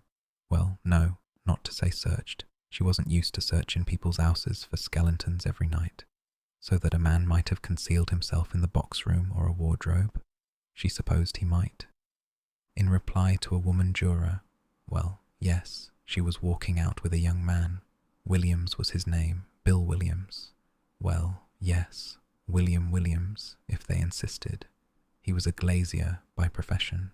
Well, yes, he'd been in the flat sometimes. Well, she supposed you might say he was acquainted with the flat. Had she ever? No, she hadn't, and if she'd thought such a question was going to be put to a respectable girl, she wouldn't have offered to give evidence. The vicar of St. Mary's would speak to her character and to Mr. Williams's. Last time Mr. Williams was at the flat was a fortnight ago. Well, no, it wasn't exactly the last time she'd seen Mr. Williams. Well, yes, the last time was Monday. Well, yes, Monday night. Well, if she must tell the truth, she must. Yes, the officer had cautioned her, but there wasn't any harm in it, and it was better to lose her place than to be hung, though it was a cruel shame a girl couldn't have a bit of fun without a nasty corpse coming in through the window to get her into difficulties. After she'd put Mrs. Thipps to bed, she'd slipped out to go to the plumbers and glazier's ball at the Black-Faced Ram. Mr. Williams had met her and brought her back. He could testify to where she'd been and that there wasn't no harm in it. She'd left before the end of the ball. It might have been 2 o'clock when she got back. She'd got the keys of the flat from Mrs. Thipps's drawer when Mrs. Thipps wasn't looking. She'd asked leave to go, but couldn't get it, along of Mr. Thipps being away that night. She was bitterly sorry she'd behaved so, and she was sure she'd been punished for it. She had heard nothing suspicious when she came in. She had gone straight to bed without looking round the flat. She wished she were dead. No, Mr. and Mrs. Thipps didn't hardly ever have any visitors. They kept themselves very retired. She had found the outside door bolted that morning as usual. She wouldn't never believe any harm of Mr. Thipps. "Thank you, Miss Horrocks. Call Georgiana Thipps," and the coroner thought we had better light the gas. The examination of Mrs. Thipps provided more entertainment than enlightenment, affording as it did an excellent example of the game called cross questions and crooked answers. After 15 minutes' suffering, both in voice and temper, the coroner abandoned the struggle, leaving the lady with the last word. "You needn't try to bully me, young man," said that octogenarian with spirit, "setting there spoiling your stomach with them nasty jujubes." At this point, a young man arose in court and demanded to give evidence. Having explained that he was William Williams, glazier, he was sworn and corroborated the evidence of Gladys Horrocks in the matter of her presence at the Black-Faced Ram on the Monday night. They had returned to the flat rather before 2, he thought, but certainly later than 1:30. He was sorry that he had persuaded Miss Horrocks to come out with him when she didn't ought. He had observed nothing of a suspicious nature in Prince of Wales Road at either visit. Inspector Sugg gave evidence of having been called in at about 8:30 on Monday morning. He had considered the girl's manner to be suspicious and had arrested her, On later information leading him to suspect that the deceased might have been murdered that night, he had arrested Mr. Thipps. He had found no trace of breaking into the flat. There were marks on the bathroom windowsill which pointed to somebody having got in that way. There were no ladder marks or footmarks in the yard. The yard was paved with asphalt. He had examined the roof, but found nothing on the roof. In his opinion, the body had been brought into the flat previously and concealed till the evening by someone who had then gone out during the night by the bathroom window with the connivance of the girl. In that case, why should not the girl have let the person out by the door? Well, it might have been so. Had he found traces of a body, or a man, or both, having been hidden in the flat? He found nothing to show that they might not have been so concealed. What was the evidence that led him to suppose that the death had occurred that night? At this point, Inspector Sugg appeared uneasy and endeavoured to retire upon his professional dignity. On being pressed, however, he admitted that the evidence in question had come to nothing. One of the jurors: was it the case that any finger marks had been left by the criminal? Some marks had been found on the bath, but the criminal had worn gloves. The coroner: do you draw any conclusion from this fact as to the experience of the criminal? Inspector Sugg: looks as if he was an old hand, sir. The juror: is that very consistent with the charge against Alfred Thipps, Inspector? The inspector was silent. The coroner: in the light of the evidence which you have just heard, do you still press the charge against Alfred Thipps and Gladys Horrocks? Inspector Sugg: I consider the whole set-out highly suspicious. Thipps's story isn't corroborated, and as for the girl Horrocks, how do we know? This Williams ain't in it as well. William Williams: now you drop that. I can bring 100 witnesses. The coroner: silence, if you please. I am surprised, Inspector, that you should make this suggestion in that manner. It is highly improper. By the way, can you tell us whether a police raid was actually carried out on the Monday night on any nightclub in the neighbourhood of St. Giles's Circus? Inspector Sugg, sulkily: I believe there was something of the sort. The coroner: you will no doubt inquire into the matter. I seem to recollect having seen some mention of it in the newspapers. Thank you, Inspector, that will do.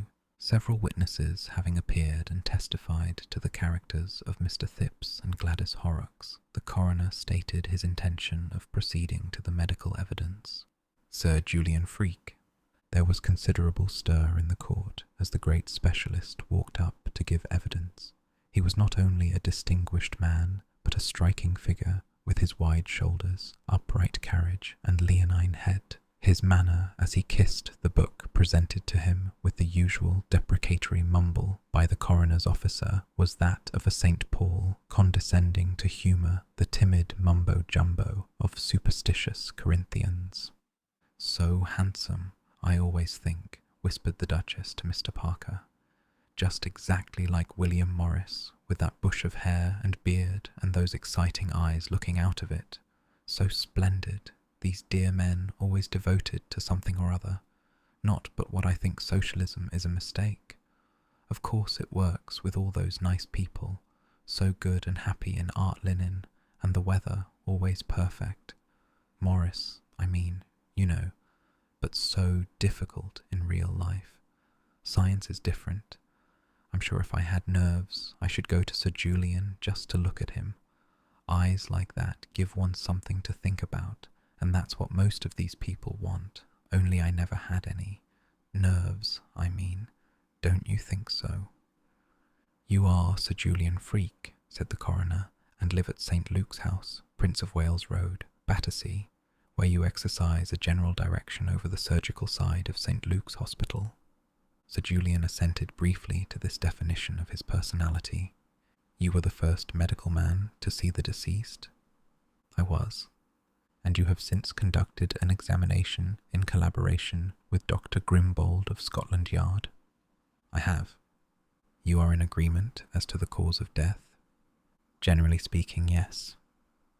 Will you communicate your impressions to the jury? I was engaged in research work in the dissecting room at St. Luke's Hospital at about 9 o'clock on Monday morning, when I was informed that Inspector Sugg wished to see me. He told me that the dead body of a man had been discovered under mysterious circumstances at 59 Queen Caroline Mansions. He asked me whether it could be supposed to be a joke perpetrated by any of the medical students at the hospital. I was able to assure him by an examination of the hospital's books that there was no subject missing from the dissecting room. Who would be in charge of such bodies? William Watts, the dissecting room attendant. Is William Watts present? Inquired the coroner of the officer. William Watts was present, and could be called if the coroner thought it necessary. I suppose no dead body would be delivered to the hospital without your knowledge, Sir Julian? Certainly not. Thank you. Will you proceed with your statement? Inspector Sugg then asked me whether I would send a medical man round to view the body. I said that I would go myself. Why did you do that? I confess to my share of ordinary human curiosity, Mr. Coroner. Laughter from a medical student at the back of the room. On arriving at the flat, I found the deceased lying on his back in the bath. I examined him and came to the conclusion that death had been caused by a blow on the back of the neck, dislocating the 4th and 5th cervical vertebrae, bruising the spinal cord, and producing internal hemorrhage and partial paralysis of the brain. I judged the deceased to have been dead at least 12 hours, possibly more. I observed no other sign of violence of any kind upon the body. Deceased was a strong, well-nourished man of about 50 to 55 years of age. In your opinion, could the blow have been self-inflicted? Certainly not. It had been made with a heavy, blunt instrument from behind, with great force and considerable judgment. It is quite impossible that it was self-inflicted. Could it have been the result of an accident? That is possible, of course.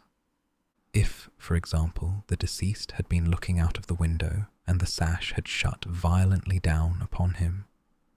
No, in that case there would have been signs of strangulation and a bruise upon the throat as well. But deceased might have been killed through a heavy weight accidentally falling upon him. He might. Was death instantaneous, in your opinion? It is difficult to say. Such a blow might very well cause death instantaneously, or the patient might linger in a partially paralyzed condition for some time. In the present case, I should be disposed to think that deceased might have lingered for some hours. I base my decision upon the condition of the brain revealed at the autopsy. I may say, however, that Dr. Grimbold and I are not in complete agreement on the point. I understand that a suggestion has been made as to the identification of the deceased. You are not in a position to identify him. Certainly not. I never saw him before. The suggestion to which you refer is a preposterous one and ought never to have been made. I was not aware until this morning that it had been made.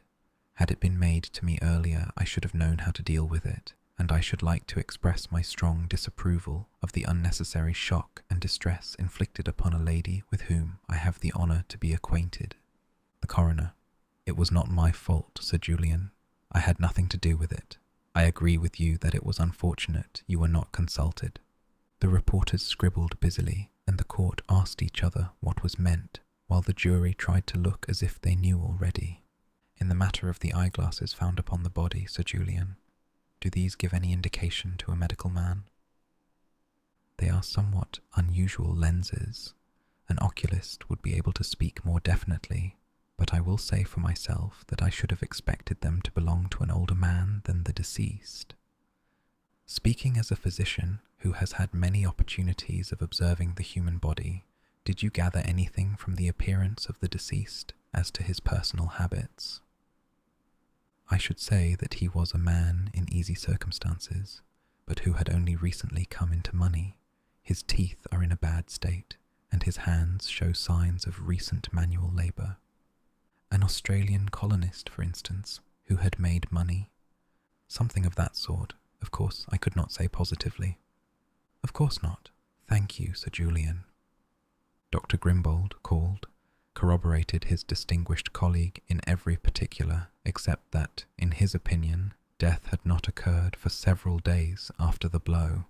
It was with the greatest hesitancy that he ventured to differ from Sir Julian Freke, and he might be wrong. It was difficult to tell in any case, and when he saw the body, deceased had been dead at least 24 hours, in his opinion. Inspector Sugg recalled. Would he tell the jury what steps had been taken to identify the deceased? A description had been sent to every police station and had been inserted in all the newspapers. In view of the suggestion made by Sir Julian Freke, had inquiries been made at all the seaports? They had, and with no results. With no results at all. No one had come forward to identify the body. Plenty of people had come forward, but nobody had succeeded in identifying it. Had any effort been made to follow up the clue afforded by the eyeglasses?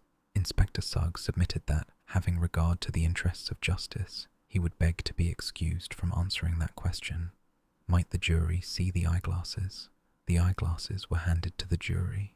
William Watts, called, confirmed the evidence of Sir Julian Freke with regard to dissecting room subjects.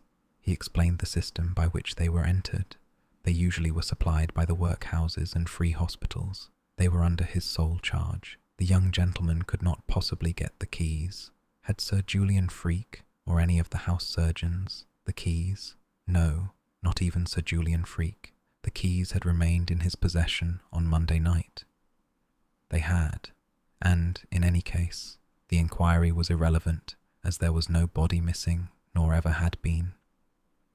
That was the case.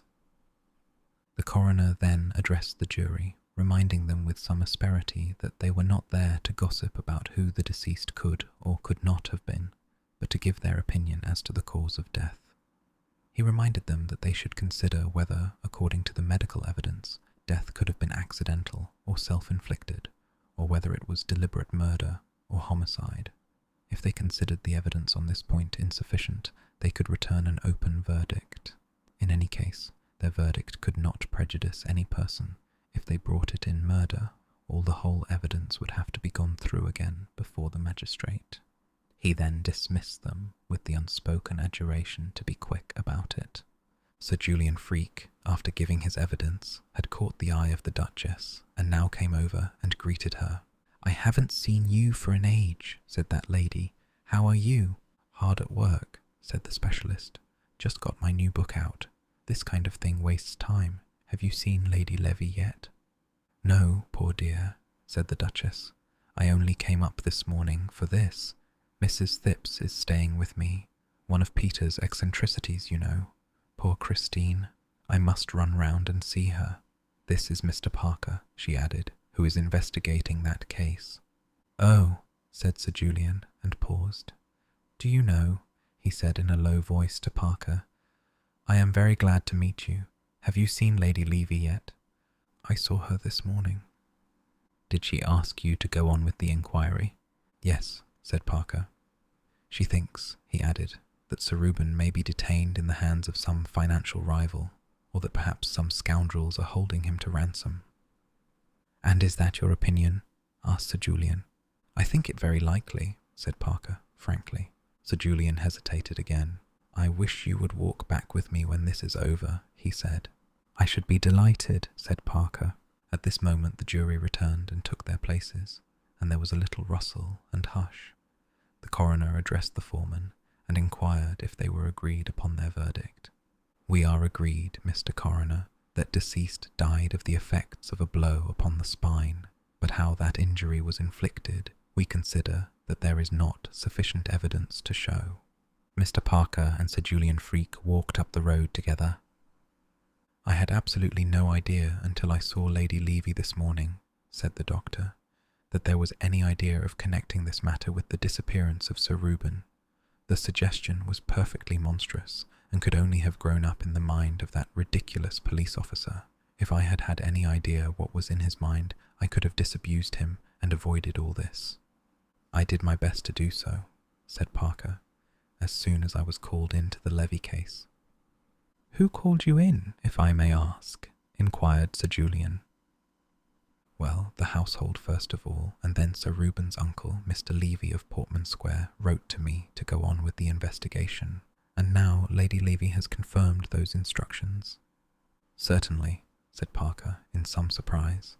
Sir Julian was silent for a little time. I'm afraid I was the first person to put the idea into Suggs' head, said Parker, rather penitently. When Sir Reuben disappeared, my first step, almost, was to hunt up all the street accidents and suicides and so on that had turned up during the day, and I went down to see this Battersea Park body as a matter of routine. Of course I saw that the thing was ridiculous as soon as I got there, but Sugg froze onto the idea, and it's true there was a good deal of resemblance between the dead man and the portraits I've seen of Sir Reuben. A strong, superficial likeness, said Sir Julian. The upper part of the face is a not uncommon type, and as Sir Reuben wore a heavy beard and there was no opportunity of comparing the mouths and chins, I can understand the idea occurring to anybody, but only to be dismissed at once. I am sorry, he added, as the whole matter has been painful to Lady Levy. You may know, Mr. Parker, that I am an old, though I should not call myself an intimate friend of the Levys. I understood something of the sort.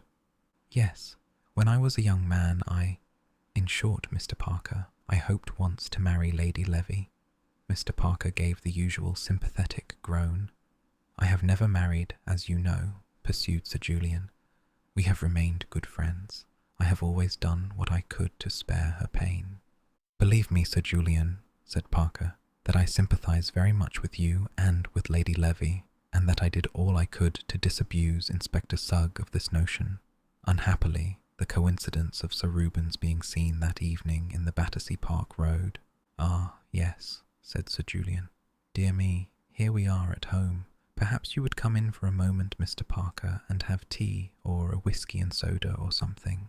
Parker promptly accepted this invitation, feeling that there were other things to be said. The two men stepped into a square, finely furnished hall with a fireplace on the same side as the door and a staircase opposite. The dining-room door stood open on their right, and as Sir Julian rang the bell, a manservant appeared at the far end of the hall. "What will you take?" asked the doctor. "After that dreadfully cold place," said Parker, "what I really want is gallons of hot tea, if you, as a nerve specialist, can bear the thought of it, provided you allow of a judicious blend of China in it," replied Sir Julian in the same tone. "I have no objection to make. Tea in the library at once," he added to the servant, and led the way upstairs. "I don't use the downstairs rooms much, except the dining room," he explained, as he ushered his guest into a small but cheerful library on the first floor. "This room leads out of my bedroom and is more convenient. I only live part of my time here, but it's very handy for my research work at the hospital. That's what I do there, mostly. It's a fatal thing for a theorist, Mr. Parker, to let the practical work get behindhand. Dissection is the basis of all good theory and all correct diagnosis. One must keep one's hand and eye in training. This place is far more important to me than Harley Street, and some day I shall abandon my consulting practice altogether and settle down here to cut up my subjects and write my books in peace. So many things in this life are a waste of time, Mr. Parker." Mr. Parker assented to this. "Very often," said Sir Julian, "the only time I get for any research work, necessitating as it does the keenest observation and the faculties at their acutest, has to be at night after a long day's work and by artificial light, which, magnificent as the lighting of the dissecting room here is always more trying to the eyes than daylight. Doubtless your own work has to be carried on under even more trying conditions." "Yes, sometimes," said Parker. "But then you see," he added, "the conditions are, so to speak, part of the work." Quite so, said Sir Julian. "You mean that the burglar, for example, does not demonstrate his methods in the light of day, or plant the perfect footmark in the middle of a damp patch of sand for you to analyze?" "Not as a rule," said the detective, "but I have no doubt many of your diseases work quite as insidiously as any burglar." They do, said Sir Julian, laughing, "and it is my pride, as it is yours, to track them down for the good of society. The neuroses, you know, are particularly clever criminals. They break out into as many disguises as Leon Kestrel, the master mummer, suggested Parker, who read railway stall detective stories on the principle of the busman's holiday. No doubt, said Sir Julian, who did not, and they cover up their tracks wonderfully. But when you can really investigate, Mr. Parker, and break up the dead, or for preference the living body with the scalpel, you always find the footmarks, the little trail of ruin or disorder left by madness or disease or drink or any other similar pest.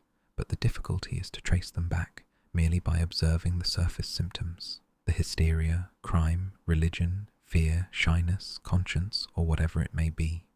Just as you observe a theft or a murder and look for the footsteps of the criminal, so I observe a fit of hysterics or an outburst of piety and hunt for the little mechanical irritation which has produced it. You regard all these things as physical. Undoubtedly, I am not ignorant of the rise of another school of thought, Mr. Parker, but its exponents are mostly charlatans or self-deceivers. Sie haben sich so weit darin eingeheimnisst, that like Sludge the medium, they are beginning to believe their own nonsense. I should like to have the exploring of some of their brains, Mr. Parker. I would show you the little faults and landslips in the cells, the misfiring and short-circuiting of the nerves, which produce these notions and these books. At least, he added, gazing somberly at his guest, at least, if I could not quite show you today, I shall be able to do so tomorrow, or in a year's time, or before I die. He sat for some minutes gazing into the fire, while the red light played upon his tawny beard and struck out answering gleams from his compelling eyes. Parker drank tea in silence, watching him. On the whole, however, he remained but little interested in the causes of nervous phenomena, and his mind strayed to Lord Peter, coping with the redoubtable Crimplesham down in Salisbury. Lord Peter had wanted him to come. That meant either that Crimplesham was proving recalcitrant, or that a clue wanted following. But Bunter had said that tomorrow would do, and it was just as well.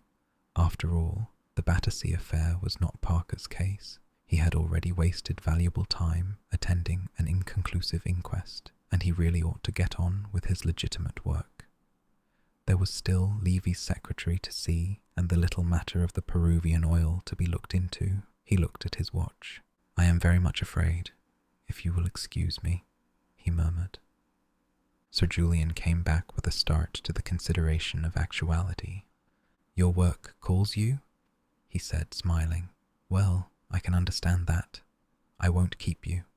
But I wanted to say something to you in connection with your present inquiry, only I hardly know. I hardly like." Parker sat down again and banished every indication of hurry from his face and attitude. "I shall be very grateful for any help you can give me," he said. "I'm afraid it's more in the nature of hindrance," said Sir Julian with a short laugh. "It's a case of destroying a clue for you and a breach of professional confidence on my side. But since, accidentally, a certain amount has come out, perhaps the whole had better do so." Mr. Parker made the encouraging noise which, among laymen, supplies the place of the priest's insinuating, "Yes, my son." "Sir Reuben Levy's visit on Monday night was to me," said Sir Julian. "Yes," said Mr. Parker without expression. "He found cause for certain grave suspicions concerning his health," said Sir Julian slowly, as though weighing how much he could in honour disclose to a stranger. "He came to me, in preference to his own medical man, as he was particularly anxious that the matter should be kept from his wife. As I told you, he knew me fairly well, and Lady Levy had consulted me about a nervous disorder in the summer." "Did he make an appointment with you?" asked Parker. "I beg your pardon," said the other, absently. "Did he make an appointment?"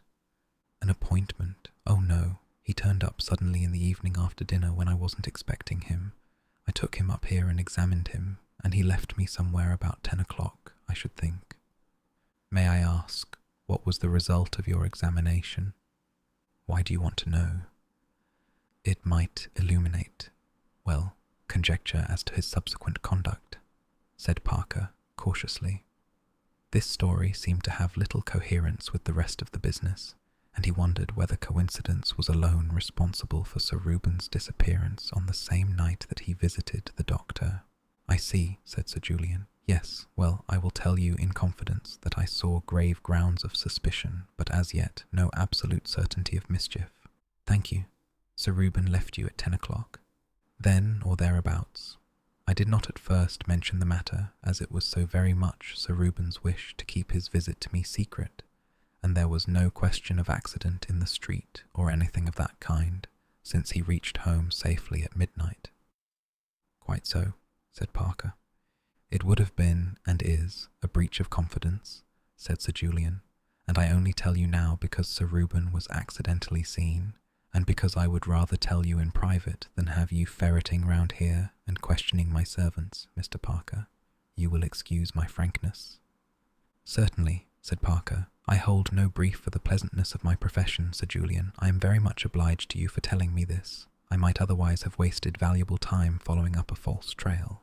"I am sure I need not ask you, in your turn, to respect this confidence," said the doctor. "To publish the matter abroad could only harm Sir Reuben and pain his wife, besides placing me in no favourable light with my patients."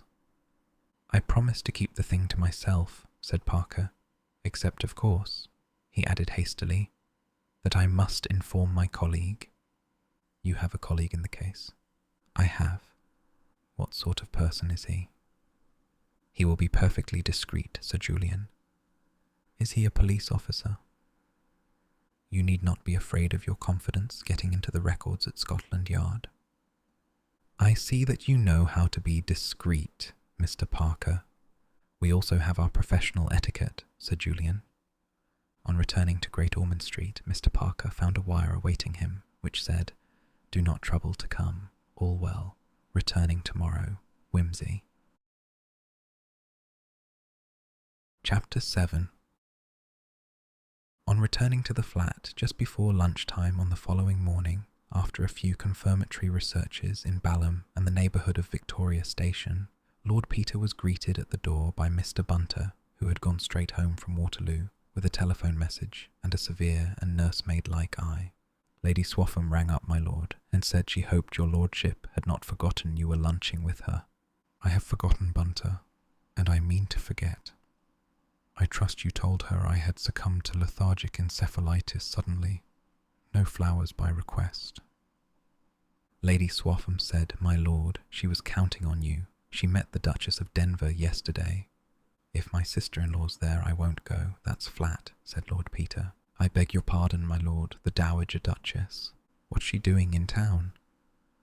"I imagine she came up for the inquest, my lord." "Oh, yes. We missed that, Bunter." "Yes, my lord. Her Grace is lunching with Lady Swaffham." "Bunter, I can't really. Say I'm in bed with whooping cough and ask my mother to come round after lunch." "Very well, my lord.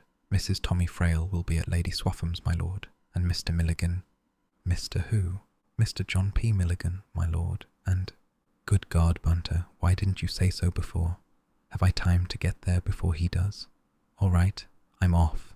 With a taxi, I can just—" "Not in those trousers, my lord," said Mr. Bunter, blocking the way to the door with deferential firmness. "Oh, Bunter," pleaded his lordship, "do let me. Just this once. You don't know how important it is." "Not on any account, my lord. It would be as much as my place is worth." "The trousers are all right, Bunter. Not for Lady Swaffham's, my lord. Besides, your lordship forgets the man that ran against you with a milk can at Salisbury." And Mr. Bunter laid an accusing finger on a slight stain of grease showing across the light cloth. "I wish to God I'd never let you grow into a privileged family retainer, Bunter," said Lord Peter bitterly, dashing his walking stick into the umbrella stand. "You've no conception of the mistakes my mother may be making." Mr. Bunter smiled grimly and led his victim away. When an immaculate Lord Peter was ushered, rather late for lunch, into Lady Swaffham's drawing-room, the Dowager Duchess of Denver was seated on a sofa, plunged in intimate conversation with Mr. John P. Milligan of Chicago. "I'm very pleased to meet you, Duchess," had been that financier's opening remark. To thank you for your exceedingly kind invitation. I assure you it's a compliment I deeply appreciate." The Duchess beamed at him while conducting a rapid rally of all her intellectual forces. "Do come and sit down and talk to me, Mr. Milligan," she said. "I do so love talking to you great businessmen. Let me see, is it a railway king you are, or something about Puss in the Corner? At least, I don't mean that exactly, but that game one used to play with cards, all about wheat and oats, and there was a bull and a bear too, or was it a horse? No, a bear, because I remember one always had to try and get rid of it, and it used to get so dreadfully crumpled and torn, poor thing, always being handed about. One got to recognize it, and then one had to buy a new pack. So foolish it must seem to you, knowing the real thing, and dreadfully noisy, but really excellent for breaking the ice with rather stiff people who didn't know each other. I'm quite sorry it's gone out." Mr. Milligan sat down. "Well, now," he said, "I guess it's as interesting for us businessmen to meet British aristocrats as it is for Britishers to meet American railway kings, Duchess. And I guess I'll make as many mistakes talking your kind of talk as you would make if you were trying to run a corner in wheat in Chicago. Fancy now, I called that fine lad of yours Lord Wimsey the other day, and he thought I'd mistaken him for his brother. That made me feel rather green." This was an unhoped-for lead. The Duchess walked warily. "Dear boy," she said, "I am so glad you met him, Mr. Milligan. Both my sons are a great comfort to me, you know, though of course Gerald is more conventional, just the right kind of person for the House of Lords, you know, and a splendid farmer. I can't see Peter down at Denver half so well, though he is always going to all the right things in town, and very amusing sometimes, poor boy." "I was very much gratified by Lord Peter's suggestion," pursued Mr. Milligan, "for which I understand you are responsible, and I'll surely be very pleased to come any day you like, though I think you're flattering me too much." "Ah, well," said the Duchess, "I don't know if you're the best judge of that, Mr. Milligan. Not that I know anything about business myself," she added. "I'm rather old-fashioned for these days, you know, and I can't pretend to do more than know a nice man when I see him. For the other things, I rely on my son." The accent of this speech was so flattering that Mr. Milligan purred almost audibly and said, "Well, Duchess, I guess that's where a lady with a real, beautiful, old-fashioned soul has the advantage of these modern young blatherskites. There aren't many men who wouldn't be nice to her, and even then, if they aren't rock-bottom, she can see through them. But that leaves me where I was," thought the Duchess. "I believe," she said aloud, "that I ought to be thanking you in the name of the Vicar of Duke's Denver for a very munificent cheque which reached him yesterday for the Church Restoration Fund. He was so delighted and astonished, poor dear man." "Oh, that's nothing," said Mr. Milligan. "We haven't any fine old crusted buildings like yours over on our side, so it's a privilege to be allowed to drop a little kerosene into the wormholes when we hear of one in the old country suffering from senile decay. So when your lad told me about Duke's Denver, I took the liberty to subscribe without waiting for the bazaar." "I'm sure it was very kind of you," said the Duchess. "You are coming to the bazaar, then?" she continued, gazing into his face appealingly. "Sure thing," said Mr. Milligan with great promptness. "Lord Peter said you'd let me know for sure about the date, but we can always make time for a little bit of good work anyway. Of course, I'm hoping to be able to avail myself of your kind invitation to stop, but if I'm rushed, I'll manage anyhow to pop over and speak my piece and pop back again."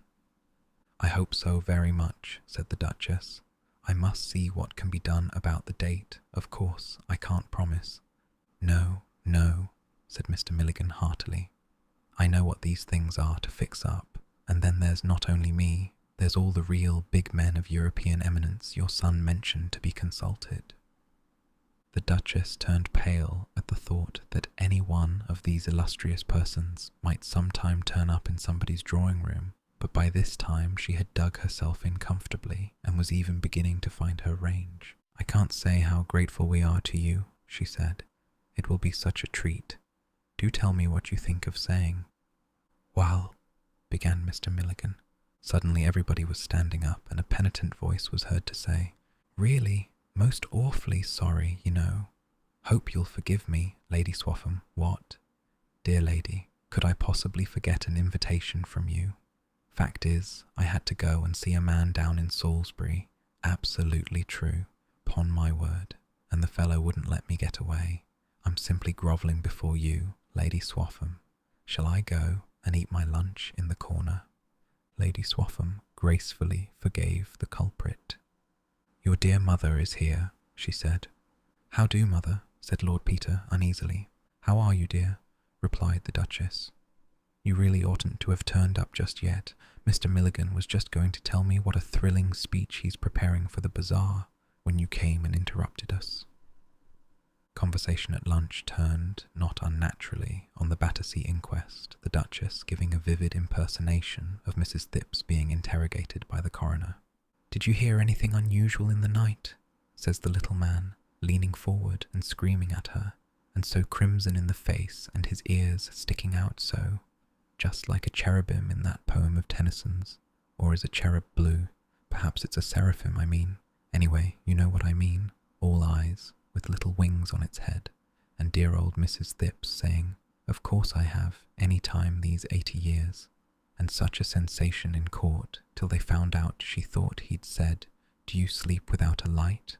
And everybody laughing, and then the coroner said quite loudly, Damn the woman, and she heard that, I can't think why, and said, Don't you get swearing, young man, sitting there in the presence of Providence, as you may say. I don't know what young people are coming to nowadays. And he's 60 if he's a day, you know, said the Duchess. By a natural transition, Mrs. Tommy Frail referred to the man who was hanged for murdering 3 brides in a bath. I always thought that was so ingenious, she said, gazing soulfully at Lord Peter. And do you know, as it happened, Tommy had just made me insure my life, and I got so frightened I gave up my morning bath and took to having it in the afternoon when he was in the house. I mean, when he was not in the house. Not at home, I mean. Dear lady, said Lord Peter reproachfully, I have a distinct recollection that all those brides were thoroughly unattractive, but it was an uncommonly ingenious plan, the first time of our skin, only he shouldn't have repeated himself. One demands a little originality in these days, even from murderers, said Lady Swaffham, like dramatists, you know. So much easier in Shakespeare's time, wasn't it? Always the same girl dressed up as a man, and even that borrowed from Boccaccio or Dante or somebody. I'm sure if I'd been a Shakespeare hero, the very minute I saw a slim-legged young page boy, I'd have said, Odds bodikins, there's that girl again. That's just what happened, as a matter of fact, said Lord Peter. You see, Lady Swaffham, if ever you want to commit a murder, the thing you've got to do is to prevent people from associating their ideas. Most people don't associate anything. Their ideas just roll about like so many dry peas on a tray, making a lot of noise and going nowhere. But once you begin letting them string their peas into a necklace, it's going to be strong enough to hang you what? Dear me, said Mrs. Tommy Frail, with a little scream. What a blessing it is. None of my friends have any ideas at all. You see, said Lord Peter, balancing a piece of duck on his fork and frowning. It's only in Sherlock Holmes and stories like that people think things out logically. Ordinarily, if somebody tells you something out of the way, you just say, by Jove, or how sad, and leave it at that, and half the time you forget about it, unless something turns up afterwards to drive it home. For instance, Lady Swaffham, I told you when I came in that I'd been down to Salisbury, and that's true, only I don't suppose it impressed you much. And I don't suppose it'd impress you much if you read in the paper tomorrow of a tragic discovery of a dead lawyer down in Salisbury. But if I went to Salisbury again next week, and there was a Salisbury doctor found dead the day after, you might begin to think I was a bird of ill omen for Salisbury residents. And if I went there again the week after, and you heard next day that the see of Salisbury had fallen vacant suddenly, you might begin to wonder what took me to Salisbury, and why I'd never mentioned before that I had friends down there, don't you see? And you might think of going down to Salisbury yourself, and asking all kinds of people if they'd happen to see a young man in plum-coloured socks hanging round the bishop's palace. I dare say I should, said Lady Swaffham. Quite. And if you found that the lawyer and the doctor had once upon a time been in business at Poggleton-on-the-Marsh, when the bishop had been vicar there, you'd begin to remember you'd once heard of me paying a visit to Poggleton-on-the-Marsh a long time ago, and you'd begin to look up the parish registers there and discover I'd been married under an assumed name by the vicar to the widow of a wealthy farmer who'd died suddenly of peritonitis, as certified by the doctor, after the lawyer'd made a will leaving me all her money, and then you'd begin to think I might have very good reasons for getting rid of such promising blackmailers as the lawyer, the doctor, and the bishop. Only, if I hadn't started an association in your mind by getting rid of them all in the same place, you'd never have thought of going to Poggleton-on-the-Marsh, and you wouldn't even have remembered I'd ever been there. Were you ever there, Lord Peter? Inquired Mrs. Tommy anxiously. I don't think so, said Lord Peter. The name threads no beads in my mind, but it might, any day, you know. But if you were investigating a crime, said Lady Swaffham, you'd have to begin by the usual things, I suppose, finding out what the person had been doing and who'd been to call, and looking for a motive, wouldn't you? Oh yes, said Lord Peter, but most of us have such dozens of motives for murdering all sorts of inoffensive people. There's lots of people I'd like to murder, wouldn't you? Heaps, said Lady Swaffham. There's that dreadful. Perhaps I'd better not say it, though, for fear you should remember it later on. Well, I wouldn't if I were you, said Peter amiably. You never know. It'd be beastly awkward if the person died suddenly tomorrow. The difficulty with this Battersea case, I guess, said Mr. Milligan, is that nobody seems to have any associations with the gentleman in the bath. So hard on poor Inspector Sugg, said the Duchess. I quite felt for the man having to stand up there and answer a lot of questions when he had nothing at all to say. Lord Peter applied himself to the duck, having got a little behindhand. Presently he heard somebody ask the Duchess if she had seen Lady Levy. She is in great distress, said the woman who had spoken, a Mrs. Fremantle, though she clings to the hope that he will turn up. I suppose you knew him, Mr. Milligan.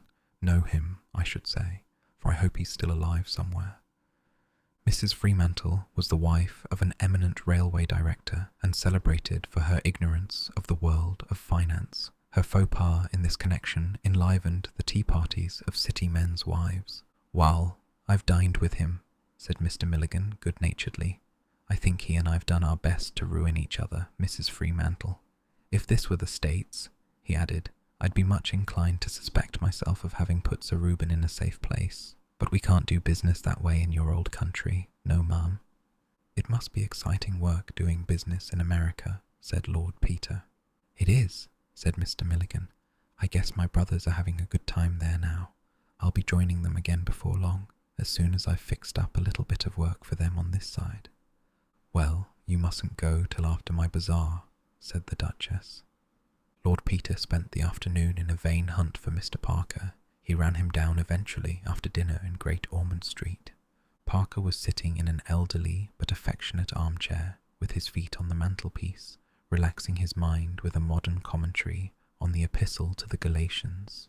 He received Lord Peter with quiet pleasure, though without rapturous enthusiasm, and mixed him a whisky and soda.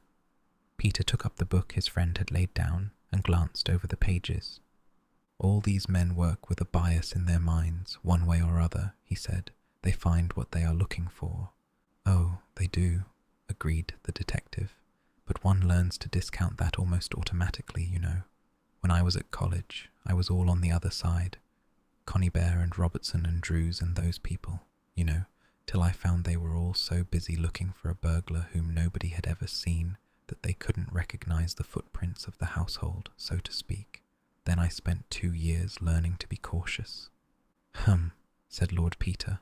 Theology must be good exercise for the brain then, for you're easily the most cautious devil I know. But I say, do go on reading. It's a shame for me to come and root you up in your off time like this. It's all right, old man, said Parker. The two men sat silent for a little, and then Lord Peter said, Do you like your job? The detective considered the question and replied, Yes, yes, I do. I know it to be useful, and I am fitted to it. I do it quite well, not with inspiration, perhaps, but sufficiently well to take a pride in it. It is full of variety, and it forces one to keep up to the mark and not get slack. And there's a future to it. Yes, I like it. Why? Oh, nothing, said Peter. It's a hobby to me, you see. I took it up when the bottom of things was rather knocked out for me because it was so damned exciting, and the worst of it is, I enjoy it, up to a point. If it was all on paper, I'd enjoy every bit of it. I love the beginning of a job, when one doesn't know any of the people, and it's just exciting and amusing. But if it comes to really running down a live person and getting him hanged, or even quadded, poor devil, there don't seem as if there was any excuse for me butting in, since I don't have to make my living by it, and I feel as if I oughtn't ever to find it amusing, but I do. Parker gave this speech his careful attention. I see what you mean, he said. There's old Milligan, for instance, said Lord Peter. On paper, nothing would be funnier than to catch old Milligan out, but he's rather a decent old bird to talk to. Mother likes him. He's taken a fancy to me. It's awfully entertaining going and pumping him with stuff about a bazaar for church expenses, but when he's so jolly pleased about it and that, I feel a worm. Suppose old Milligan has cut Levy's throat and plugged him into the Thames. It ain't my business. It's as much yours as anybody's, said Parker. It's no better to do it for money than to do it for nothing. Yes, it is, said Peter stubbornly.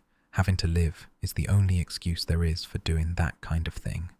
Well, but look here, said Parker. If Milligan has cut poor old Levy's throat for no reason except to make himself richer, I don't see why he should buy himself off by giving £1,000 to Duke's Denver church roof, or why he should be forgiven just because he's childishly vain or childishly snobbish. That's a nasty one, said Lord Peter. Well, if you like, even because he has taken a fancy to you. No, but look here, Wimsey, do you think he has murdered Levy? Well, he may have, but do you think he has? I don't want to think so. Because he has taken a fancy to you? Well, that biases me, of course. I dare say it's quite a legitimate bias. You don't think a callous murderer would be likely to take a fancy to you? Well, besides, I've taken rather a fancy to him. I dare say that's quite legitimate too. You've observed him and made a subconscious deduction from your observations, and the result is you don't think he did it. Well, why not? You're entitled to take that into account. But perhaps I'm wrong, and he did do it. Then why let your vainglorious conceit in your own power of estimating character stand in the way of unmasking the singularly cold-blooded murder of an innocent and lovable man? I know, but I don't feel I'm playing the game somehow. Look here, Peter, said the other with some earnestness. Suppose you get this playing fields of Eton complex out of your system once and for all. There doesn't seem to be much doubt that something unpleasant has happened to Sir Reuben Levy. Call it murder to strengthen the argument. If Sir Reuben has been murdered, is it a game, and is it fair to treat it as a game? That's what I'm ashamed of, really, said Lord Peter. It is a game to me to begin with, and I go on cheerfully, and then I suddenly see that somebody is going to be hurt, and I want to get out of it. Yes, I know, said the detective, but that's because you're thinking about your attitude. You want to be consistent, you want to look pretty, you want to swagger debonairly through a comedy of puppets, or else to stalk magnificently through a tragedy of human sorrows and things. But that's childish.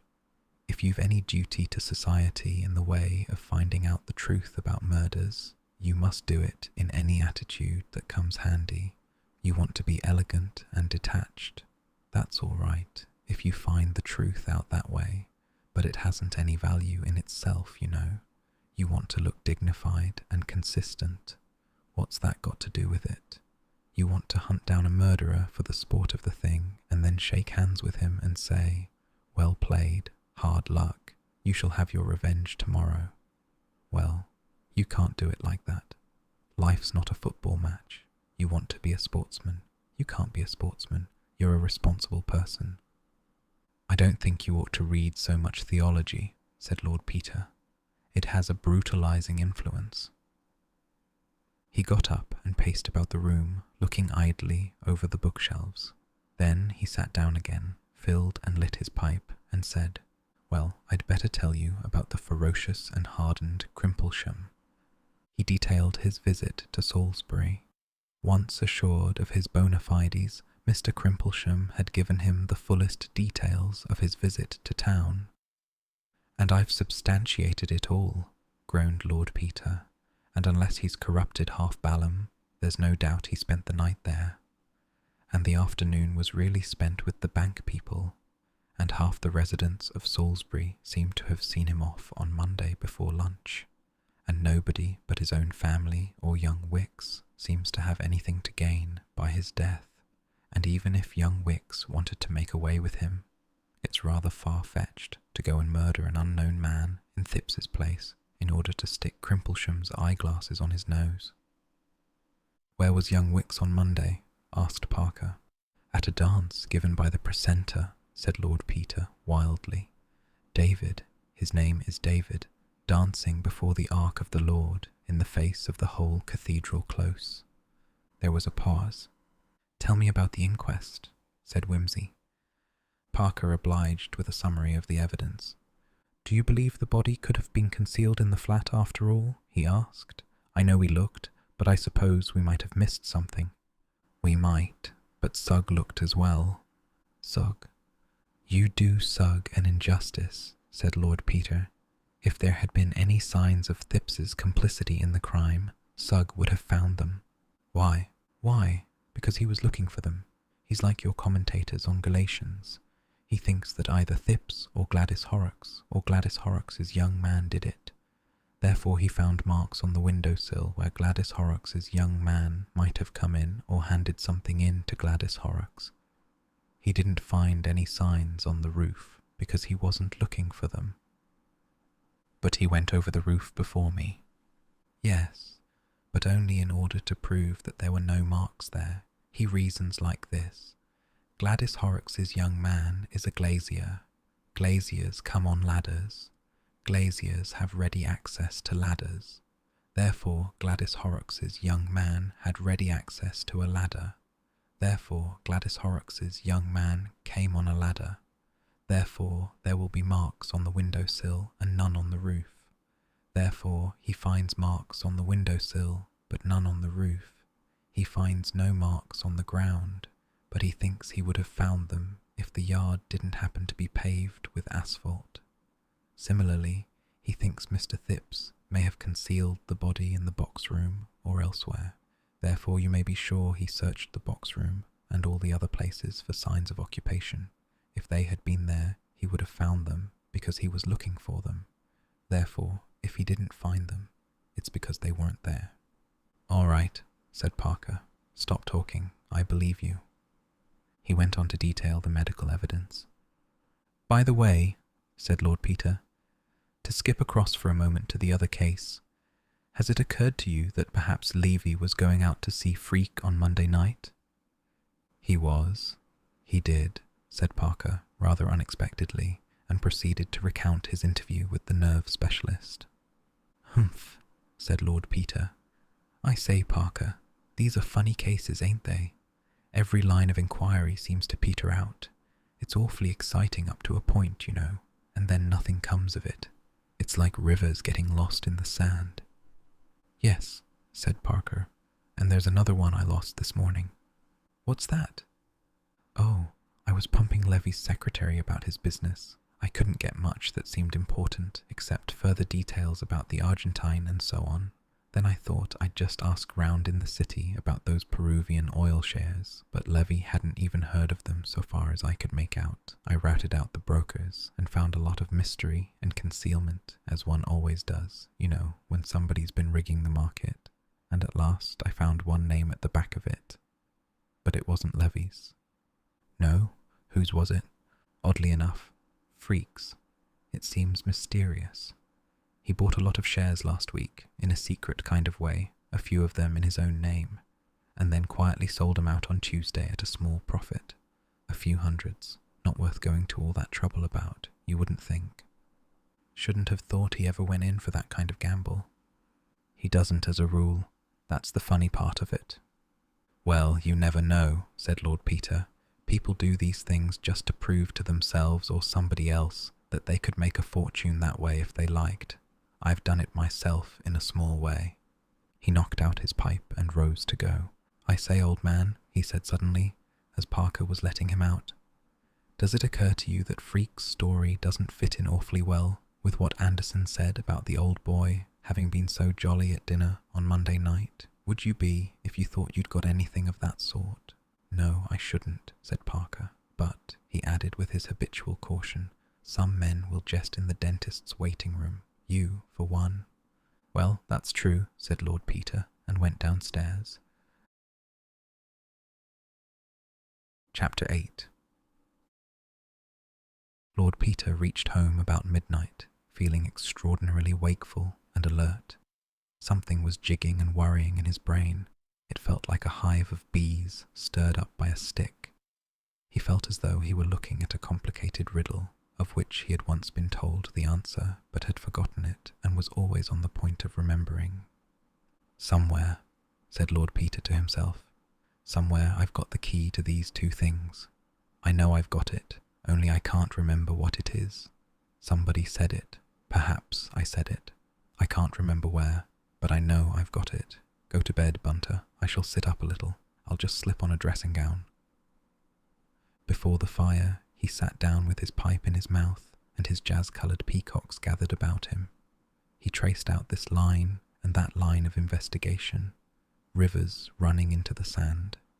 They ran out from the thought of Levy, last seen at 10 o'clock in Prince of Wales Road. They ran back from the picture of the grotesque dead man in Mr. Thipps's bathroom. They ran over the roof and were lost in the sand, rivers running into the sand, rivers running underground, very far down, where Alf, the sacred river, ran, through caverns measureless to man, down to a sunless sea. By leaning his head down, it seemed to Lord Peter that he could hear them, very faintly, lipping and gurgling somewhere in the darkness. But where? He felt quite sure that somebody had told him once, only he had forgotten. He roused himself, threw a log on the fire, and picked up a book which the indefatigable Bunter, carrying on his daily fatigues amid the excitements of special duty, had brought from the Times Book Club. It happened to be Sir Julian Freke's Physiological Bases of the Conscience, which he had seen reviewed 2 days before. This ought to send one to sleep, said Lord Peter. If I can't leave these problems to my subconscious, I'll be as limp as a rag tomorrow. He opened the book slowly and glanced carelessly through the preface. I wonder if that's true about Levy being ill, he thought, putting the book down. It doesn't seem likely, and yet, dash it all, I'll take my mind off it. He read on resolutely for a little. I don't suppose Mother's kept up with the Levys much, was the next importunate train of thought. Dad always hated self-made people and wouldn't have 'em at Denver, and old Gerald keeps up the tradition. I wonder if she knew Freak well in those days. She seems to get on with Milligan. I trust Mother's judgment a good deal.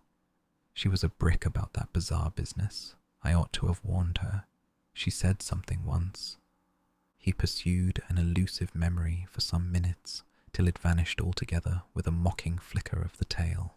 He returned to his reading.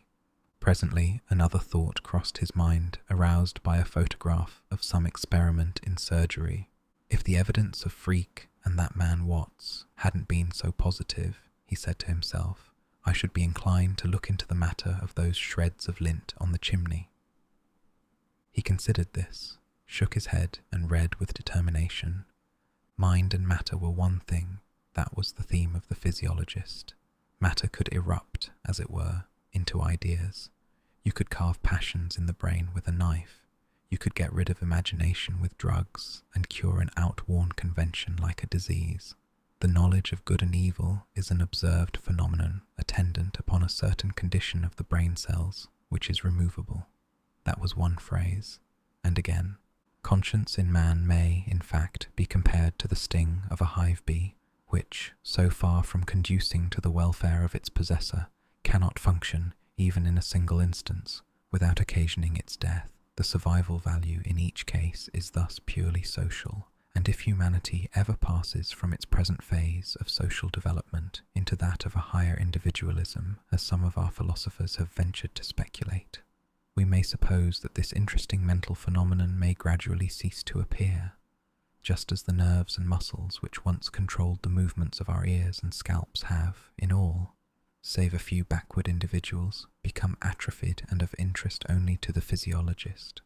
By Jove, thought Lord Peter, idly, that's an ideal doctrine for the criminal. A man who believed that would never... And then it happened, the thing he had been half unconsciously expecting. It happened suddenly, surely, as unmistakably as sunrise. He remembered, not one thing, nor another thing, nor a logical succession of things, but everything, the whole thing, perfect, complete, in all its dimensions as it were, and instantaneously, as if he stood outside the world and saw it suspended in infinitely dimensional space. He no longer needed to reason about it, or even to think about it. He knew it. There is a game in which one is presented with a jumble of letters and is required to make a word out of them, as thus: COSSSSRI. The slow way of solving the problem is to try out all the permutations and combinations in turn, throwing away impossible conjunctions of letters, as SSSIRC or SCSRSO. Another way is to stare at the incoordinate elements until, by no logical process that the conscious mind can detect, or under some adventitious external stimulus, the combination, scissors, presents itself with calm certainty. After that, one does not even need to arrange the letters in order. The thing is done. Even so, the scattered elements of two grotesque conundrums, flung higgledy-piggledy into Lord Peter's mind, resolved themselves, unquestioned, henceforward. A bump on the roof of the end house, Levy, in a welter of cold rain talking to a prostitute in the Battersea Park Road, a single ruddy hair, lint bandages, Inspector Sugg calling the great surgeon from the dissecting room of the hospital, Lady Levy with a nervous attack, the smell of carbolic soap, the Duchess's voice, not really an engagement, only a sort of understanding with her father, shares in Peruvian oil, the dark skin and curved fleshy profile of the man in the bath, Dr. Grimbold giving evidence. In my opinion, death did not occur for several days after the blow.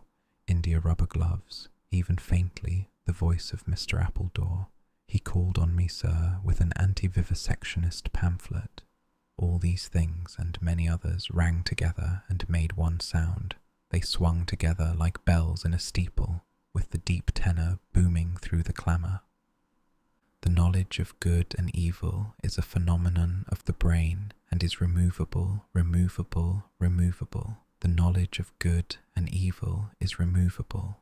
Lord Peter Wimsey was not a young man who habitually took himself very seriously, but this time he was frankly appalled. "It's impossible," said his reason feebly. "Credo quia impossibile," said his interior certainty with impervious self-satisfaction. "All right," said conscience, instantly allying itself with blind faith. "What are you going to do about it?" Lord Peter got up and paced the room. "Good Lord," he said, "good Lord." He took down Who's Who from the little shelf over the telephone and sought comfort in its pages. Freak, Sir Julian, Knight Commander of the Royal Victorian Order, created 1916, GCVO, created 1919, KCVO, 1917, KCB, 1918, MD, FRCP, FRCS, Doctor en Médecine Paris, D. Sky Cantab, Knight of Grace of the Order of St. John of Jerusalem, Consulting Surgeon of St. Luke's Hospital, Battersea, born Grillingham, 16th of March, 1872, only son of Edward Curzon Freak, Esquire, of Grill Court, Grillingham.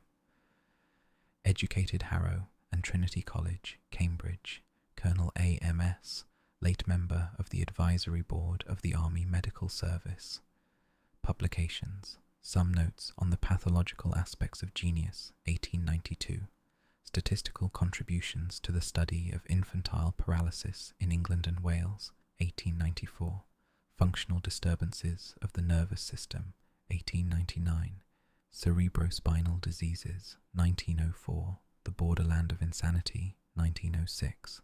An examination into the treatment of pauper lunacy in the United Kingdom, 1906. Modern developments in psychotherapy, a criticism, 1910. Criminal lunacy, 1914. The application of psychotherapy to the treatment of shell shock, 1917. An answer to Professor Freud with a description of some experiments carried out at the base hospital at Amiens, 1919. Structural modifications accompanying the more important neuroses, 1920. Clubs, Whites, Oxford and Cambridge, Alpine, etc.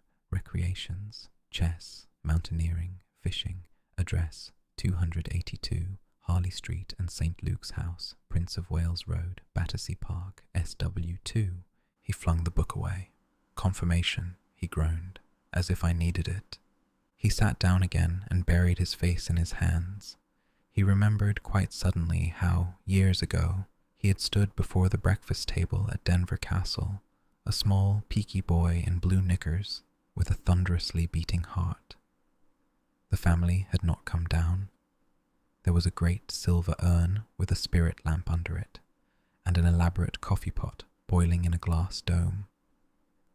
He had twitched the corner of the tablecloth, twitched it harder, and the urn moved ponderously forward, and all the teaspoons rattled. He seized the tablecloth in a firm grip and pulled his hardest. He could feel now the delicate and awful thrill as the urn and the coffee machine and the whole of a Sèvres breakfast service had crashed down in one stupendous ruin. He remembered the horrified face of the butler and the screams of a lady guest. A log broke across and sank into a fluff of white ash. A belated motor lorry rumbled past the window. Mr. Bunter, sleeping the sleep of the true and faithful servant, was aroused in the small hours by a hoarse whisper. Bunter. Yes, my lord, said Bunter, sitting up and switching on the light. Put that light out, damn you, said the voice. Listen. Over there. Listen. Can't you hear it?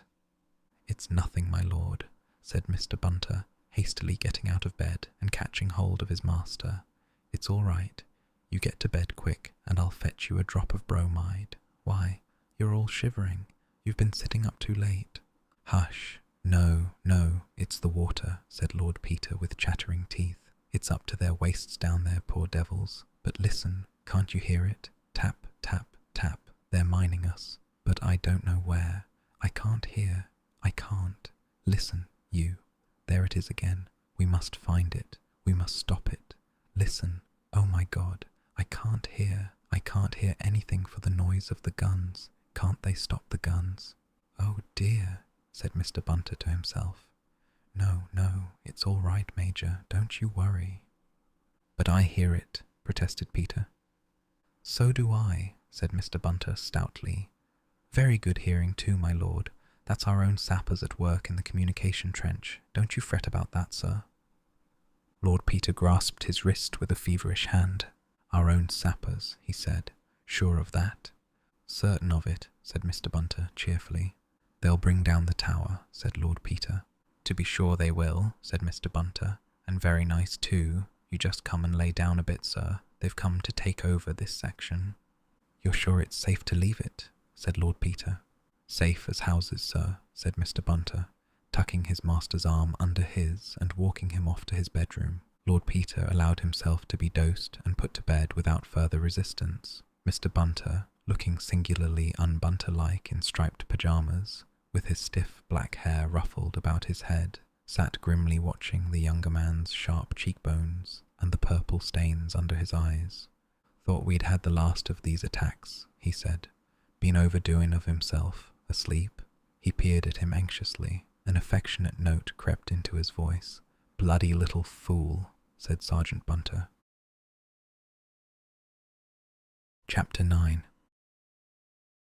Mr. Parker, summoned the next morning to 110 Piccadilly, arrived to find the Dowager Duchess in possession. She greeted him charmingly. I am going to take this silly boy down to Denver for the weekend, she said, indicating Peter, who was writing and only acknowledged his friend's entrance with a brief nod.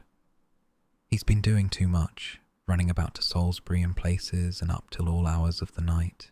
You really shouldn't encourage him, Mr. Parker. It's very naughty of you, waking poor Bunter up in the middle of the night with scares about Germans, as if that wasn't all over years ago, and he hasn't had an attack for ages. But there, nerves are such funny things, and Peter always did have nightmares when he was quite a little boy, though very often, of course, it was only a little pill he wanted.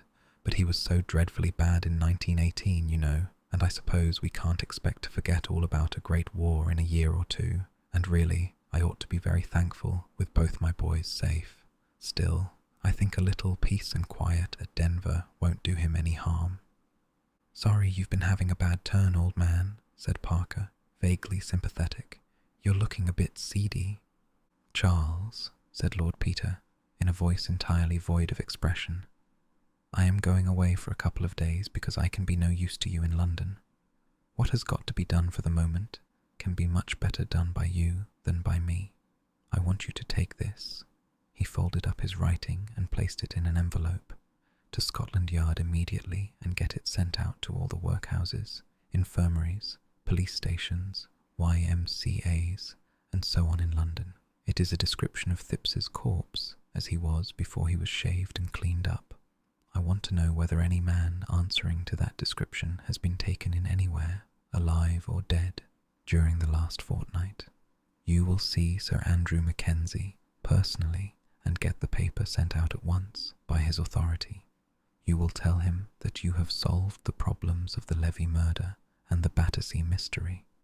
Mr. Parker made an astonished noise to which his friend paid no attention. "And you will ask him to have men in readiness with a warrant to arrest a very dangerous and important criminal at any moment on your information. When the replies to this paper come in, you will search for any mention of St. Luke's Hospital, or of any person connected with St. Luke's Hospital, and you will send for me at once. Meanwhile, you will scrape acquaintance, I don't care how, with one of the students at St. Luke's. Don't march in there blowing about murders and police warrants, or you may find yourself in Queer Street. I shall come up to town as soon as I hear from you, and I shall expect to find a nice, ingenuous Sawbones here to meet me." He grinned faintly.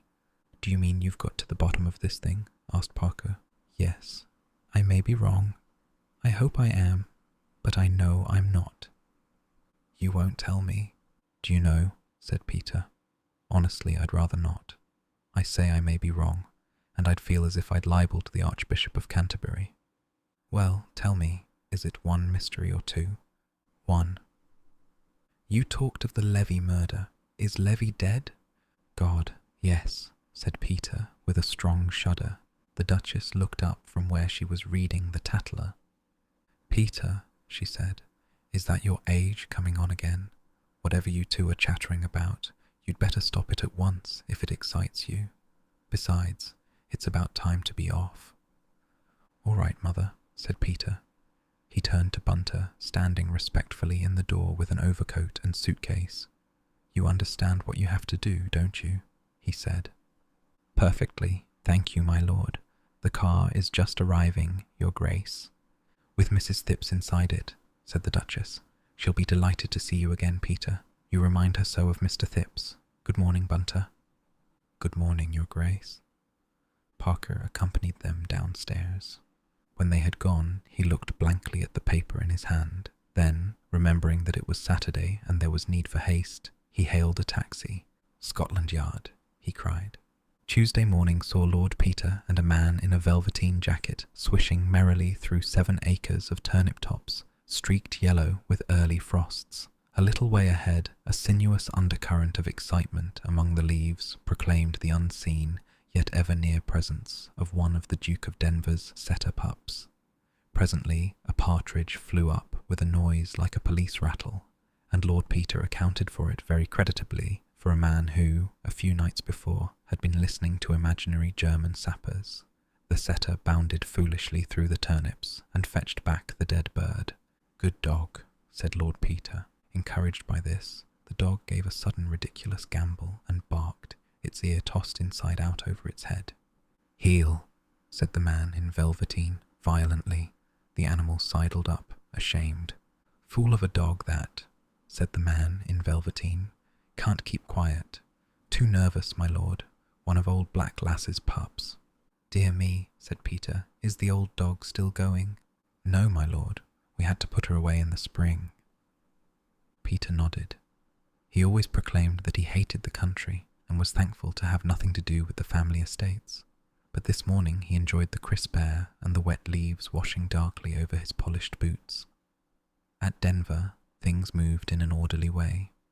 No one died sudden and violent deaths, except aged setters, and partridges, to be sure. He sniffed up the autumn smell with appreciation. There was a letter in his pocket which had come by the morning post, but he did not intend to read it just yet. Parker had not wired. There was no hurry. He read it in the smoking room after lunch. His brother was there, dozing over the Times, a good, clean Englishman, sturdy and conventional, rather like Henry VIII in his youth.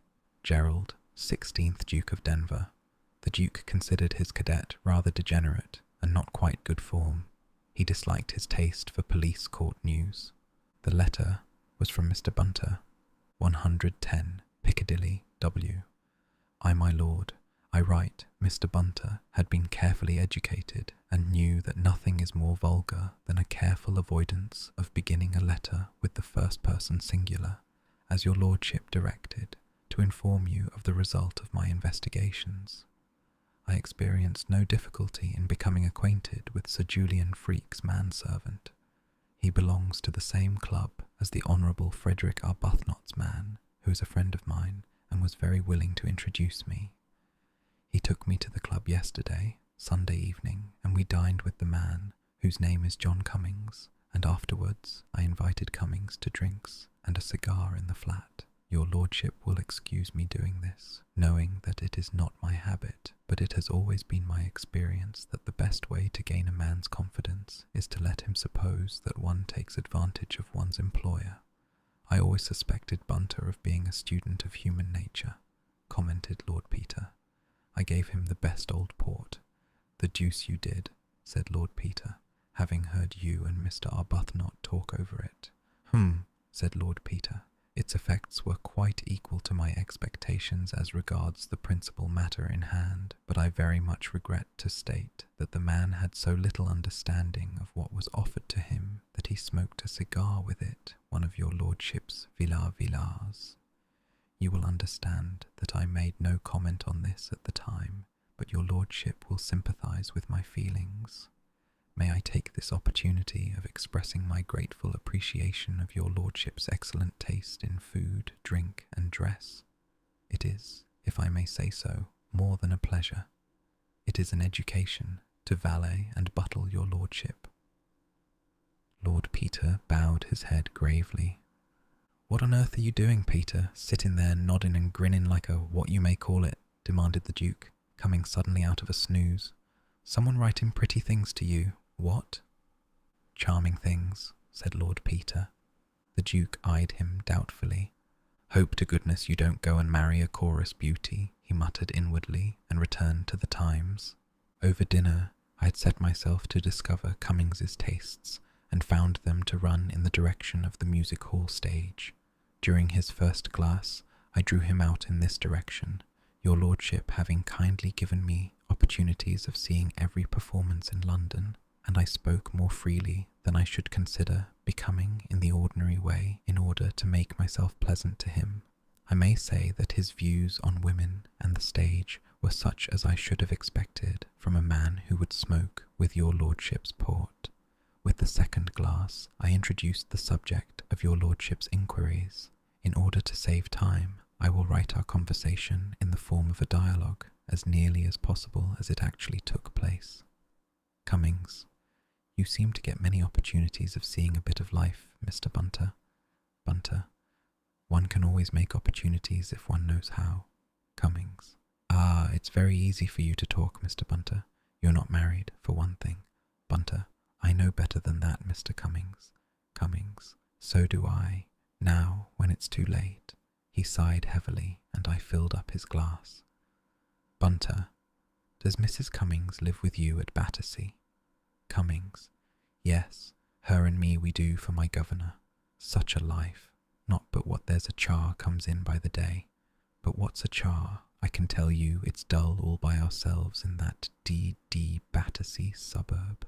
Bunter, not very convenient for the halls, of course. Cummings, I believe you, it's all right for you, here in Piccadilly, right on the spot as you might say. And I dare say your governor's often out all night, eh? Bunter, oh, frequently, Mr. Cummings. And I dare say you take the opportunity to slip off yourself every so often, eh? Bunter, well, what do you think, Mr. Cummings? Cummings, that's it? There you are. But what's a man to do with a nagging fool of a wife and a blasted scientific doctor for a governor, as sits up all night cutting up dead bodies and experimenting with frogs?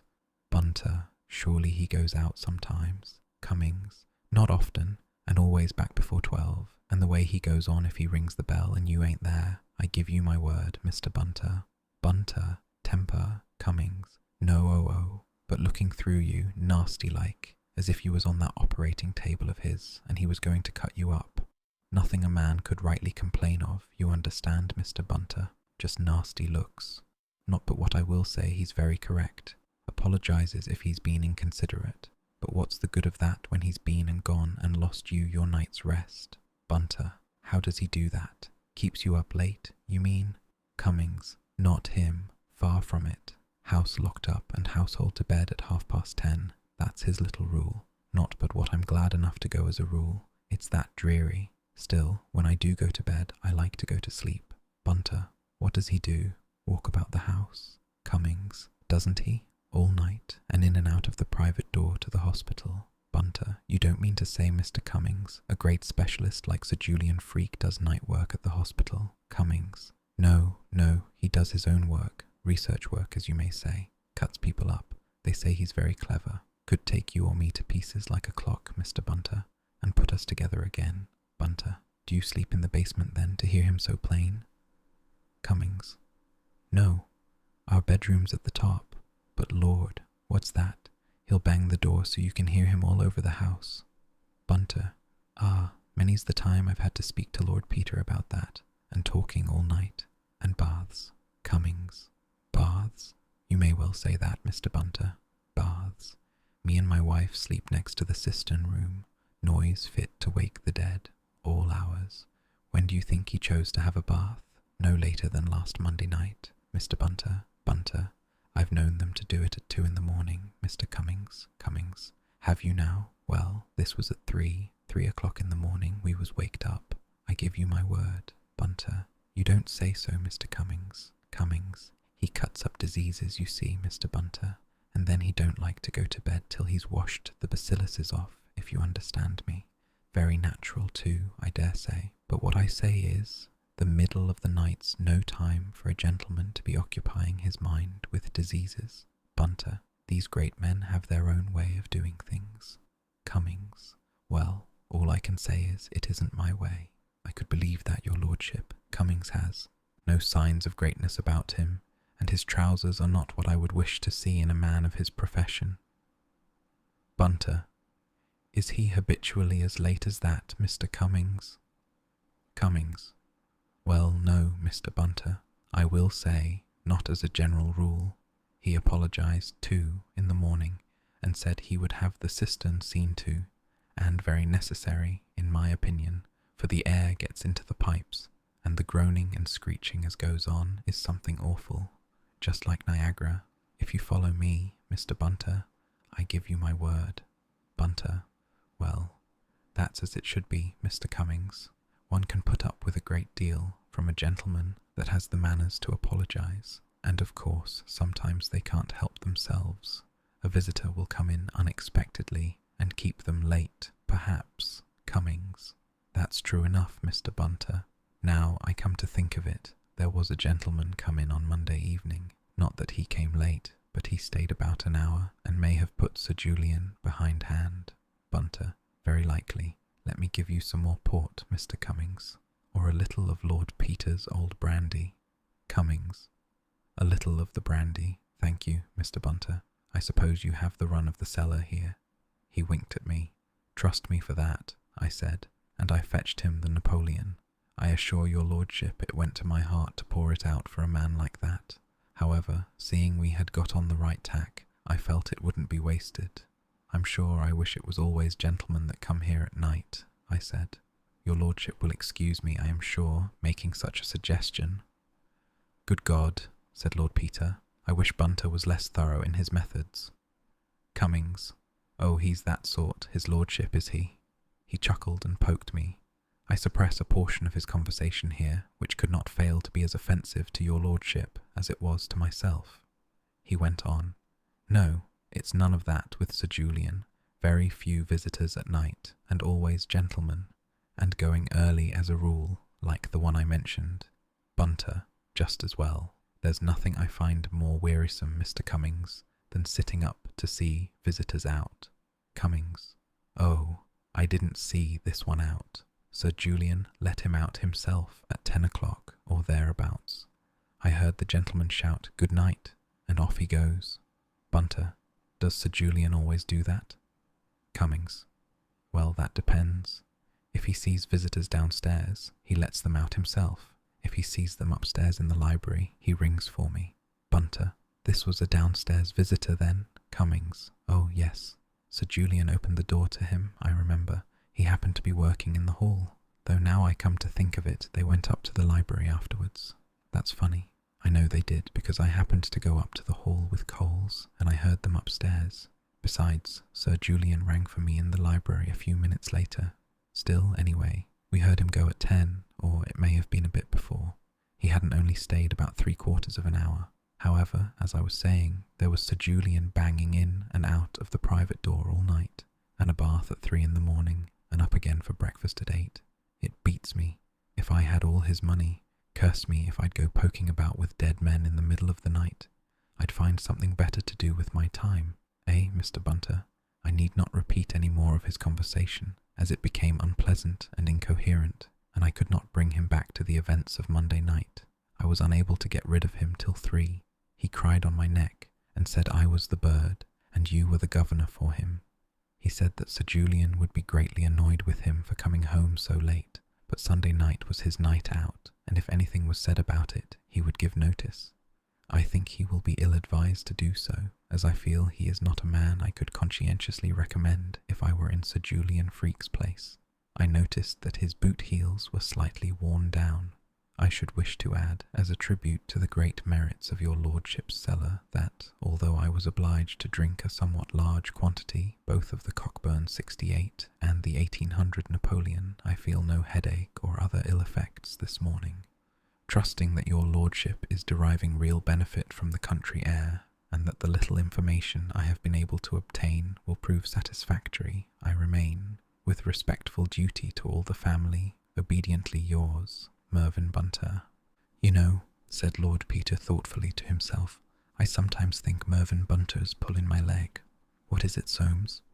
A telegram, my lord. Parker, said Lord Peter, opening it.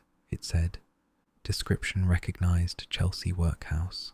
Unknown vagrant injured street accident Wednesday week. Died workhouse Monday. Delivered St. Luke's same evening by order Freak. Much puzzled. Parker. Hooray, said Lord Peter, suddenly sparkling. I'm glad I've puzzled Parker. Gives me confidence in myself. Makes me feel like Sherlock Holmes. Perfectly simple, Watson. Dash it all, though. This is a beastly business. Still, it's puzzled Parker. What's the matter? Asked the Duke, getting up and yawning. Marching orders, said Peter. Back to town. Many thanks for your hospitality, old bird. I'm feeling no end better. Ready to tackle Professor Moriarty or Leon Kestrel or any of them. I do wish you'd keep out of the police courts, grumbled the Duke. It makes it so dashed awkward for me, having a brother making himself conspicuous. Sorry, Gerald, said the other. I know I'm a beastly blot on the scutcheon. Why can't you marry and settle down and live quietly, doing something useful? Said the Duke, unappeased. Because that was a washout, as you perfectly well know, said Peter. Besides, he added cheerfully, I'm being no end useful. You may come to want me yourself, you never know. When anybody comes blackmailing you, Gerald, or your first deserted wife turns up unexpectedly from the West Indies, You'll realize the pull of having a private detective in the family. Delicate private business arranged with tact and discretion, investigations undertaken, divorce evidence a specialty, every guarantee. Come now. Ass, said Lord Denver, throwing the newspaper violently into his armchair. When do you want the car? Almost at once. I say, Jerry, I'm taking Mother up with me. Why should she be mixed up in it? Well, I want her help. I call it most unsuitable, said the Duke. The Dowager Duchess, however, made no objection. I used to know her quite well, she said, when she was Christine Ford. Why, dear? Because, said Lord Peter, there's a terrible piece of news to be broken to her about her husband. Is he dead, dear? Yes, and she will have to come and identify him. Poor Christine. Under very revolting circumstances, Mother. I'll come with you, dear. Thank you, Mother, you're a brick. Do you mind getting your things on straight away and coming up with me? I'll tell you about it in the car. Chapter 10. Mr. Parker, a faithful though doubting Thomas, had duly secured his medical student, a large young man like an overgrown puppy, with innocent eyes and a freckled face. He sat on the Chesterfield before Lord Peter's library fire, bewildered in equal measure by his errand, his surroundings, and the drink which he was absorbing. His palate, though untutored, was naturally a good one, and he realized that even to call this liquid a drink, the term ordinarily used by him to designate cheap whiskey, post-war beer, or a dubious glass of claret in a Soho restaurant, was a sacrilege. This was something outside normal experience, a genie in a bottle. The man called Parker, whom he had happened to run across the evening before in the public house at the corner of Prince of Wales Road, seemed to be a good sort. He had insisted on bringing him round to see this friend of his, who lived splendidly in Piccadilly. Parker was quite understandable. He put him down as a government servant, or perhaps something in the city. The friend was embarrassing. He was a lord to begin with, and his clothes were a kind of rebuke to the world at large. He talked the most fatuous nonsense, certainly, but in a disconcerting way. He didn't dig into a joke and get all the fun out of it. He made it in passing, so to speak, and skipped away to something else before your retort was ready. He had a truly terrible manservant, the sort you read about in books, who froze the marrow in your bones with silent criticism. Parker appeared to bear up under the strain, and this made you think more highly of Parker. He must be more habituated to the surroundings of the great than you would think to look at him. You wondered what the carpet had cost on which Parker was carelessly spilling cigar ash. Your father was an upholsterer, Mr. Piggott, of Piggott and Piggott, Liverpool, and you knew enough about carpets to know that you couldn't even guess at the price of this one. When you moved your head on the bulging silk cushion in the corner of the sofa, it made you wish you shaved more often and more carefully. The sofa was a monster, but even so it hardly seemed big enough to contain you. This Lord Peter was not very tall. In fact, he was rather a small man, but he didn't look undersized. He looked right. He made you feel that to be 6'3" was rather vulgarly assertive. You felt like Mother's new drawing-room curtains, all over great big blobs. But everybody was very decent to you, and nobody said anything you couldn't understand, or sneered at you. There were some frightfully deep-looking books on the shelves all round, and you had looked into a great folio Dante which was lying on the table, but your hosts were talking quite ordinarily and rationally about the sort of books you read yourself, clinking good love stories and detective stories. You had read a lot of those and could give an opinion, and they listened to what you had to say, though Lord Peter had a funny way of talking about books too, as if the author had confided in him beforehand and told him how the story was put together and which bit was written first. It reminded you of the way old Freak took a body to pieces. "Thing I object to in detective stories," said Mr. Piggott, "is the way fellows remember every bloomin' thing that's happened to 'em within the last 6 months. They're always ready with their time of day, and was it raining or not, and what were they doing on such and such a day. Reel it all off like a page of poetry. But one ain't like that in real life. Do you think so, Lord Peter?" Lord Peter smiled, and young Piggott, instantly embarrassed, appealed to his earlier acquaintance. "You know what I mean, Parker. Come now. One day so like another.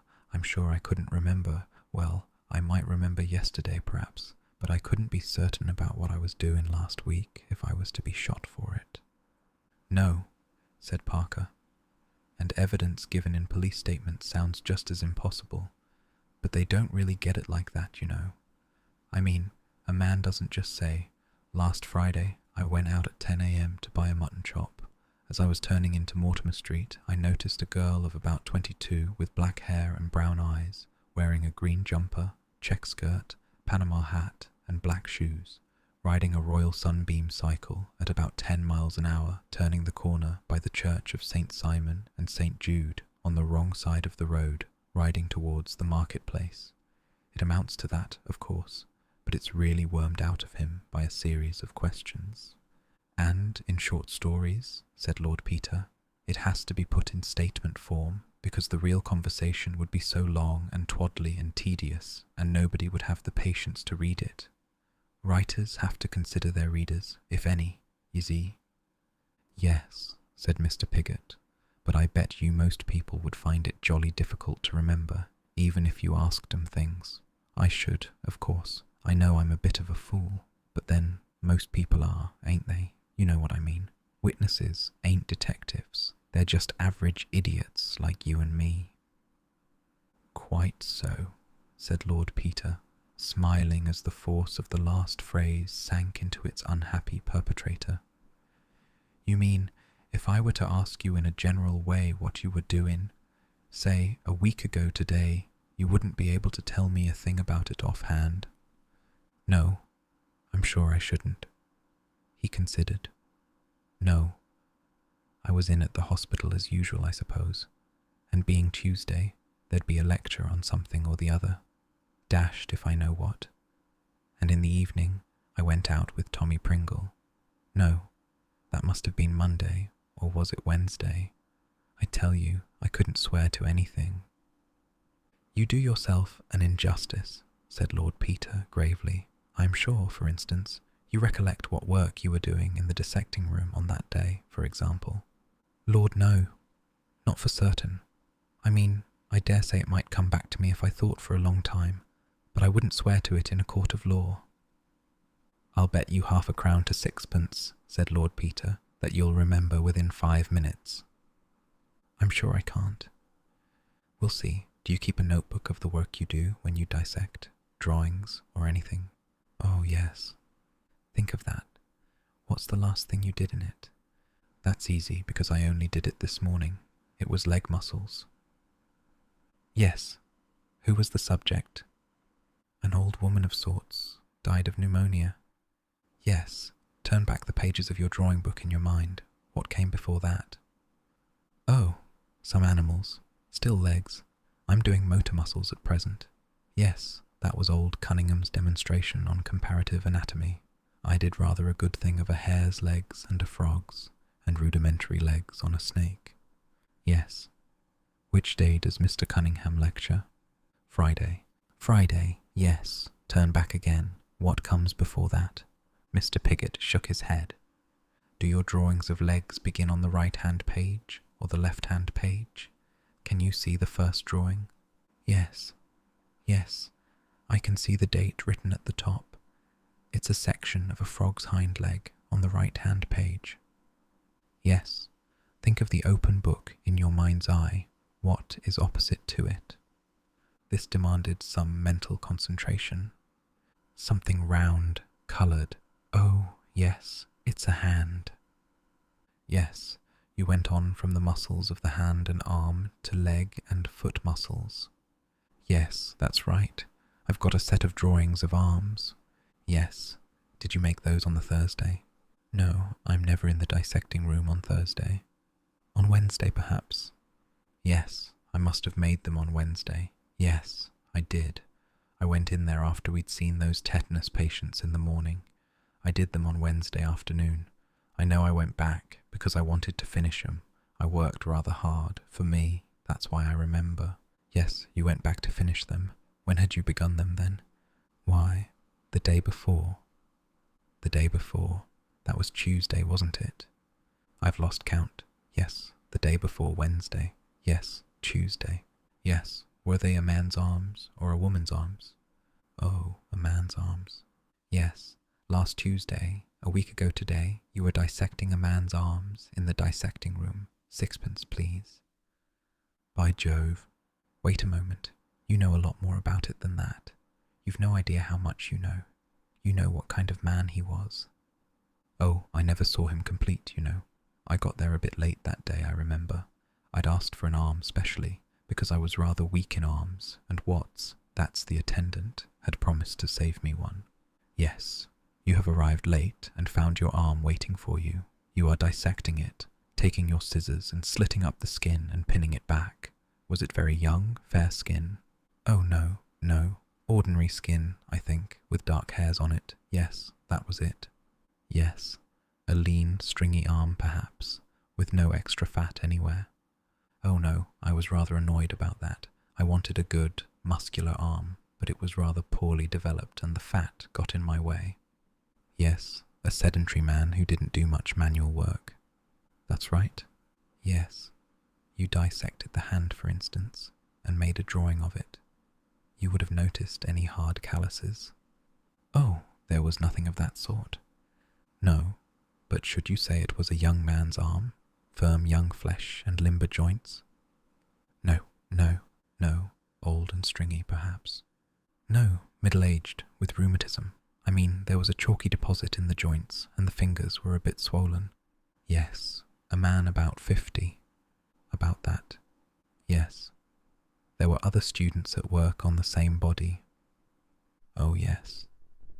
Yes, and they made all the usual sort of jokes about it. I expect so. Oh, yes. You can remember some of them. Who is your local funny man, so to speak? Tommy Pringle. What was Tommy Pringle's doing? Can't remember. Whereabouts was Tommy Pringle working? Over by the instrument cupboard, by sink C.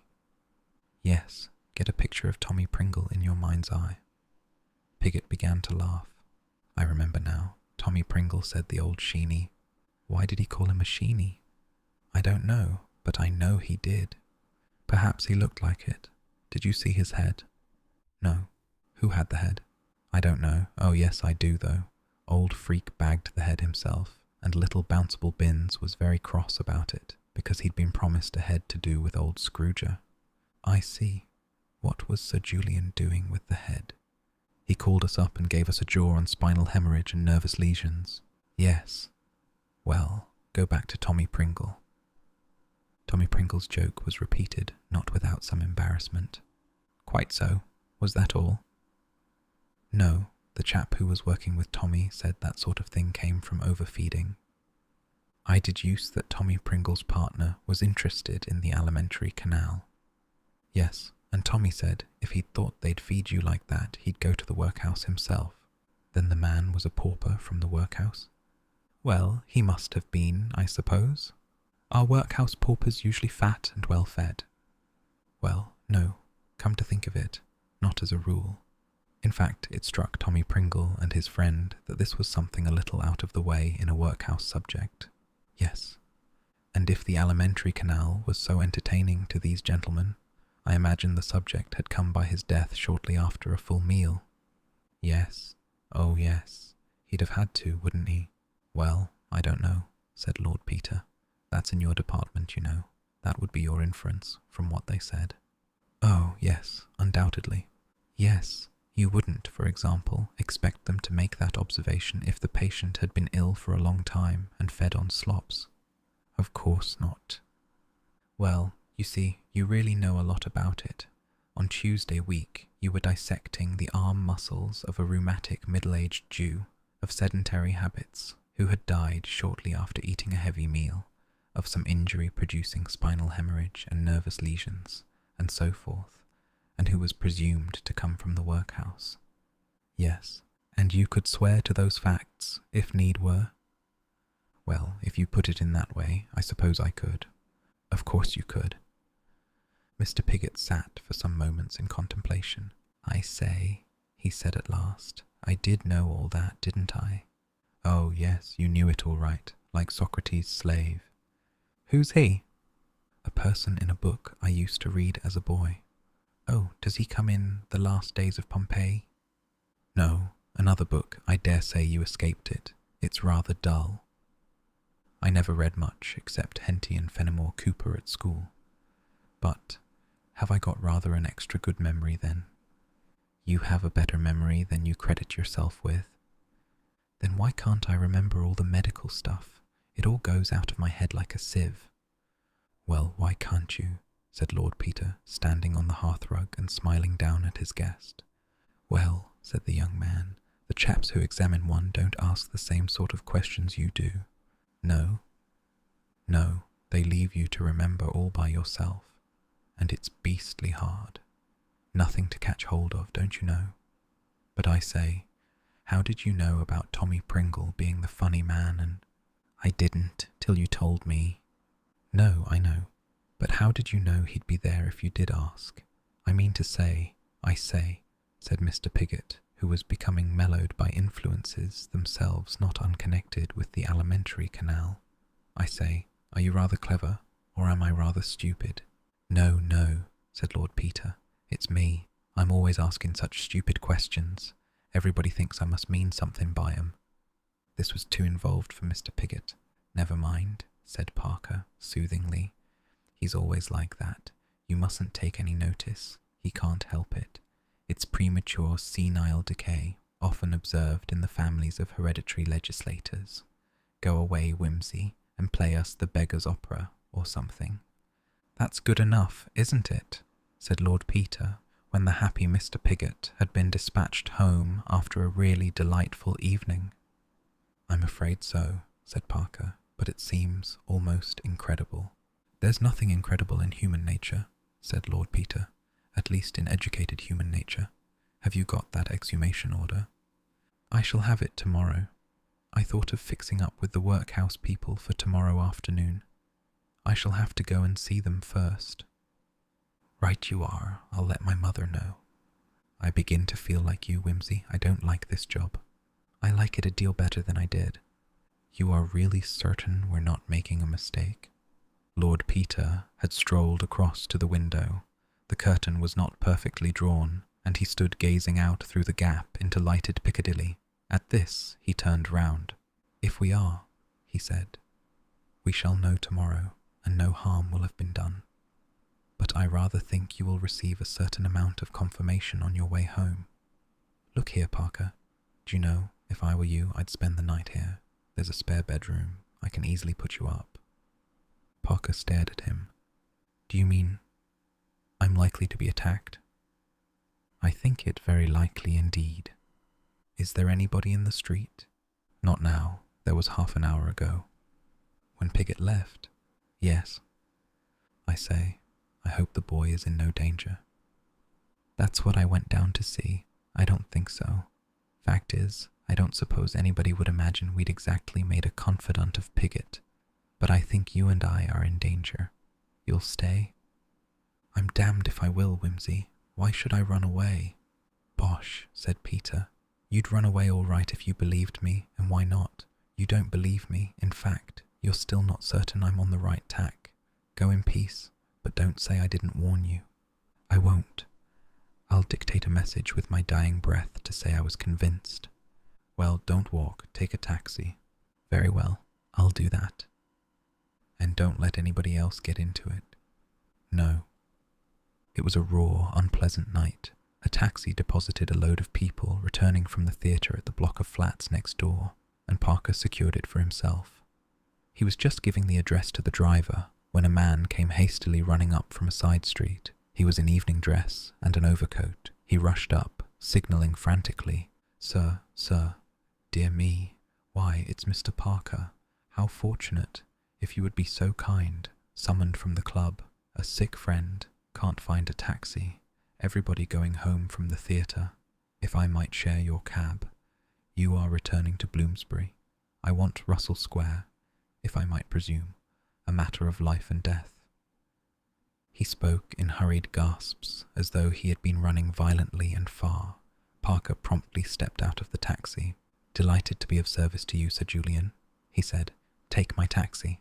I am going down to Craven Street myself, but I'm in no hurry. Pray make use of the cab." "It's extremely kind of you," said the surgeon. "I am ashamed."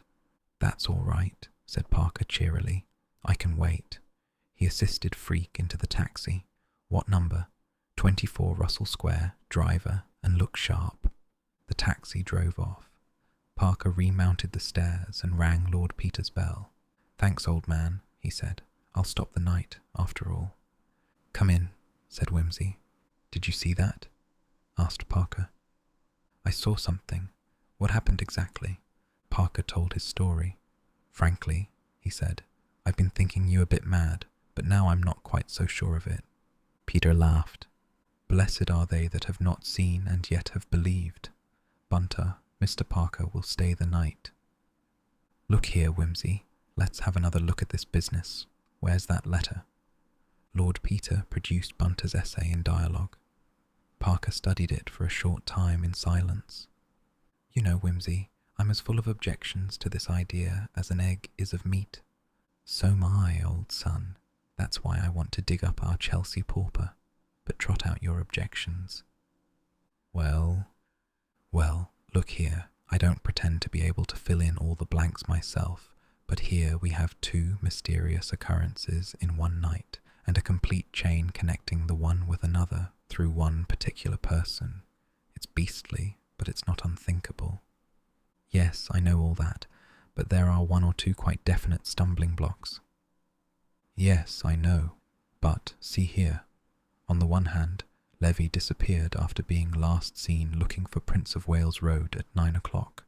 At 8 next morning, a dead man, not unlike him in general outline, is discovered in a bath in Queen Caroline Mansions.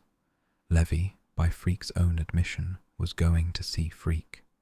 By information received from the Chelsea workhouse, a dead man, answering to the description of the Battersea corpse in its natural state, was delivered that same day to Freak. We have Levy with a past, and no future, as it were, an unknown vagrant with a future in the cemetery, and no past, and Freak stands between their future and their past. That looks all right." "Yes. Now further. Freak has a motive for getting rid of Levy, an old jealousy. Very old, and not much of a motive. People have been known to do that sort of thing. You're thinking that people don't keep up old jealousies for 20 years or so. Perhaps not. Not just primitive, brute jealousy. That means a word and a blow. But the thing that rankles is hurt vanity. That sticks. Humiliation. And we've all got a sore spot we don't like to have touched. I've got it. You've got it. Some blighter said hell knew no fury like a woman scorned. Sticking it onto women, poor devils. Sex is every man's loco spot. You needn't fidget, you know it's true. He'll take a disappointment, but not a humiliation. I knew a man once who'd been turned down, not too charitably, by a girl he was engaged to. He spoke quite decently about her. I asked what had become of her. "Oh," he said, "she married the other fellow," and then burst out, couldn't help himself. "Lord, yes," he cried. "To think of it, jilted for a Scotchman. I don't know why he didn't like Scots, but that was what got him on the raw. Look at Freak. I've read his books. His attacks on his antagonists are savage. And he's a scientist, yet he can't bear opposition, even in his work, which is where any first-class man is most sane and open-minded. Do you think he's a man to take a beating from any man on a side issue? On a man's most sensitive side issue? People are opinionated about side issues, you know. I see red if anybody questions my judgment about a book. And Levy, who was nobody 20 years ago, romps in and carries off Freak's girl from under his nose. It isn't the girl Freak would bother about. It's having his aristocratic nose put out of joint by a little Jewish nobody. There's another thing. Freak's got another side issue. He likes crime. In that criminology book of his, he gloats over a hardened murderer. I've read it, and I've seen the admiration simply glaring out between the lines. Whenever he writes about a callous and successful criminal, he reserves his contempt for the victims or the penitents or the men who lose their heads and get found out. His heroes are Edmond de la Pommeraye who persuaded his mistress into becoming an accessory to her own murder, and George Joseph Smith of Brides in a Bath fame, who could make passionate love to his wife in the night and carry out his plot to murder her in the morning. After all, he thinks conscience is a sort of vermiform appendix. Chop it out and you'll feel all the better. Freak isn't troubled by the usual conscientious deterrent. Witness his own hand in his books, now again. The man who went to Levy's house in his place knew the house. Freak knew the house. He was a red-haired man, smaller than Levy, but not much smaller, since he could wear his clothes without appearing ludicrous. You have seen Freak. You know his height. About 5'11", I suppose, and his auburn mane. He probably wore surgical gloves. Freak is a surgeon. He was a methodical and daring man. Surgeons are obliged to be both daring and methodical. Now take the other side. The man who got hold of the Battersea corpse had to have access to dead bodies. Freak obviously had access to dead bodies. He had to be cool and quick and callous about handling a dead body. Surgeons are all that. He had to be a strong man to carry the body across the roofs and dump it in at Thipps's window. Freak is a powerful man and a member of the Alpine Club. He probably wore surgical gloves and he let the body down from the roof with a surgical bandage. This points to a surgeon again. He undoubtedly lived in the neighbourhood. Freak lives next door. The girl you interviewed heard a bump on the roof of the end house. That is the house next to Frick's. Every time we look at Frick, he leads somewhere, whereas Milligan and Thipps and Crimplesham and all the other people we've honoured with our suspicion simply led nowhere.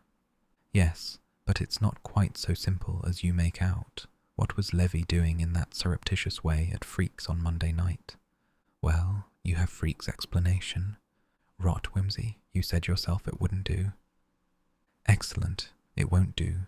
Therefore, Freak was lying. Why should he lie about it unless he had some object in hiding the truth? Well, but why mention it at all? Because Levy, contrary to all expectation, had been seen at the corner of the road. That was a nasty accident for Freak. He thought it best to be beforehand with an explanation of sorts. He reckoned, of course, on nobody's ever connecting Levy with Battersea Park. Well then, we come back to the first question. Why did Levy go there? I don't know, but he was got there somehow. Why did Freak buy all those Peruvian oil shares? I don't know, said Parker in his turn. Anyway, went on Wimsey, Freak expected him and made arrangements to let him in himself so that Cummings shouldn't see who the caller was. But the caller left again at 10. Oh, Charles, I did not expect this of you. This is the purest sudgery. Who saw him go? Somebody said good night and walked away down the street, and you believe it was Levy because Freak didn't go out of his way to explain that it wasn't. Do you mean that Freak walked cheerfully out of the house to Park Lane and left Levy behind, dead or alive, for Cummings to find? We have Cummings's word that he did nothing of the sort. A few minutes after the steps walked away from the house, Freak rang the library bell and told Cummings to shut up for the night. Then, well, there's a side door to the house, I suppose. In fact, you know there is. Cummings said so, through the hospital. Yes, well, where was Levy? Levy went up into the library and never came down. You've been in Freak's library. Where would you have put him? In my bedroom next door. Then that's where he did put him. But suppose the man went in to turn down the bed. Beds are turned down by the housekeeper earlier than 10 o'clock. Yes, but Cummings heard Freak about the house all night. He heard him go in and out 2 or 3 times. He'd expect him to do that anyway. Do you mean to say Freak got all that job finished before 3 in the morning? Why not? Quick work. Well, call it quick work. Besides, why 3? Cummings never saw him again till he called him for 8 o'clock breakfast. But he was having a bath at 3. I don't say he didn't get back from Park Lane before 3, but I don't suppose Cummings went and looked through the bathroom keyhole to see if he was in the bath. Parker considered again. Mow about Crimplesham's pince-nez? He asked. That is a bit mysterious, said Lord Peter. And why Thipps's bathroom? Why, indeed? Pure accident, perhaps, or pure devilry. Do you think all this elaborate scheme could have been put together in a night, Wimsey? Far from it. It was conceived as soon as that man who bore a superficial resemblance to Levy came into the workhouse. He had several days. I see. Freak gave himself away at the inquest. He and Grimbold disagreed about the length of the man's illness. If a small man, comparatively speaking, like Grimbold, presumes to disagree with a man like Freak, it's because he is sure of his ground. Then, if your theory is sound, Freak made a mistake. Yes, a very slight one. He was guarding with unnecessary caution against starting a train of thought in the mind of anybody, say, the workhouse doctor. Up till then, he'd been reckoning on the fact that people don't think a second time about anything, a body, say, that's once been accounted for. What made him lose his head? A chain of unforeseen accidents, Levy's having been recognized, my mother's son having foolishly advertised in the Times his connection with the Battersea end of the mystery, Detective Parker, whose photograph has been a little prominent in the illustrated press lately, seen sitting next door to the Duchess of Denver at the inquest. His aim in life was to prevent the two ends of the problem from linking up, and there were two of the links, literally side by side.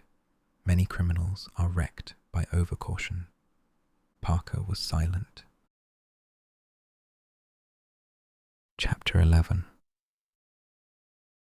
A regular pea souper, by Jove, said Lord Peter. Parker grunted and struggled irritably into an overcoat. It affords me, if I may say so, the greatest satisfaction, continued the noble lord, that in a collaboration like ours, all the uninteresting and disagreeable routine work is done by you. Parker grunted again. Do you anticipate any difficulty about the warrant? Inquired Lord Peter. Parker grunted a third time. I suppose you've seen to it that all this business is kept quiet. Of course. You've muzzled the workhouse people. Of course. And the police? Yes, because if you haven't, there'll probably be nobody to arrest. My dear Wimsey, do you think I'm a fool? I had no such hope. Parker grunted finally and departed. Lord Peter settled down to a perusal of his Dante. It afforded him no solace. Lord Peter was hampered in his career as a private detective by a public school education. Despite Parker's admonitions, he was not always able to discount it. His mind had been warped in its young growth by Raffles and Sherlock Holmes, or the sentiments for which they stand. He belonged to a family which had never shot a fox. I am an amateur, said Lord Peter. Nevertheless, while communing with Dante, he made up his mind. In the afternoon, he found himself in Harley Street. Sir Julian Freak might be consulted about one's nerves from 2 till 4 on Tuesdays and Fridays. Lord Peter rang the bell. Have you an appointment, sir? Inquired the man who opened the door. No, said Lord Peter, but will you give Sir Julian my card? I think it possible he may see me without one. He sat down in the beautiful room in which Sir Julian's patients awaited his healing counsel. It was full of people. 2 or 3 fashionably dressed women were discussing shops and servants together and teasing a toy griffin. A big, worried-looking man by himself in a corner looked at his watch 20 times a minute. Lord Peter knew him by sight. It was Wintrington, a millionaire, who had tried to kill himself a few months ago. He controlled the finances of 5 countries, but he could not control his nerves. The finances of 5 countries were in Sir Julian Freak's capable hands. By the fireplace sat a soldierly-looking young man of about Lord Peter's own age. His face was prematurely lined and worn. He sat bolt upright, his restless eyes darting in the direction of every slightest sound. On the sofa was an elderly woman of modest appearance, with a young girl. The girl seemed listless and wretched. The woman's look showed deep affection and anxiety tempered with a timid hope. Close beside Lord Peter was another younger woman with a little girl, and Lord Peter noticed in both of them the broad cheekbones and beautiful grey slanting eyes of the Slav. The child, moving restlessly about, trod on Lord Peter's patent leather toe, and the mother admonished her in French. before turning to apologize to Lord Peter. Mais je vous en prie, madame, said the young man. It is nothing. She is nervous, pauvre petite, said the young woman. You are seeking advice for her? Yes, he is wonderful, the doctor. Figure to yourself, monsieur, she cannot forget, poor child, the things she has seen. She leaned nearer so that the child might not hear. We have escaped from starving Russia 6 months ago. I dare not tell you. She has such quick ears, and then the cries, the tremblings, the convulsions, they all begin again. We were skeletons when we arrived, mon Dieu, but that is better now. See, she is thin, but she is not starved. She would be fatter, but for the nerves that keep her from eating. We who are older, we forget. Enfin, on apprend à ne pas y penser. But these children, when one is young, monsieur, tout ça impressionne trop. Lord Peter, escaping from the thraldom of British good form, expressed himself in that language in which sympathy is not condemned to mutism. But she is much better, said the mother proudly. The great doctor, he does marvels. C'est un homme précieux, said Lord Peter. Ah, monsieur, c'est un saint qui opère des miracles. Nous prions pour lui, Natacha et moi, tous les jours, n'est-ce pas, chérie? And consider, monsieur, that he does it all, ce grand homme, cet homme illustre, for nothing at all. When we come here, we have not even the clothes upon our backs. We are ruined, famished, et avec ça que nous sommes de bonne famille. Mais hélas, monsieur, en Russie, comme vous savez, ça ne vous vaut que des insultes, des atrocités. Enfin, the great Sir Julian sees us, he says. Madame, your little girl is very interesting to me. Say no more. I cure her for nothing, pour ses beaux yeux, a-t-il ajouté en riant. Ah, monsieur, c'est un saint, un véritable saint. And Natacha is much, much better. Madame, je vous en félicite. And you, monsieur, you are young, well, strong. You also suffer. It is still the war, perhaps. A little remains of shell shock, said Lord Peter. Ah, yes, so many good, brave young men. Sir Julian can spare you a few minutes, my lord, if you will come in now, said the servant. Lord Peter bowed to his neighbour and walked across the waiting room. As the door of the consulting room closed behind him, he remembered having once gone, disguised, into the staff room of a German officer. He experienced the same feeling, the feeling of being caught in a trap and a mingling of bravado and shame. He had seen Sir Julian freak several times from a distance, but never close. Now, while carefully and quite truthfully detailing the circumstances of his recent nervous attack, he considered the man before him, a man taller than himself, with immense breadth of shoulder and wonderful hands, a face beautiful, impassioned and inhuman, fanatical, compelling eyes, bright blue amid the ruddy bush of hair and beard. They were not the cool and kindly eyes of the family doctor. They were the brooding eyes of the inspired scientist, and they searched one through. Well, thought Lord Peter, I shan't have to be explicit anyhow. Yes, said Sir Julian. Yes, you had been working too hard, puzzling your mind, yes. More than that, perhaps, troubling your mind, shall we say. I found myself faced with a very alarming contingency. Yes, unexpectedly, perhaps. Very unexpected indeed. Yes, following on a period of mental and physical strain. Well, perhaps, nothing out of the way. Yes, the unexpected contingency was personal to yourself. It demanded an immediate decision as to my own actions. Yes, in that sense, it was certainly personal. Quite so. You would have to assume some responsibility, no doubt. A very grave responsibility, affecting others besides yourself. Affecting one other person vitally and a very great number indirectly. Yes, the time was night. You were sitting in the dark. Not at first. I think I put the light out afterwards. Quite so. That action would naturally suggest itself to you. Were you warm? I think the fire had died down. My man tells me that my teeth were chattering when I went into him. Yes. You live in Piccadilly? Yes. Heavy traffic sometimes goes past during the night, I expect. Oh, frequently. Just so. Now this decision you refer to, you had taken that decision. Yes. Your mind was made up?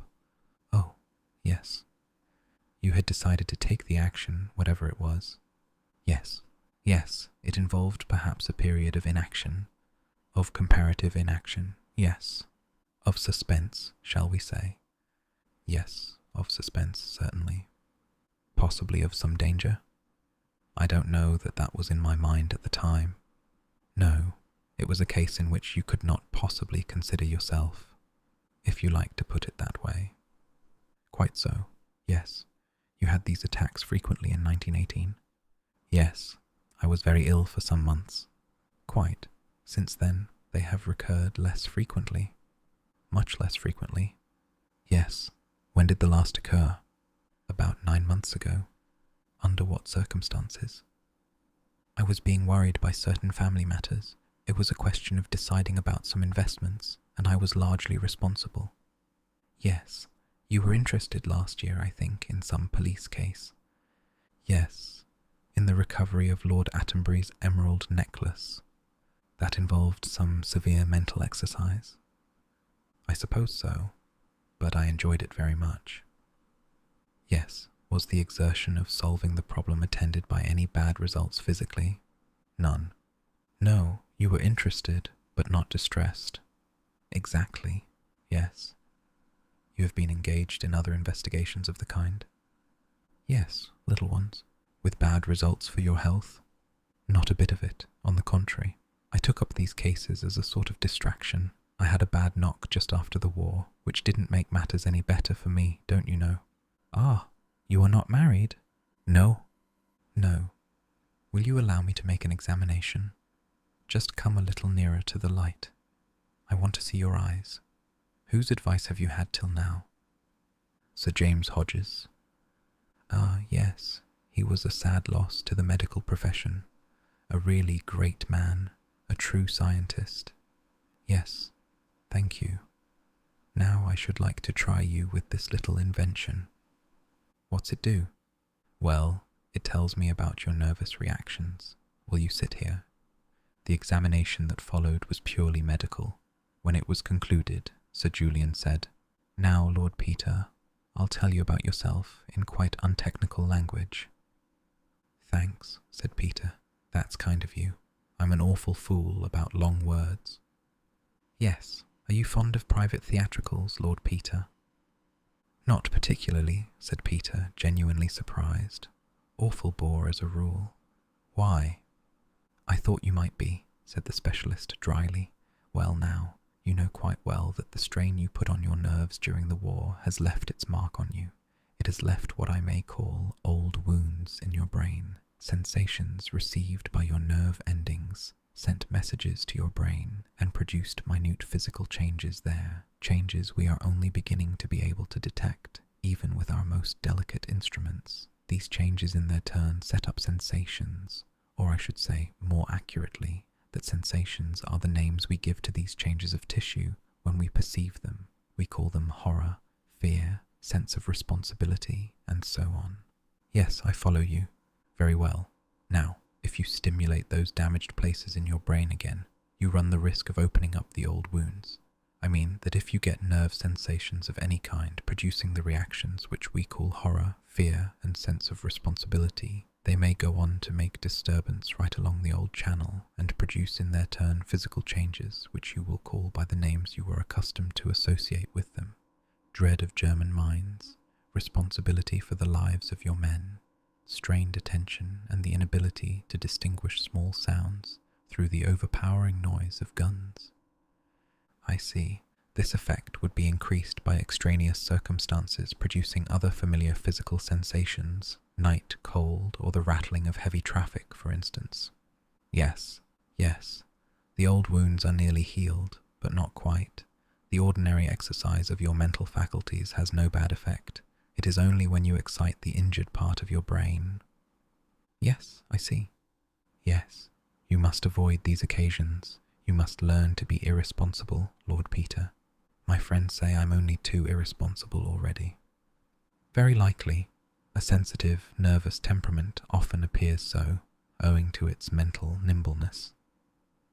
Oh, yes. This particular responsibility you are speaking of still rests upon you? Yes, it does. You have not yet completed the course of action on which you have decided? Not yet. You feel bound to carry it through? Oh yes, I can't back out of it now.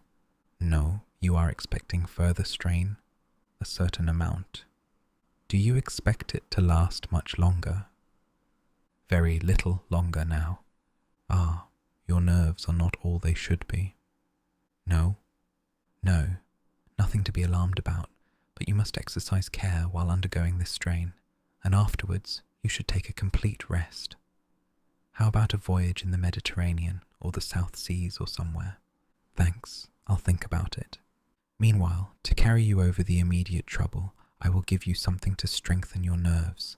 It will do you no permanent good, you understand, but it will tide you over the bad time, and I will give you a prescription. Thank you. Sir Julian got up and went into a small surgery leading out of the consulting room. Lord Peter watched him moving about, boiling something and writing. Presently he returned with a paper and a hypodermic syringe. Here is the prescription, and now, if you will just roll up your sleeve, I will deal with the necessity of the immediate moment. Lord Peter obediently rolled up his sleeve. Sir Julian Freak selected a portion of his forearm and anointed it with iodine. What's that you're going to stick into me? Bugs? The surgeon laughed. Not exactly, he said. He pinched up a portion of flesh between his finger and thumb. You've had this kind of thing before, I expect. Oh, yes, said Lord Peter. He watched the cool fingers, fascinated, and the steady approach of the needle. Yes, I've had it before, and, do you know, I don't care frightfully about it. He had brought up his right hand, and it closed over the surgeon's wrist like a vice. The silence was like a shock. The blue eyes did not waver. They burned down steadily upon the heavy white lids below them. Then these slowly lifted. The grey eyes met the blue, coldly, steadily, and held them. When lovers embrace, there seems no sound in the world but their own breathing. So the two men breathed face to face. As you like, of course, Lord Peter, said Sir Julian courteously. Afraid I'm rather a silly ass, said Lord Peter, but I never could abide these little gadgets. I had one once that went wrong and gave me a rotten bad time. They make me a bit nervous. In that case, replied Sir Julian, it would certainly be better not to have the injection. It might rouse up just those sensations which we are desirous of avoiding. You will take the prescription then, and do what you can to lessen the immediate strain as far as possible. Oh, yes, I'll take it easy, thanks, said Lord Peter. He rolled his sleeve down neatly. I'm much obliged to you. If I have any further trouble, I'll look in again. Do, said Sir Julian cheerfully. Only make an appointment another time. I'm rather rushed these days. I hope your mother is quite well. I saw her the other day at that Battersea inquest. You should have been there. It would have interested you. Chapter 12. The vile raw fog tore your throat and ravaged your eyes. You could not see your feet. You stumbled in your walk over poor men's graves. The feel of Parker's old trench coat beneath your fingers was comforting. You had felt it in worse places. You clung on now for fear you should get separated. The dim people moving in front of you were like Brocken spectres. Take care, gentlemen, said a toneless voice out of the yellow darkness. There's an open grave just hereabouts. You bore away to the right and floundered in a mass of freshly turned clay. Hold up, old man, said Parker. Where is Lady Levy? In the mortuary. The Duchess of Denver is with her. Your mother is wonderful, Peter. Isn't she? Said Lord Peter.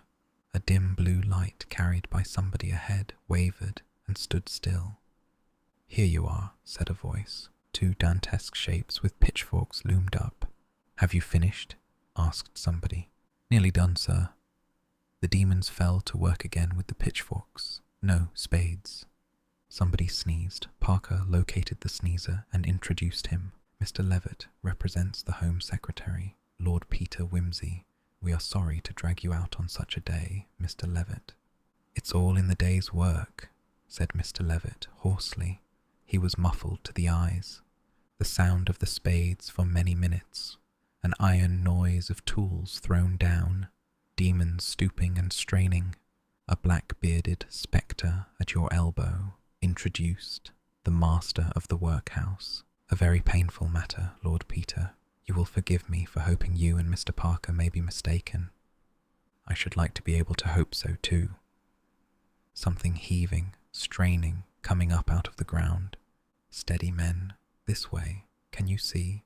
Be careful of the graves. They lie pretty thick hereabouts. Are you ready? Right you are, sir.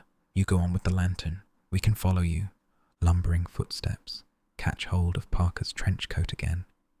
That you, old man? Oh, I beg your pardon, Mr. Levitt. Thought you were Parker. Hullo, Wimsey. Here you are. More graves.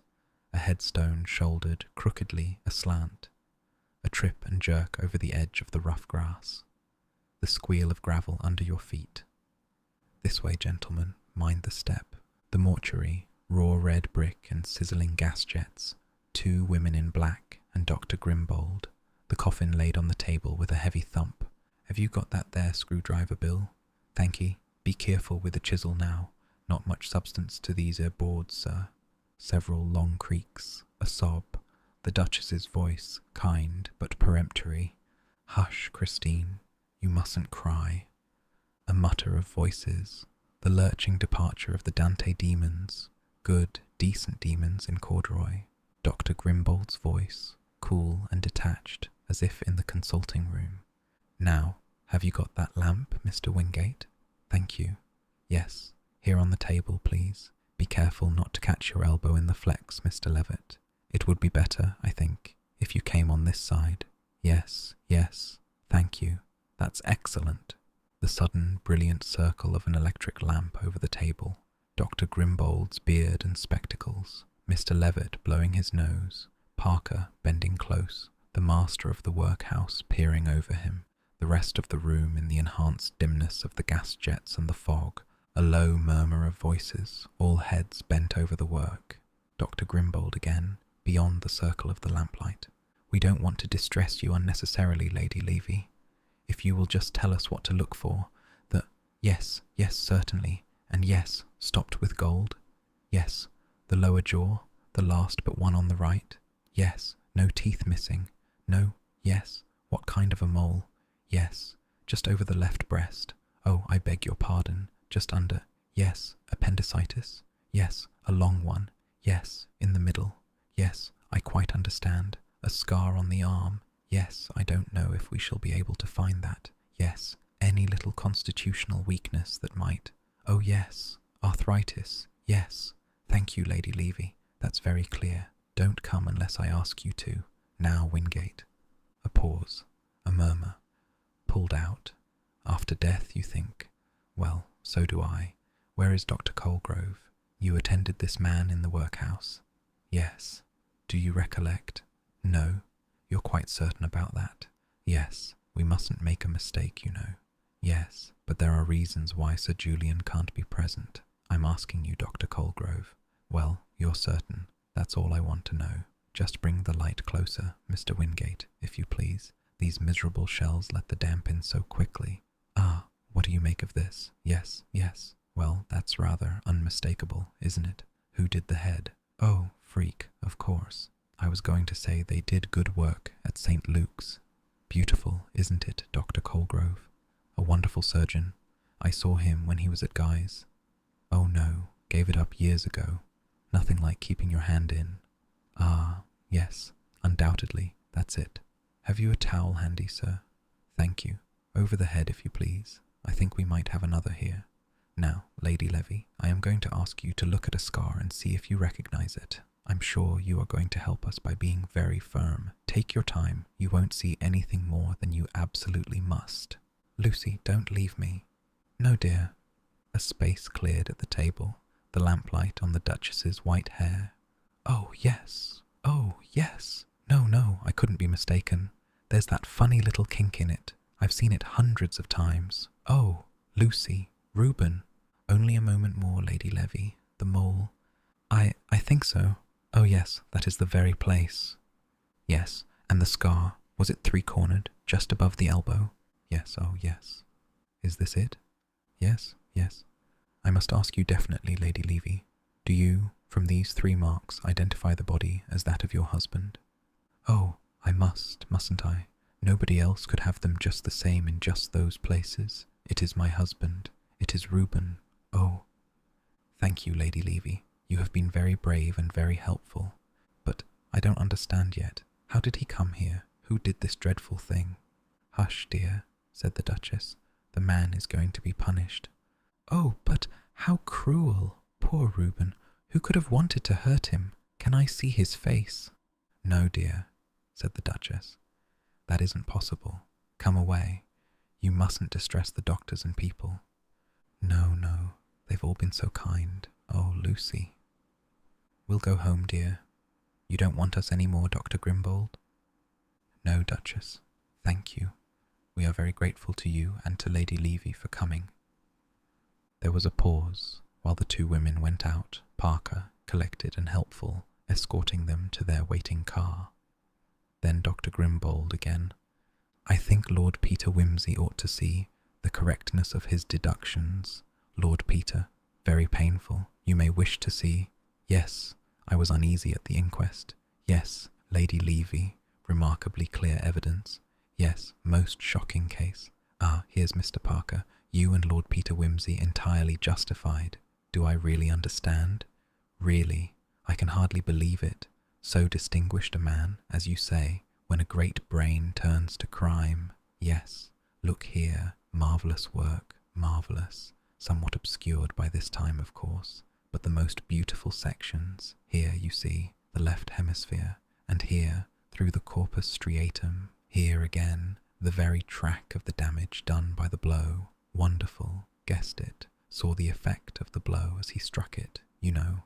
Ah, I should like to see his brain, Mr. Parker, and to think that, heavens, Lord Peter, you don't know what a blow you have struck at the whole profession, the whole civilized world. Oh, my dear sir, can you ask me? My lips are sealed, of course. All our lips are sealed.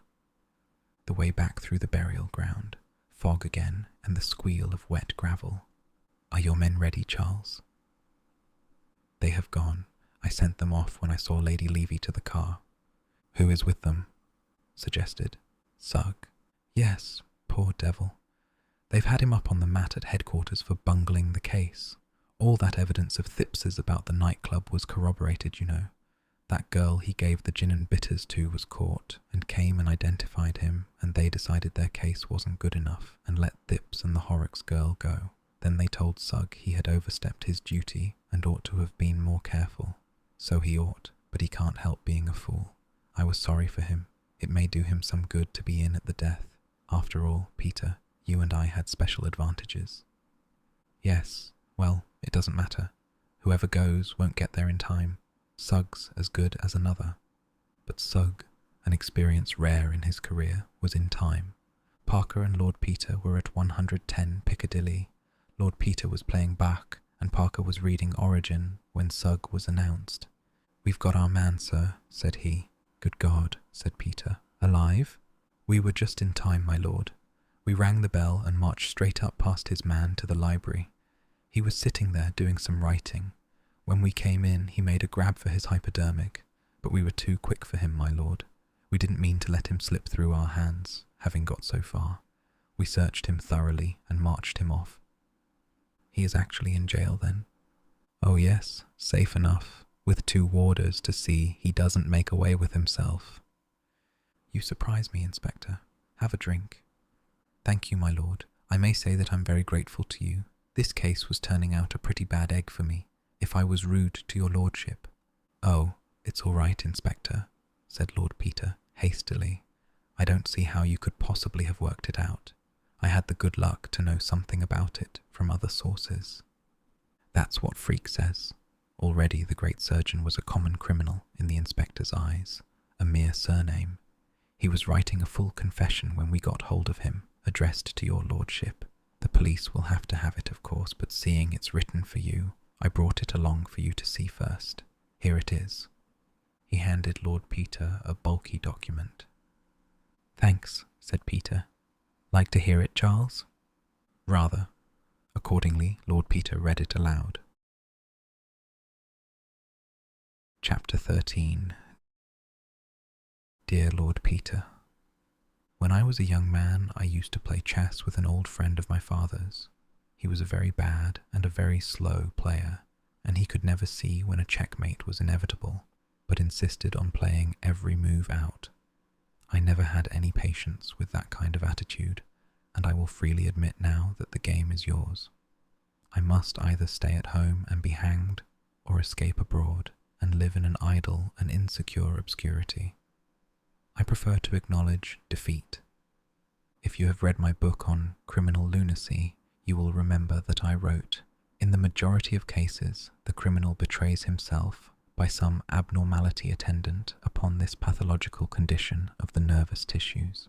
His mental instability shows itself in various forms, an overweening vanity leading him to brag of his achievement, a disproportionate sense of the importance of the offence resulting from the hallucination of religion and driving him to confession, egomania, producing the sense of horror or conviction of sin and driving him to headlong flight without covering his tracks, a reckless confidence resulting in the neglect of the most ordinary precautions, as in the case of Henry Wainwright, who left a boy in charge of the murdered woman's remains while he went to call a cab, or on the other hand, a nervous distrust of apperceptions in the past, causing him to revisit the scene of the crime to assure himself that all traces have been as safely removed as his own judgment knows them to be.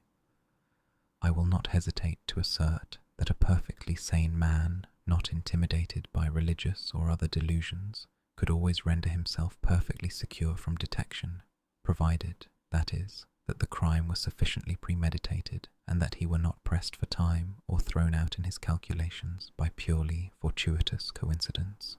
You know as well as I do how far I have made this assertion good in practice. The two accidents which betrayed me I could not by any possibility have foreseen. The first was the chance recognition of Levy by the girl in the Battersea Park Road, which suggested a connection between the two problems. The second was that Thipps should have arranged to go down to Denver on the Tuesday morning, thus enabling your mother to get word of the matter through to you before the body was removed by the police, and to suggest a motive for the murder out of what she knew of my previous personal history.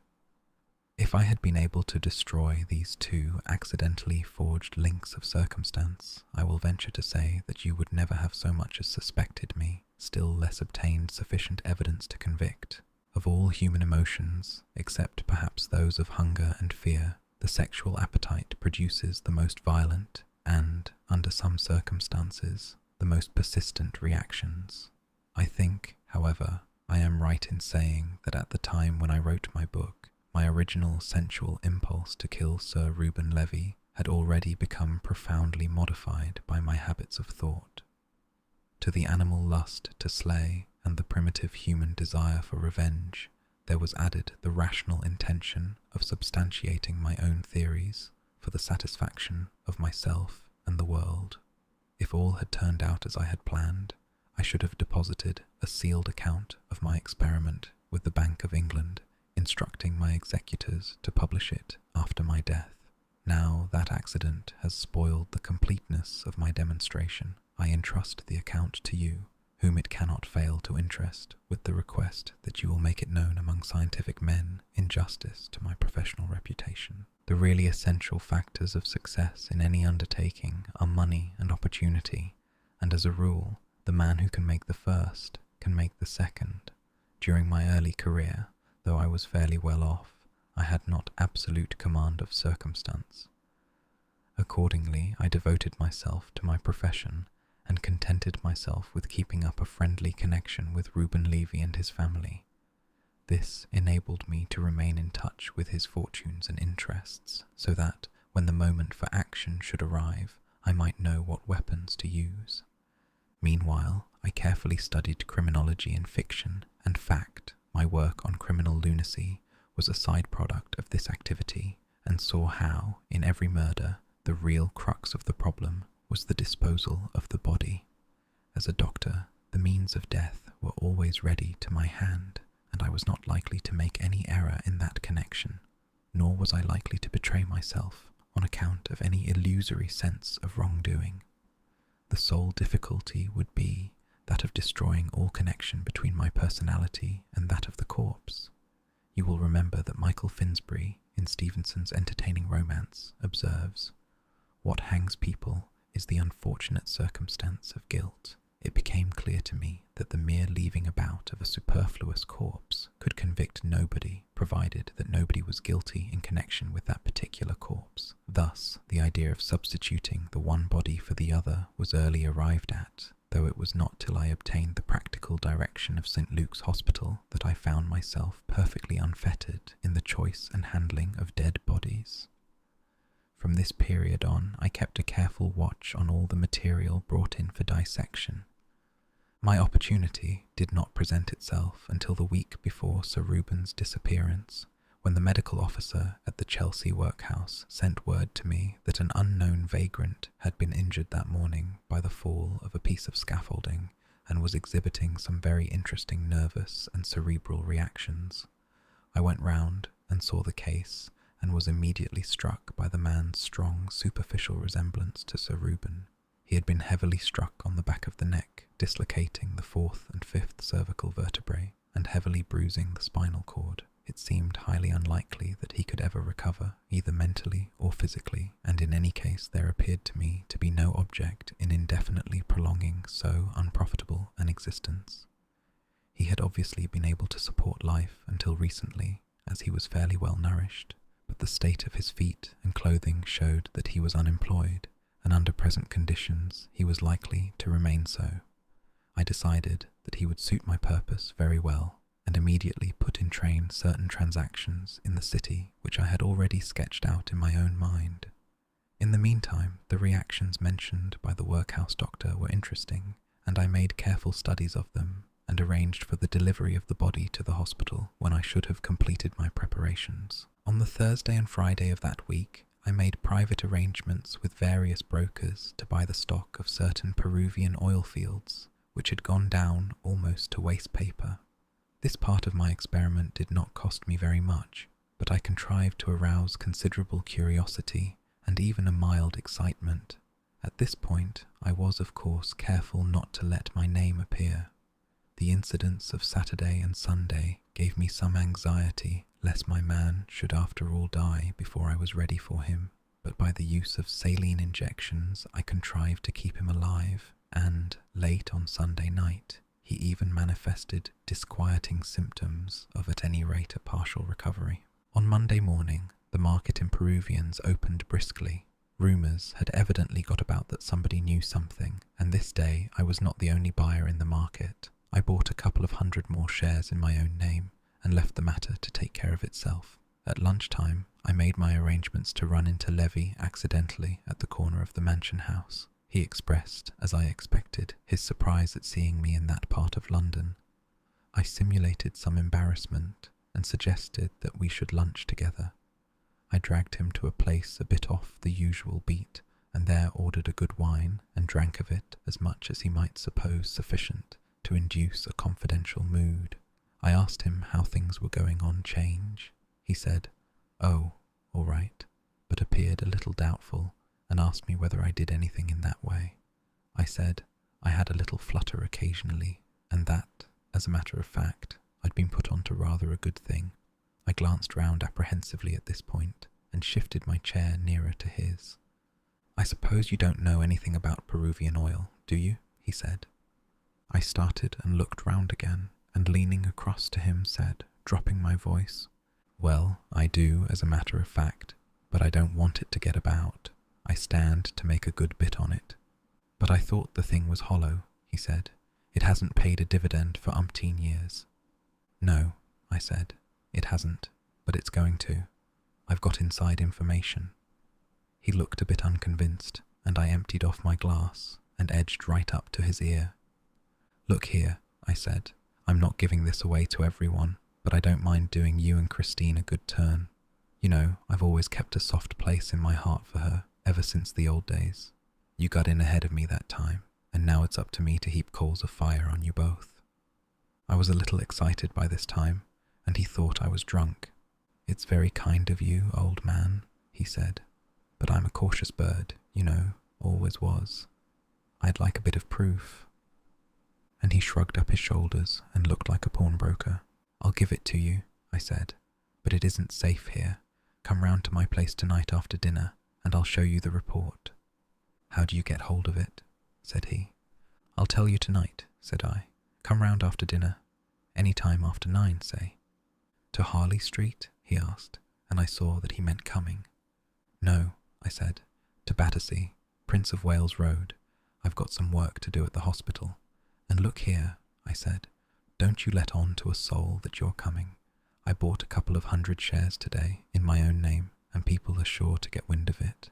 If we're known to be about together, someone'll twig something. In fact, it's anything but safe talking about it in this place." "All right," he said. "I won't say a word to anybody. I'll turn up about 9 o'clock. You're sure it's a sound thing?" "It can't go wrong," I assured him, and I meant it. We parted after that, and I went round to the workhouse. My man had died at about 11 o'clock. I had seen him just after breakfast, and was not surprised. I completed the usual formalities with the workhouse authorities, and arranged for his delivery at the hospital at about 7 o'clock. In the afternoon, as it was not one of my days to be in Harley Street, I looked up an old friend who lives close to Hyde Park, and found that he was just off to Brighton on some business or other. I had tea with him, and saw him off by the 5:35 from Victoria. On issuing from the barrier, it occurred to me to purchase an evening paper, and I thoughtlessly turned my steps to the bookstall. The usual crowds were rushing to catch suburban trains home, and on moving away I found myself involved in a contrary stream of travellers coming up out of the underground or bolting from all sides for the 5:45 to Battersea Park and Wandsworth Common. I disengaged myself after some buffeting and went home in a taxi. And it was not till I was safely seated there that I discovered somebody's gold-rimmed pince-nez involved in the astrakhan collar of my overcoat. The time from 6:15 to 7 I spent concocting something to look like a bogus report for Sir Reuben. At 7 I went through to the hospital and found the workhouse van just delivering my subject at the side door. I had him taken straight up to the theatre and told the attendant, William Watts, that I intended to work there that night. I told him I would prepare the body myself. The injection of a preservative would have been a most regrettable complication. I sent him about his business and then went home and had dinner. I told my man that I should be working in the hospital that evening, and that he could go to bed at 10:30 as usual, as I could not tell whether I should be late or not. He is used to my erratic ways. I only keep 2 servants in the Battersea house, the manservant and his wife, who cooks for me. The rougher domestic work is done by a charwoman who sleeps out. The servant's bedroom is at the top of the house, overlooking Prince of Wales Road. As soon as I had dined, I established myself in the hall with some papers. My man had cleared dinner by 8:15, and I told him to give me the siphon and tantalus, and sent him downstairs. Levy rang the bell at 20 minutes past 9, and I opened the door to him myself. My man appeared at the other end of the hall, but I called to him that it was all right, and he went away. Levy wore an overcoat with evening dress and carried an umbrella. "Why, how wet you are," I said. "How did you come?" "By bus," he said, "and the fool of a conductor forgot to put me down at the end of the road. It's pouring cats and dogs and pitch dark. I couldn't see where I was." I was glad he hadn't taken a taxi, but I had rather reckoned on his not doing so. "Your little economies will be the death of you one of these days," I said. I was right there, but I hadn't reckoned on their being the death of me as well. I say again, I could not have foreseen it. I sat him down by the fire and gave him a whiskey. He was in high spirits about some deal in Argentines he was bringing off the next day. We talked money for about 1/4 of an hour, and then he said, "Well, how about this Peruvian mare's nest of yours?" "It's no mare's nest," I said. "Come and have a look at it." I took him upstairs into the library and switched on the centre light and the reading lamp on the writing table. I gave him a chair at the table with his back to the fire and fetched the papers I had been faking out of the safe. He took them and began to read them, poking over them in his short-sighted way while I mended the fire. As soon as I saw his head in a favourable position, I struck him heavily with the poker just over the fourth cervical. It was delicate work calculating the exact force necessary to kill him without breaking the skin, but my professional experience was useful to me. He gave one loud gasp and tumbled forward onto the table quite noiselessly. I put the poker back and examined him. His neck was broken and he was quite dead. I carried him into my bedroom and undressed him. It was about 10 minutes to 10 when I had finished. I put him away under my bed, which had been turned down for the night, and cleared up the papers in the library. Then I went downstairs, took Levy's umbrella, and let myself out at the hall door, shouting, "Good night," loudly enough to be heard in the basement if the servants should be listening. I walked briskly away down the street, went in by the hospital side door, and returned to the house noiselessly by way of the private passage. It would have been awkward if anybody had seen me then, but I leaned over the back stairs and heard the cook and her husband still talking in the kitchen. I slipped back into the hall, replaced the umbrella in the stand, cleared up my papers there, went up into the library and rang the bell. When the man appeared, I told him to lock up everything except the private door to the hospital. I waited in the library until he had done so, and about 10:30 I heard both servants go up to bed. I waited a quarter of an hour longer and then went through to the dissecting room. I wheeled one of the stretcher tables through the passage to the house door and then went to fetch Levy. It was a nuisance having to get him downstairs, but I had not liked to make away with him in any of the ground floor rooms, in case my servant should take a fancy to poke his head in during the few minutes that I was out of the house, or while locking up. Besides, that was a flea bite to what I should have to do later. I put Levy on the table, wheeled him across to the hospital and substituted him for my interesting pauper. I was sorry to have to abandon the idea of getting a look at the latter's brain, but I could not afford to incur suspicion. It was still rather early, so I knocked down a few minutes getting Levy ready for dissection.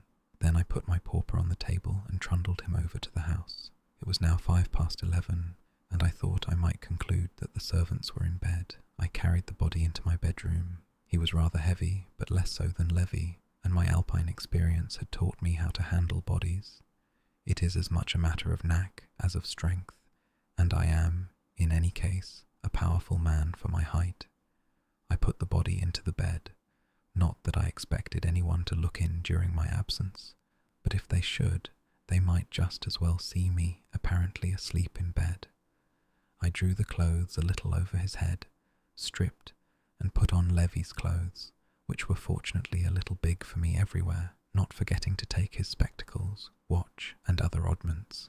At a little before 11:30, I was in the road looking for a cab. People were just beginning to come home from the theatre, and I easily secured one at the corner of Prince of Wales Road. I told the man to drive me to Hyde Park Corner. There I got out, tipped him well, and asked him to pick me up again at the same place in an hour's time.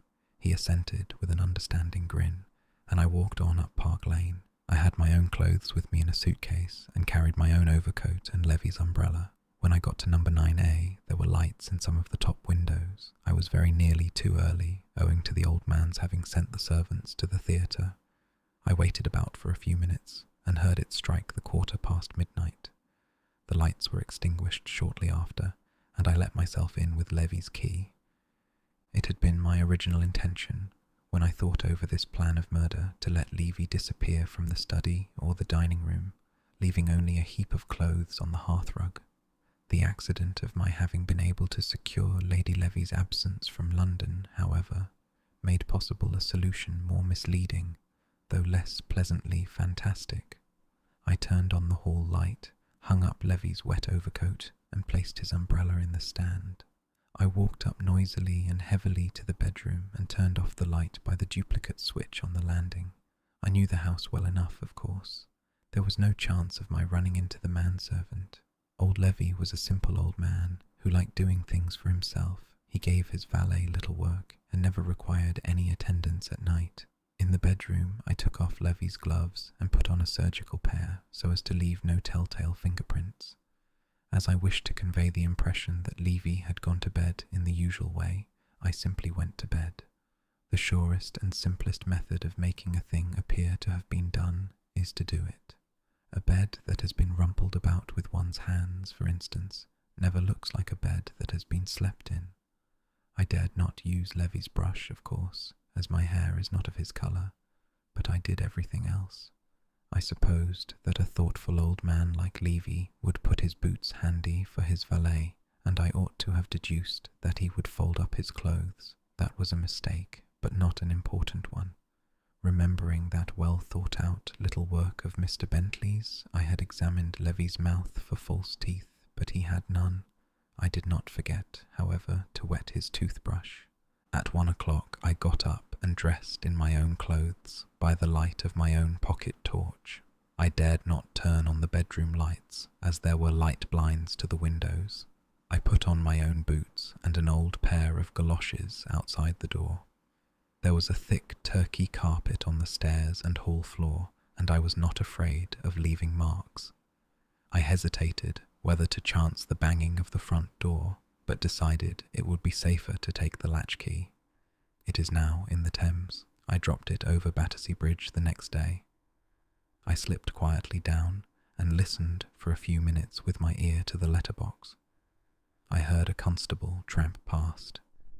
As soon as his steps had died away in the distance, I stepped out and pulled the door gingerly to. It closed almost soundlessly, and I walked away to pick up my cab. I had an overcoat of much the same pattern as Levy's, and had taken the precaution to pack an opera hat in my suitcase. I hoped the man would not notice that I had no umbrella this time. Fortunately, the rain had diminished for the moment to a sort of drizzle, and if he noticed anything, he made no observation. I told him to stop at 50 Overstrand Mansions, and I paid him off there and stood under the porch till he had driven away. Then I hurried round to my own side door and let myself in. It was about 1:45, and the harder part of my task still lay before me.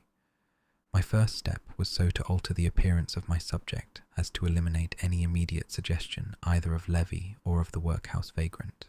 A fairly superficial alteration was all I considered necessary, since there was not likely to be any hue and cry after the pauper. He was fairly accounted for, and his deputy was at hand to represent him.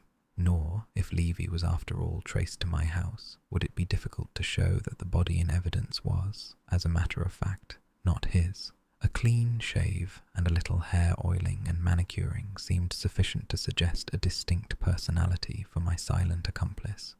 His hands had been well washed in hospital, and though calloused, were not grimy. I was not able to do the work as thoroughly as I should have liked, because time was getting on. I was not sure how long it would take me to dispose of him, and moreover, I feared the onset of rigor mortis, which would make my task more difficult. When I had him barbered to my satisfaction, I fetched a strong sheet and a couple of wide roller bandages, and fastened him up carefully, padding him with cotton wool wherever the bandages might chafe or leave a bruise. Now came the really ticklish part of the business. I had already decided in my own mind that the only way of conveying him from the house was by the roof. To go through the garden at the back in this soft, wet weather was to leave a ruinous trail behind us. To carry a dead man down a suburban street in the middle of the night seemed outside the range of practical politics. On the roof, on the other hand, the rain, which would have betrayed me on the ground, would stand my friend. To reach the roof, it was necessary to carry my burden to the top of the house, past my servant's room, and hoist him out through the trapdoor in the box-room roof. Had it merely been a question of going quietly up there myself, I should have had no fear of waking the servants, but to do so burdened by a heavy body was more difficult. It would be possible, provided that the man and his wife were soundly asleep, but if not, the lumbering tread on the narrow stair and the noise of opening the trapdoor would be only too plainly audible. I tiptoed delicately up the stair and listened at their door. To my disgust, I heard the man give a grunt and mutter something as he moved in his bed. I looked at my watch. My preparations had taken nearly an hour, first and last, and I dared not be too late on the roof. I determined to take a bold step and, as it were, bluff out an alibi. I went without precaution against noise into the bathroom, turned on the hot and cold water taps to the full and pulled out the plug. My household has often had occasion to complain of my habit of using the bath at irregular night hours. Not only does the rush of water into the cistern disturb any sleepers on the Prince of Wales Road side of the house, but my cistern is afflicted with peculiarly loud gurglings and thumpings, while frequently the pipes emit a loud groaning sound. To my delight, on this particular occasion, the cistern was in excellent form, honking, whistling, and booming like a railway terminus. I gave the noise 5 minutes start, and when I calculated that the sleepers would have finished cursing me and put their heads under the clothes to shut out the din, I reduced the flow of water to a small stream and left the bathroom, taking good care to leave the light burning and lock the door after me. Then I picked up my pauper and carried him upstairs as lightly as possible. The box room is a small attic on the side of the landing opposite to the servant's bedroom and the cistern room. It has a trapdoor, reached by a short wooden ladder. I set this up, hoisted up my pauper, and climbed up after him. The water was still racing into the cistern, which was making a noise as though it were trying to digest an iron chain, and with the reduced flow in the bathroom, the groaning of the pipes had risen almost to a hoot. I was not afraid of anybody hearing other noises. I pulled the ladder through onto the roof after me. Between my house and the last house in Queen Caroline Mansions, there is a space of only a few feet.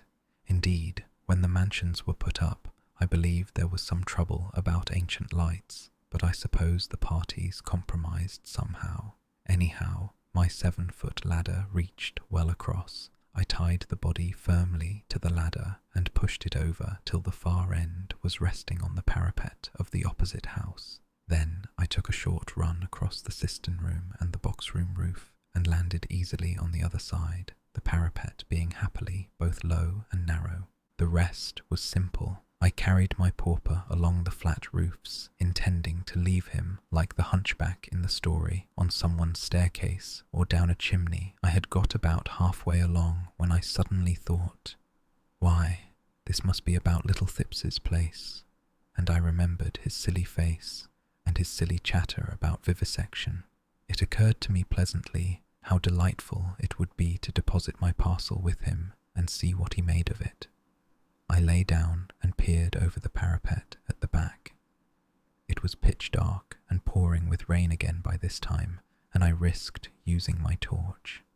That was the only incautious thing I did, and the odds against being seen from the houses opposite were long enough. 1 second's flash showed me what I had hardly dared to hope, an open window just below me. I knew those flats well enough to be sure it was either the bathroom or the kitchen. I made a noose in a third bandage that I had brought with me and made it fast under the arms of the corpse. I twisted it into a double rope and secured the end to the iron stanchion of a chimney stack. Then I dangled our friend over. I went down after him myself with the aid of a drain pipe and was soon hauling him in by Thips's bathroom window. By that time I had got a little conceited with myself and spared a few minutes to lay him out prettily and make him shipshape. A sudden inspiration suggested that I should give him the pair of pince-nez which I had happened to pick up at Victoria. I came across them in my pocket while I was looking for a penknife to loosen a knot, and I saw what distinction they would lend his appearance, besides making it more misleading. I fixed them on him, effaced all traces of my presence as far as possible, and departed as I had come, going easily up between the drain pipe and the rope. I walked quietly back, recrossed my crevasse and carried in my ladder and sheet. My discreet accomplice greeted me with a reassuring gurgle and thump. I didn't make a sound on the stairs, seeing that I had now been having a bath for about 3/4 of an hour. I turned the water off and enabled my deserving domestics to get a little sleep. I also felt it was time I had a little myself. First, however, I had to go over to the hospital and make all safe there. I took off Levy's head and started to open up the face. In 20 minutes his own wife could not have recognized him. I returned, leaving my wet galoshes and mackintosh by the garden door. My trousers I dried by the gas stove in my bedroom and brushed away all traces of mud and brick dust. My pauper's beard I burned in the library. I got a good 2 hours sleep from 5 to 7 when my man called me as usual. I apologized for having kept the water running so long and so late, and added that I thought I would have the cistern seen to. I was interested to note that I was rather extra hungry at breakfast, showing that my night's work had caused a certain wear and tear of tissue. I went over afterwards to continue dissection. During the morning, a peculiarly thick-headed police inspector came to inquire whether a body had escaped from the hospital. I had him brought to me where I was, and had the pleasure of showing him the work I was doing on Sir Reuben Levy's head. Afterwards, I went round with him to Thipps's, and was able to satisfy myself that my pauper looked very convincing. As soon as the stock exchange opened, I telephoned my various brokers, and by exercising a little care, was able to sell out the greater part of my Peruvian stock on a rising market. Towards the end of the day, however, buyers became rather unsettled as a result of Levy's death, and in the end I did not make more than a few hundreds by the transaction. Trusting I have now made clear to you any point which you may have found obscure, and with congratulations on the good fortune and perspicacity which have enabled you to defeat me, I remain, with kind remembrances, to your mother, yours very truly, Julian Freak. Postscriptum. My will is made, leaving my money to St. Luke's Hospital, and bequeathing my body to the same institution for dissection. I feel sure that my brain will be of interest to the scientific world. As I shall die by my own hand, I imagine that there may be a little difficulty about this. Will you do me the favour, if you can, of seeing the persons concerned in the inquest, and obtaining that the brain is not damaged by an unskilful practitioner at the post-mortem, and that the body is disposed of according to my wish? By the way, it may be of interest to you to know that I appreciated your motive in calling this afternoon. It conveyed a warning, and I am acting upon it in spite of the disastrous consequences to myself. I was pleased to realize that you had not underestimated my nerve and intelligence, and refused the injection. Had you submitted to it, you would, of course, never have reached home alive. No trace would have been left in your body of the injection, which consisted of a harmless preparation of strychnine mixed with an almost unknown poison for which there is at present no recognized test, a concentrated solution of sun. At this point, the manuscript broke off. Well, that's all clear enough, said Parker. Isn't it queer, said Lord Peter, all that coolness, all those brains, and then he couldn't resist writing a confession to show how clever he was, even to keep his head out of the noose. And a very good thing for us, said Inspector Sugg. But Lord bless you, sir, these criminals are all alike. Freak's epitaph, said Parker when the inspector had departed. What next, Peter? I shall now give a dinner party, said Lord Peter, to Mr. John P. Milligan and his secretary, and to Messrs. Crimplesham and Wicks. I feel they deserve it for not having murdered Levy. Well, don't forget the Thippses, said Mr. Parker. On no account, said Lord Peter, would I deprive myself of the pleasure of Mrs. Thipps's company. Bunter. My lord, the Napoleon brandy.